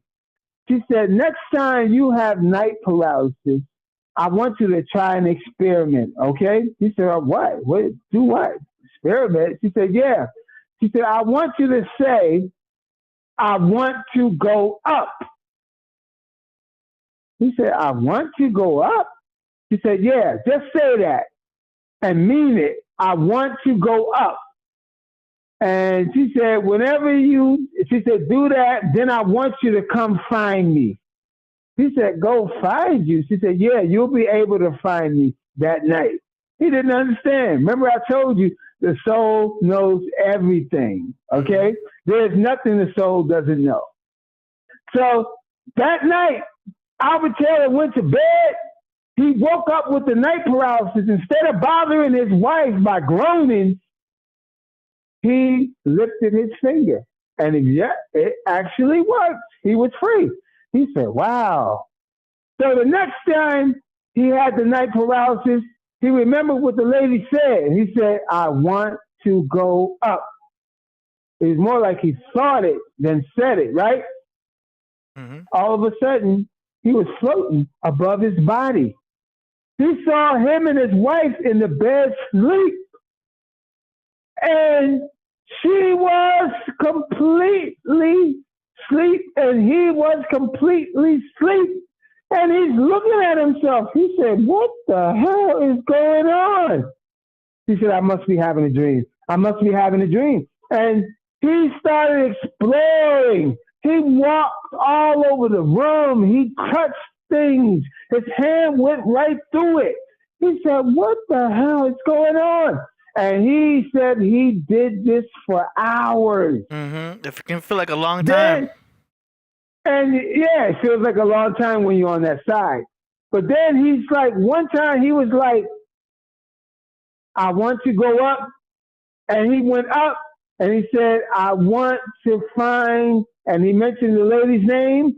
And he said his astral body took off like a jet plane. It went, zoom, and he went right through the roof of the house. And he kept going across the city. And he said he was going so fast that everything was a blur. He said he must have been going like 500 miles an hour. Mm-hmm. And all of a sudden he goes, boop, he stops on a dime. And he's right in front of somebody's house. So he flies to the house. He said, I want to go inside. He goes inside, and there she is. She's laying in the bed. But he said before he got to her, he was in her dining room. That's what he looked like, a dining room. But he said it was weird because the chandelier in the dining room was too big for the dining room. And he said, that's weird. Then he went to the next room, and there was a window, but it didn't make sense either because the window was looking at a wall. He said, what kind of view is that? Then he went into the next room, and he saw the female that said, come find him. She was asleep in the bed. But then he noticed another bed on the other side of the room with somebody else sleeping in it, and it looked like the guy might have had a broken arm because his arm was inside of something that looked like he was holding a sling or something. So later on, she said, the last thing she said is, I want you to come back and tell me. So he came back to her, and he still was a skeptic. The thing about Albert is, after going through all that, he still didn't believe what happened. He thought it was a dream, right? Mm-hmm. So he went back to her, and he talked to her, and she said, well, Albert, did you find me? He said, yes and no, because he didn't believe it, right? Mm-hmm. And so she said, okay, tell me what happened. So he said, well, he told her about the chandelier, and she said, yes, we bought the chandelier. And no, she said, when we bought the house, the chandelier was already there. We thought about taking it down, but we left it. Then he said, well, what about the fact that you was in the bed and somebody else was in the other bed? And she said, oh, that's my husband. He suffers from sleep apnea. We can't sleep together because I'll never get any rest. And he said, oh, well, that's 2 out of 3. So he said, well, I saw a window, and it was a bad place for a window because it looked exactly at a wall. She said, yep, you saw everything, Albert. You actually came and saw me. And he still didn't believe her, even though she was able to validate everything he said. But it took him months before he actually accepted this thing as real because he's such a damn skeptic. Yeah. It takes experiences for you to know. Yeah. You know? But you know what? For me, it was different when I first astral projected because my mother told me about it. Mm-hmm. But even though she told me about it, I never understood that when I left my body, that was astral projection. Mm-hmm. I didn't know that was one and the same. Yeah. So I'm talking about when I was a child. Mm-hmm. When you're a child, you leave your body a lot. Yeah. But you don't understand what you're doing. And no one's there to tell you you're leaving your body behind. You never believe that. Because you just can't think that. Yeah. So you had strange experiences. That's all you know. But it was around the time I was 14 years old that it got really serious, right? Mm-hmm. I was laying in the bed, and at that time I had a roommate. And he was sleeping in one bed, and I was sleeping in another bed, right? And I remember being very embarrassed for no reason. I was in the bed, sleep, but that morning I left my body, and I thought I was having a vision because that's, people talked about visions a lot when I was a little boy, right? Mm-hmm. And I was going across some place. I don't know where the hell I was, brother. It was mountains. There were mountains, and it was just the most beautiful scenery I've never seen before. Mm-hmm. And all of a sudden, I stopped somewhere at somebody's house, but then I came back, right? Mm-hmm. And when I got back, I noticed that I was having a hard time with my body. So that's when I knew it was astral projection because I couldn't do nothing with my body, but I was wide awake. Yeah. Yeah, you move differently. Yeah. And so, but it takes a while to get back inside your body. Mm-hmm. And you think that you feel your body the normal way, But you know what I actually felt? And it was a damn lie. I thought that I was on my knees with my butt in the air. You know how a baby sleeps? Mm-hmm. And I'm like this on my pillow, and my knees is towards my chest, which puts my posterior in the air. So I think I'm sleeping like that. And I said, why would anybody sleep like that? I'm thinking, and I'm saying, my friend is probably looking at me because I could hear him getting dressed and stuff in the room. And you know, so you can hear without your ears. And I'm laying there embarrassed because I can't lay down. I want to lay down so bad and stop looking stupid. I felt so dumb and stupid. Yeah, that was your astral body. Yeah. Because you're gonna float. You're gonna float in all these different positions that sometimes it's hard to control, and you don't want to try to control it because you'll wake up. But like I've floated all around the room in so many different shapes. It's like almost like you're a dead fish, and you're just kind of like all over the room and stuff like that. I never experienced what you just said. That's nice. You just let go. I can never have my astral projection in the same room. Whenever I had an astral projection, I don't even go through the wall. I don't even go through the ceiling. I just see myself outside. I don't know. You already left. But I already understand now because one day I came out of my body and this is when I was doing it myself though. When I was describing when I was 14 years old, it would happen on its own. But when I learned to control it and leave my body, I found out something. I think I can explain why I never see the inside of my house. My eyes won't open. My astral eye won't open. Yeah, you can feel it open. I don't know why. Yeah. You but think I would tell her. Yeah, you think your eyes are open, but they're not.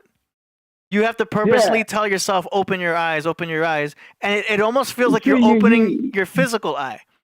It feels like, oh damn, I'm about to open my eyes while I'm dreaming. This is weird. And you know what you make me understand is that you're trying to open these eyes. Yeah. You're not, but it's not these eyes you have control of anymore. Right. You could physically because once feel. You come out, you can't do nothing with your body no more. But I understand why they call it an eye, because you literally feel an eyelid lift up.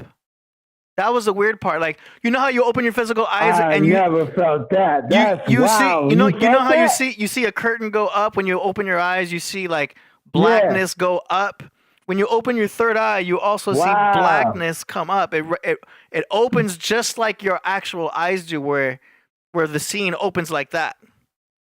Yeah, that never happened to me. Let me tell you how it happened to me. And I have to thank Albert Taylor. Albert Taylor doesn't even know how much he helped me listening to his interviews. Albert Taylor said, when you're on the astral realm, you got to do this one thing for everything. You have to say, I want. So whatever you want to command, whatever action you want to take, you have to put the word I want first. And now I understand why people who do affirmations use the words I want. It makes sense. You're controlling, because who can grant you wishes is your astral self. Your astral self can grant you any wish that you want if you say I want. And then it's a curse to say I need. They said never say that. Never say I need. That's a curse word. You destroy everything. You stop everything from happening. Yeah, because you're begging. I want. Yeah. Yeah. You have to wish. Say I want. Yeah. No, say I want. Yeah. Want brings back. And it says in the book of Proverbs, the Lord wants what you want. But what I didn't know at the time was the Lord is your astral body. That's the Lord. And he says, favor. You are his favorite. Yeah, your astral body. You are the favorite of your astral body. The astral body ain't got nobody else but you. How are you not going to be the favorite? That's your Lord. That's your Jesus. That's your God. Is your astral self. It can give you anything that you want. In fact, it's dangerous because you can cause anything to happen to yourself. But you could start it with that too. Like if you go to bed and you tell yourself, I want to astral project tonight. I want to have this experience tonight. You can initiate it because I remember initiating it I like that. Yeah. Like I said, it happens in the morning. So I'll wake up, I'll use the restroom. Before you leave, I'll feed the cat. I think a little bit of cortisol has to be in your system. I'll wake up, I'll do something, I'll go back to bed because you have to be half asleep and half awake. So I use a body pillow, right? So I hold on to the body pillow. I sleep sideways. I know they say you're supposed to be on your back flat. I go sideways. I'll be on my side and I'll get way comfortable. You leave, hold up. You leave your body sideways? Mm-hmm. In fact, most of the time, that was impossible. Most of the time it's happened, it's been sideways. But here's the point. You have to just be in a very, you different, bro. No, you have to be in a very comfortable position. You know what a body pillow is? You know, have you heard of a body pillow? Oh, you mean a real long one?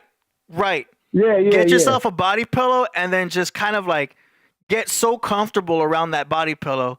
It's really easy for you to just lose sensory of your whole body because you'll be in such, especially if you're almost in the fetal position. Yeah.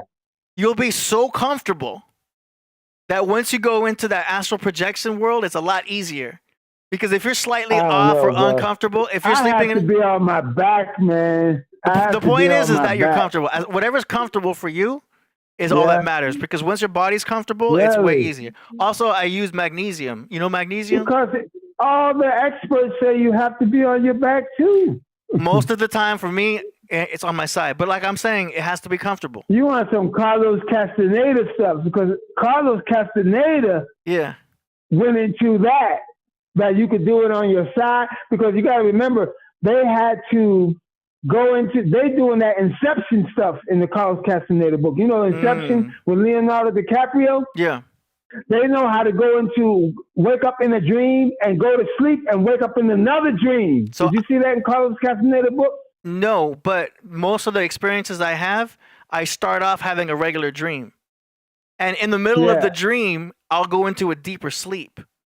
So much so, like when you were talking about being embarrassed, I'll have a regular dream and then I'll fall forward and just be stuck in the dream. But I'm falling more and more asleep, and then I'm able to float in the same dream, and now I'm just like, whoa, I'm floating. And that experience is so real and so nice. In the beginning, most of the time I'd tell myself, I gotta remember this when I wake up. I know I'm having an experience. Whatever happens, I need to remember all of this because this is too damn real. Especially when you're seeing things you've never seen before. And you start telling yourself, am I creating that? Is that in my head? But when you're actually flying, you're seeing so much new information, so many new terrains, so many actual buildings and actual objects. Yeah. You know for sure, there's no way my mind's creating all of this detail. It's way too much detail for my mind to be creating all this. I have left this dimension. Okay. Completely. Like when I was 14 years old, I couldn't tell you where those mountains are. And it happened again when I was 30, I think 33 or 34. I was laying in my bed, right? Yeah. And I did this weird experiment, bro. I took the pyramid and changed the color to green. Do you know that colors affect the pyramid? And then I took 30 stone pyramids. They're about this size, right? And I put them under the bed that I slept on. I put all of them under there so I could energize the bed. I just thought of it. That's good. And did it. I don't know where I got the idea from. It worked for you, though? I put all of them. Yes. Oh my God, brother. I put all them pyramids under the bed, right? They were selling them as paperweights in the store. So I bought 30 of them. And I put them under the bed just to see what would happen. Then I took the green one. It was brown, but I changed it to green. And it opened up the heart chakra. How I know that it opened up the heart chakra is because the heart is a place of joy. You feel good. And I felt amazing, bro. And all of a sudden, I laid down. I was going to go to sleep, right? I'm just laying down like I'm about to sleep. And as soon as I closed my eyes, at the time I was with my woman, she was sleeping next to me. And I could hear her snoring, right? And it was a comfortable snore because snoring annoys me. But it was a comfortable snore, so it didn't bother me. But while I'm laying there, all of a sudden, bro, wind started hitting the bed. Bro, it was the most powerful wind. It was like, woo. And I was like, hold up. All this wind was hitting me. And I realized why. It was a vacuum. A portal opened up above my head. Oh, damn. And only I could feel it because she never woke up. So only I could feel it. That's how I know she couldn't feel it. Yeah. And all of a sudden, I went right into that portal. And I popped out in another world. And it was like twilight, like when the sun's going down or something. That's how the lighting looked. And I was floating. And above my head, I don't know why, but there was a ceiling. But it was like, oh my God, there was this building. It was a building with no walls. Because there's never any walls. Ceiling. There's never any walls. We're always in a room. Or we're always outside a room. Bro, how about that? But it had pillars holding up this cathedral-like ceiling. And it looked like it went on for like 2,000-3,000 feet. And I looked at the ceiling, but in the distance was the sky. When the ceiling ends, the sky begins. And it was like a desert and all these beautiful colors in the sky. And I said, oh my God, it feels amazing here. I felt like I never wanted to go home. Yeah, you were definitely there. All of a sudden, bro, it was the most it's the most blissful feeling. That's what true bliss is. Brother. Blissful. Like tranquil. Yeah. And all of a sudden, just when I was getting ready to enjoy it, I went in reverse. And you can feel the wind. I came right back. I was back in my body. I was like, oh my God, that was amazing. And I didn't even do that. It happened all by itself. All by itself, yeah. Yeah. It almost feels like you're being guided in some points. Well, your oversoul, if you listen to Albert Taylor, he's the expert at this, brother. Or the other guy named Monroe. You ever heard of Monroe? Yeah. But anyway, he has a lot of books out. But Albert said that he left his body one day and he was just flying. And while he was flying, somebody showed up. He said it scared the shit out of him. And this dude was flying. Oh, yeah. He said, always look in back of you. If you don't, it's hard to think of anything. I don't know about you, but it's hard for me to think of anything when I get on the astral realm. I can't remember a damn thing when I get on the astral realm. I tell myself I want to try to go to the moon. Because that's, you're on the astral realm. You could do anything. And I said, I want to see what the moon looks like. When I get on the astral realm, I'm going to say I want to go to the moon. By the time I get on the astral realm, I don't remember a damn thing. I think you have to be very seasoned to actually take your thoughts to the astral plane. I really do. It's just a lot of experience. That's why the more it happens, the more you remember stuff. But have you ever felt someone touching your shoulder? No, that's what I was just talking about with Albert. That's what I didn't get to that point. I felt someone touching my shoulder to the point where I had to look behind myself. That's your double. Yeah. Your double will reach out to you.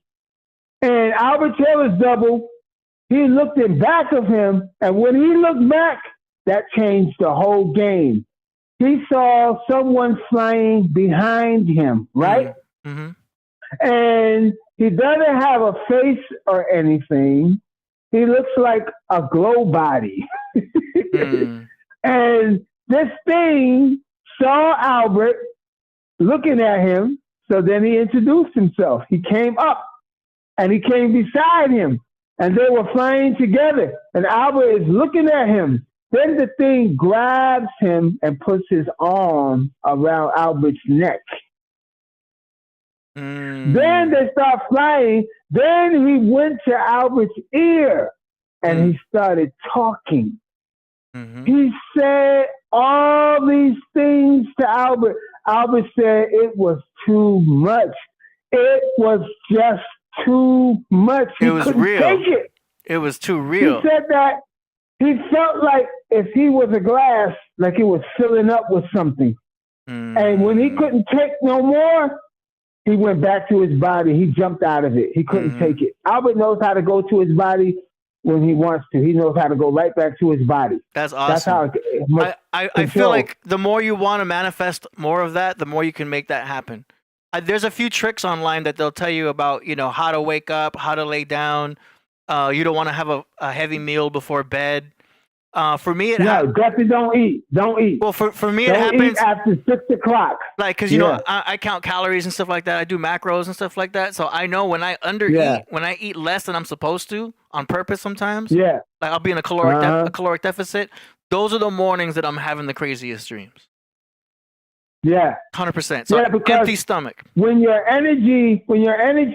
eat, all your energy goes to your navel, which makes it difficult to do powerful things. It's in the head. Yeah. You see? So when you eat, you actually decline from doing things of that nature.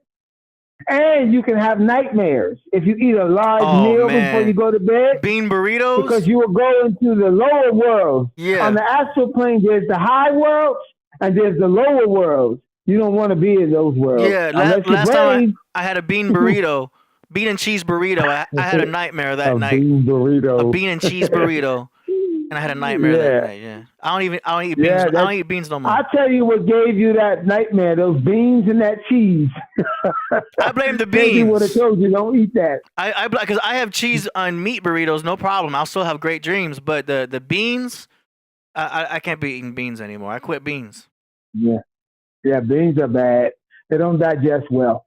Yeah. But now you got on the astral realm, when I finally did it by myself, you talk about the eyes going up slowly.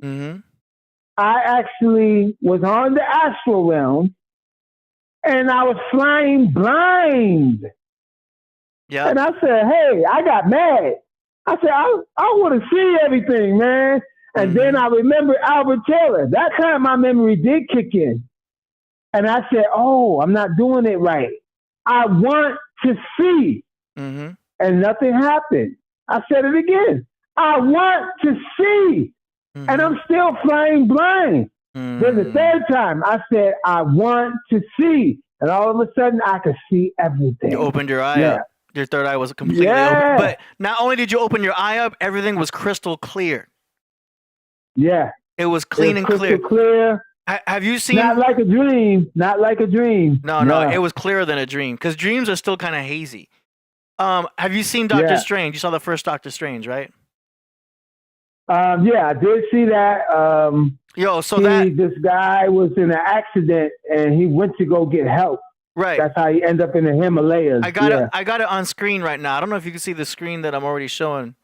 But I'm looking at it. Yeah. Yeah, when she pushes, kind of dark. Yeah. She pushes him out of his astral body, and that was the greatest representation of it. When I saw this movie, I'm like, oh, that's exactly. Out of his physical. You mean she pushed him out of his physical body? Right. Yeah. Right. And then, have you ever looked at your own hands? Because it looks it's Albert see-through. Described looking at his hands, and he said he looked like light. Oh, there you go. Yeah, I saw right through my hands. They were transparent. And then what I've experienced a few times, which was very vivid, was the portal stuff. Because you were talking about going through a portal. Yes. I've definitely flown in the sky really high. That's been amazing. But I've gone through stuff like this, to where you're just seeing a lot of colors, and you're just flying. But for me, when it would happen backwards. So I was flying backwards. And when you were talking about flying backwards, I was like, dude, I went through that exact same experience. I tried to turn around because I wanted to fly forward. Whatever was guiding me didn't allow that. I was stuck in the backwards position, so I was like, fine. But I was going through this tunnel that looked just like this, where it was all colors. And this movie, I think, best represents so many astral traveling experiences. Seeing all these colors, seeing all this lights, because that was exactly what I saw. Yes, somebody. When I look at movies like that, I say somebody know what the hell they're talking about. Absolutely. They know, bro. Absolutely. You can't just come up with all this without an experience. Come on now. No, but he's great, especially because you see, like, Doctor Strange, he starts reading more books. He starts reading and learning about occult science and stuff like that. It just gives him that much more power. Not just in the, comic book way where he's able to do stuff, but I think the power you can get mentally. Because like I said in the beginning of the podcast, we're all superheroes. You know what I mean? If you learn some of this stuff, if you're aware of some of this stuff and you see the world we actually live in, whether you consider it a simulation or like something more divine, that bigger picture is knowledge of itself. That's powerful. Yes. I think, everybody should have an astral projection experience. And see, it's not that you're not astral projections. You are. Mm-hmm. You're not aware of it. You're just not aware of it. Yeah. And, the sad part of that is, I learned this from reading the Carlos Castaneda books. Your soul wants you to free it. And you're not freeing it. It's sad because it wants to be a part of your life. And what we do is we ignore it our whole entire life. Not one experience with it. It's like you're half dead. Yeah. Because the astral body, what I realized is because how those guys can be in two places at once. Mm-hmm. Have you seen the movie Child's Play? Chucky? Yeah, a long time ago. Well, Chucky discovered that if he doesn't get out of that dial, because his soul was trapped in a dial, okay? And he realized that if he doesn't get out of that dial, the dial will actually start taking on flesh. And the dial will become real, and he'll have to live and die as a dial. So the reason why he went after that little boy, not because he had to go after a little boy, it's because they told him that the only person that could get Chucky back into this world is the first person he talked to. So the boy became the victim because Chucky needed his body to get inside of because he needed a body. And the only person that he could take body is the first person he revealed himself to. And he said, I don't believe it. I'm going to be a little boy again. It's so funny. Wow. But it's almost like Pinocchio becoming a real boy.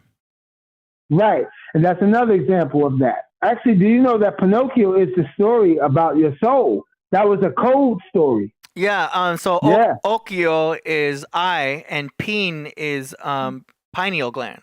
So Pinocchio. I Santos Bonacci, man. I got that from Santos. Oh, okay. Yeah. Yeah, Santos is heavy, boy.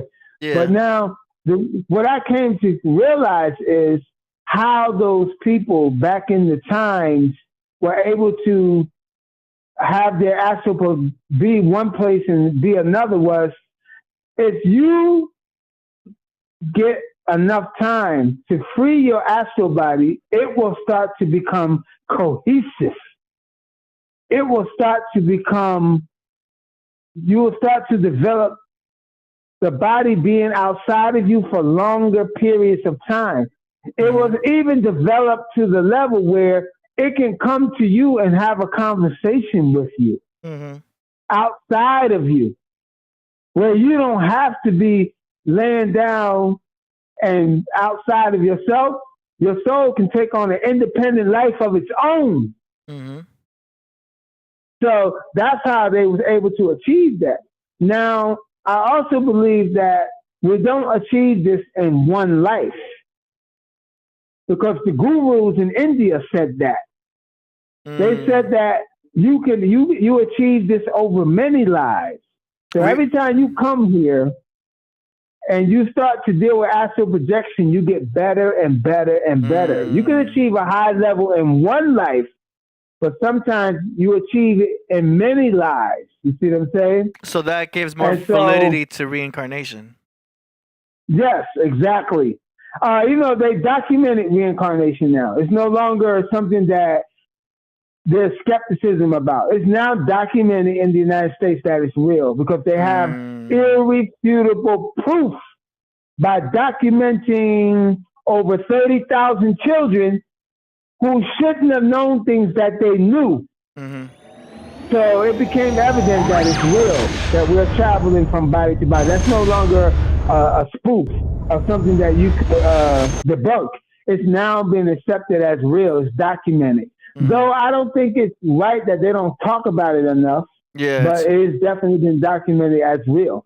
But the other part of that is, I think that I may have been, well, I'll put it this way.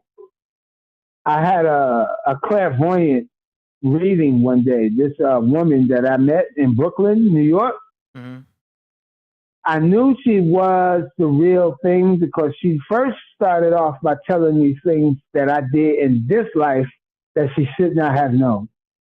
And she began to tell me things that I have done that nobody knows, not even people that know me. And then she began to tell me my achievements in a previous life. And that's when I was like, wow. And I couldn't believe some of the things that she told me that I did. And she started telling me that I can do other things now, but I have to do certain things to get to that point. So it's like, it's unfair. Like, you could have achieved a high level and you come back here and but maybe that's why it was easy for me to astral project in the first place, because, I had an edge on it. But the other part of that is the reason why I mentioned all this is because when I left my body in 2013, that's the first time I did it on purpose, okay? And when I left my body, because when I went through that portal that I told you with all the wind, I didn't do that. That was the pyramids giving me. See, when you go under a pyramid, it gives you so much strength and power that you can achieve what it takes years for people to achieve with meditation. You can take the shortcut if you start messing with a pyramid.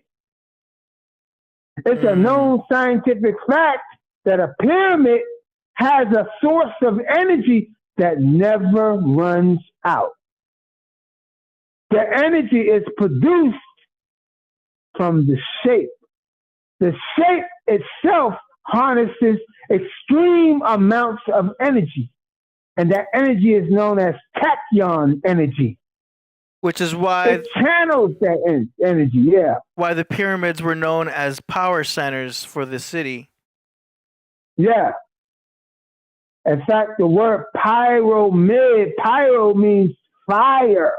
In the middle. And mid is fire in the middle. It's coming from that apex at the top of the pyramid, you see? And so, but when I first did the astral projection on my own was in 2013. And people saw me and told me they saw me. And they did not know that that was my astral body. They didn't know. A guy that I have known for over 30 years, he saw me and told me. And it was just unreal. Then a bus driver told me. A bus driver, dude. I got on a bus in 2013, and the bus driver he was just letting me on board, but he had to stop, and he said, "Hey, I saw you." Okay. If somebody saw you earlier in the day, is that a big deal? No. Reason why he had to tell me, because, I could have saw you earlier and I saw you again. That don't mean I'm going to say something. That's kind of weird, isn't it? Mm-hmm. Hey, dude, I don't know. We got to stop meeting like this or something? Nah, that's not going to happen. But he took time to tell me, I saw you. And I knew immediately what he was talking about. And I said, where? That's all I wanted to know, because I couldn't remember where I was. I could tell you the building. I could tell you the street. I can't tell you the name of the street. If I saw it, I would know it. You understand? So I was glad that I had a witness. That was so powerful, dude. And he said, I said, where? He said, at the gym. I said, where is the gym? He had no idea why I was asking him these questions. Like, he was going to tell me I saw you, right? But he had no idea that I was going to start me doing the questioning. And when he told me, I wrote it down. I said, I'm going back there with my physical body this time. I got to see. Because, even though you're doing this, man, it's still like kind of a doubt. It's still like kind of skeptic for me. Yeah, of course. Because I don't know if I went to a real place or did. I know it was different than a dream, but to have somebody say they saw you, and tell you where, brother, that shit had me like, wow, man. Yeah, it's important. That was like, woo, when you're going through these crazy experiences, you've got to stay calm. Also, just like in real life, you got to stay calm. Yeah. When you're going through something that's incredibly crazy, you just got to chill and be still. Yeah, even in the dream. I read this. Yeah. Take it all in, and then once it's over, you can react and decipher what that was. You know what I mean? But I'm always afraid of waking myself up. So if I'm someplace and I'm like very aware. Me too. Oh my God, brother! The last thing you want to do is wake up. I don't want to wake up. Is over. So that's why I just I enjoy it. I move slowly in the dream. I move slowly. I don't want to do any sudden moves. If I'm floating, you don't want to think. Don't think about waking up. The more you think, you will wake up. Yes. Don't think. Yeah. I said, oh so no! I remember I did that. I was so upset. Yeah, because I love the flying part, right? I love the flying part. So I've had many times where I'm just like, well, I'm going to go to the left. I'm going to go to the right now. And I start trying to control the flight. The more I try to control the flight, the more I wake myself up. But if I just let it be blissful and just flow with however you're flowing, it lasts longer. And I've had experiences that lasted a long time.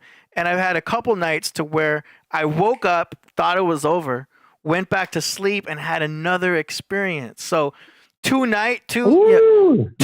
experiences in the same night was incredible. I've had that happen a few times.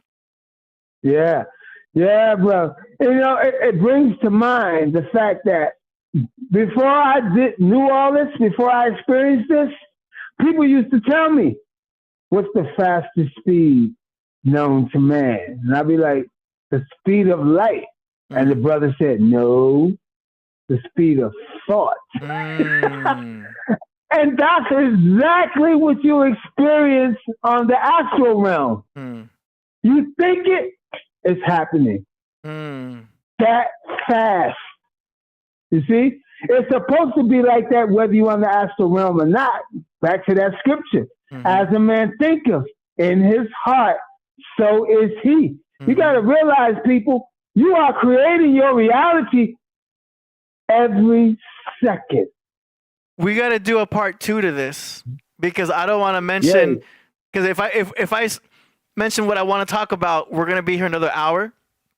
But when you come back, we're going to talk about sacrificing the first born, which is your thought. Sacrificing your first thought. Ooh, that's remember powerful. when we were talking about Cain and Abel, and God told him to sacrifice an animal? Yes. That animalistic animal wasn't a real animal. It's a metaphor for your thought. Yeah, the whole thing is code. It's all code for thought. Yeah. So those animals are thoughts. So when you sacrifice an animal in the Bible, you're sacrificing a thought. So you want to sacrifice your first thought because your first one is not going to be holy. It's the second one. So when you see a hot girl, you see a hot girl walking by, right? What's your first thought? She look fire. I'm ready to be animalistic. But you have to going into indulging it. So Cain and Abel had you have to sacrifice that first thought to God. And what's your second thought? That's somebody's daughter. That's a nice young lady walking by. I hope she's okay. Let me be respectful. Yes. So when we sacrifice that first thought, that firstborn, not a firstborn human, you sacrifice that firstborn thought, boom, then the second one's of God. Because the universe is mental. We really are just thoughts. Mm-hmm. We really are just light, cold energy. That's what we are. And this physical is thought and energy at a slower vibration that it actually appears to be physical. But you see, we enjoy this. This is the canvas that we're painting our picture on. Yep. And we can enjoy anything we want to be. That's why we choose this form of being. You see? Yep. It's beautiful. It's beautiful. Yeah. So we got to do a part 2. You don't have to be limited to it. Yes. Absolutely. We got to do a part 2 or whatever. This would be part 3 or whatever. Because, man, it's getting late. But we've been going in. You've been going in. I could probably chop up 4 different sections of videos from this whole broadcast we did today. For real. We're going to go into the song promotion segment. Are you down for that? For real. You know I always hang out. Yeah, nice. But, hey, I want to give you your flowers on that because that was a great build. That was a great discussion. And yeah, man. And I feel honored by destiny and creation to find a man like you. Oh, man. And I know we both know what we're talking about. It's crazy. It's weird. It's synchronicity. I feel blessed to have met Priest. I feel blessed to have met Priest. And for us to have gotten this far, everything's happened automatically. Absolutely. Killah Priest. It's all synchronicity. Bro. Everyone you meet is not on accident. Nah, never. All no right. coincidences in life. Yeah. Exactly. Yeah. All right, here we go. Song promotion segment. Let's go. Song promotions. You send in your music, we play it live on the show for Killah Priest and the world to hear. Yeah. And for those at home, Priest is watching. And if he's not watching now, he'll watch later. So don't be afraid to submit your tracks because he will hear them. You know what I'm saying? Mm-hmm. Yes, he is. Let's go. First up, we've got a submission from Volver, 3 Volver, from Dana Point, Laguna Beach, San Clemente. The song is called Moment to Reflect, featuring Kyer. All right. Hold on. And here we go. Oh, wait. I have to click on the actual song. I can tell because that's how this thing is. Moment to Reflect. All right, here it is. Boom. You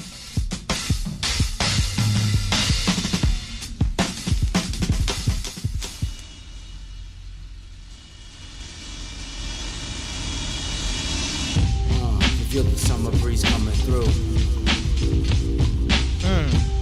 We on the mic, 1, 2, 1, 2. We gotta evolve on the beat and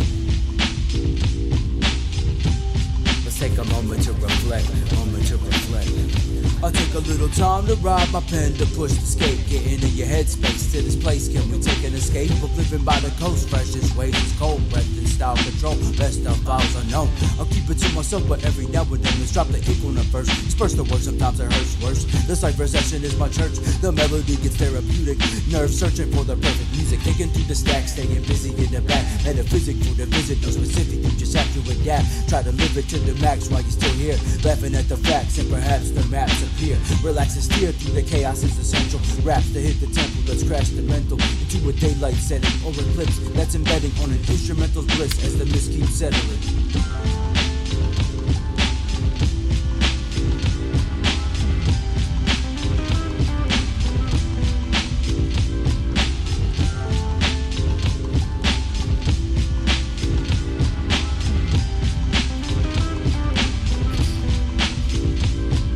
That was cool.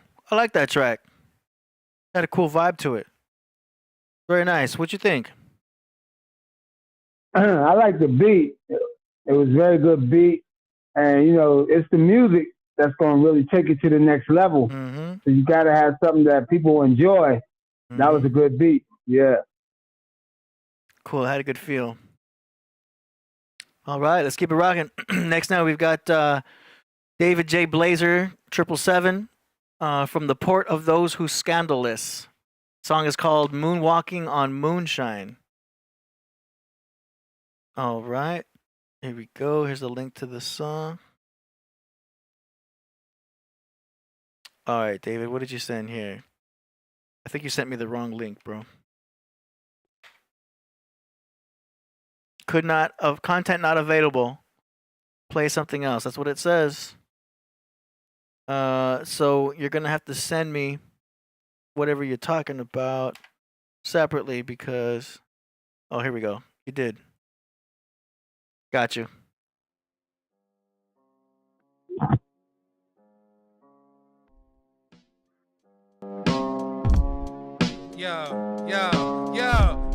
Yo, compound syllable. Break it down to the minerals. Killing it like cereal. It's fair to say that you're gay, I'm not feeling you. I'm straight, like Mickey and Mallory. Talk more shit on you than my sister Valerie. I'm an old fart, giving you a Dutch oven in Noah's Ark at the art gallery. Pictures of the cavalry, avoiding hell, already burning calories. Pucker up, buttercup, I'm sick as fuck. More holes than a fire truck, I'm tired as fuck. After I fuck, 2 pairs doubled up. I shot my load, still busting with nothing, so peep this. I secrete with top secret, many lies. We get curable diseases. This is not a thesis, let alone a hypothesis. Open your mouth wide, like hippopotamus. Wide open, I broke in, I dropped in, broke your esophagus. Okay. Keep your mouth closed and watch your shit. David, why are you so vulgar? Hater, you're worse than a vulture. Fool, I'm the cause of death. I permanently pause your breath and delete you. Your culture lost forever. Chicken necks, not a fan of digging ditches, let alone having to kill.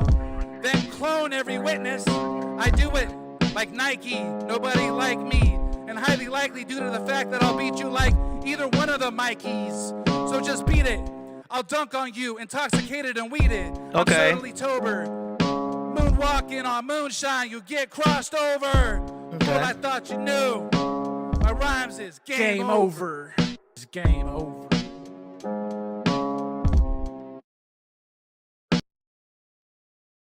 All right. Hey, you got some potential there. I would probably focus less on the video and more on the music. For the video, you can just put like a graphic. That's what I would think. Other than that, I hear you're getting a little better. You had your moments. When you started talking about, you dropped something with esophagus, I was hoping you were going to keep rhyming with, non-stop in this when I'm cropping this and play with the word esophagus, rhyming something with compound syllable rhymes. I was hoping you were going to go there. But I'm with that type of silliness, I would think there's so much more room for rhymes. I would add more rhymes. That's just me, though. Otherwise, I get your style. It's cool. What you think? Eric? Yeah, that sounded like going back to the 90s. That's what it sounded like. It got that old school flavor that we used to hear back in the 90s. Yeah. It's been a while. Even the late 80s. Yeah. Even the late 80s. Yeah. It really took me back. I like that. Yeah. Shout out to David J. Blazer. All right, next up we got Aurora Borealis from the Holy City of New York with a song called Cityscape Cloud Apparitional Ordinance produced by Aurora Borealis. All right.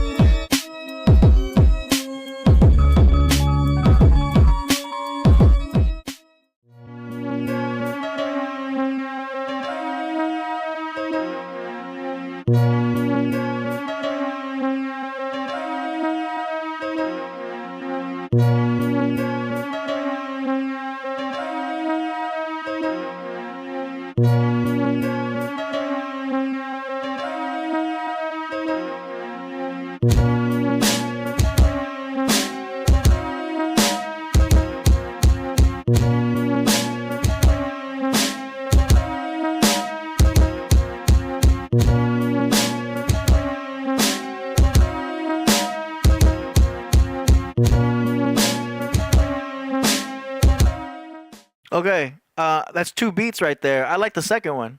I think the second one has a little more potential. I would add more 808 to it, boom, and make it really rumble. That's what I would do. But those 2 beats. The first one was cool. Second one I thought was better. What you think, Eric? That was real slow, though. You notice it was very slow. Like, Yeah. I thought maybe it could be a little faster, but it's a good beat, though. I mean, I'm saying, but that's some real slow stuff there, boy. Yeah. All right, and it looks like that is it tonight. We don't have as many song promotions today as usual, but that's all good. We're basically done. But we can close it out. We went way over time, but it was worth it. It was good, right? Absolutely. Yeah. Thanks so much for coming aboard here. I have to fix my Zoom account for next week, which I'm sure I will. Otherwise, I'm going to call their office. So we might go back to the old one? Yeah, well, we'll be back at the old Zoom link from now on. This was a temporary link, but I'm just glad we got to make it work at least. Despite all the difficulties. Yeah. So that's what's up. But thanks for coming aboard. And thanks for your assistance and dropping that knowledge. Let's say happy birthday, Solo. I heard it was your birthday yesterday. Yeah, happy birthday, bro. Yeah. Nice. All right. And we're going to call it that. And we'll see you guys next time. Yeah. We out.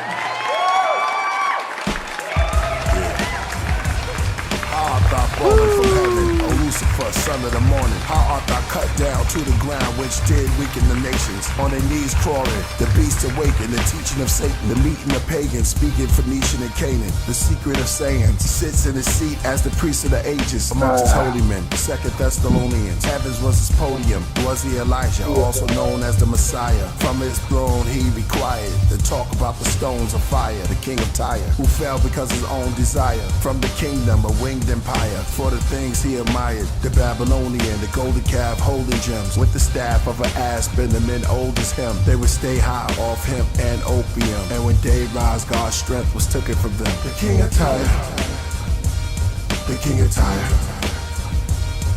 Son of man, take up a lamentation upon the king of Tyre, and say unto him, thus saith the Lord God, thou sealest up the sum, and full of wisdom, and perfect in beauty. The serpent amongst the two trees, and afterwards Adam knew Eve, that she conceived one of your seed, then the bronze serpent with two thieves. In between, could you break down these mysteries? Elohim's hidden keys to the bottomless pit, only seen in dreams. These are things that archaeologists miss. They only acknowledged the bricks, couldn't follow the scripts. Was it different writers? Ezekiel 28 verse 2, the prince of Tyrus. One river flowed out of Eden till four was divided. Was it the Nile, Jordan, Euphrates, and Tigris? With one language, one reigning, nations united. Men of old, renowned, races of giants. The king of Tyre came down to make an alliance. With his firestone breastplate, had the body of a bull and the head of a snake. Each seven was red and great. The third world war took shape. Gave power to the beast, devoured peace, swallowed the sheep. Made followers teach and spread hate. Checkmate, death rate, escalate. Son of perdition, met his fate. Heaven's gate, truth to tell. Daniel and Zerubbabel. The prophecy scattered Judah and Israel. King of Tyre. The king of Tyre. King of Tyre.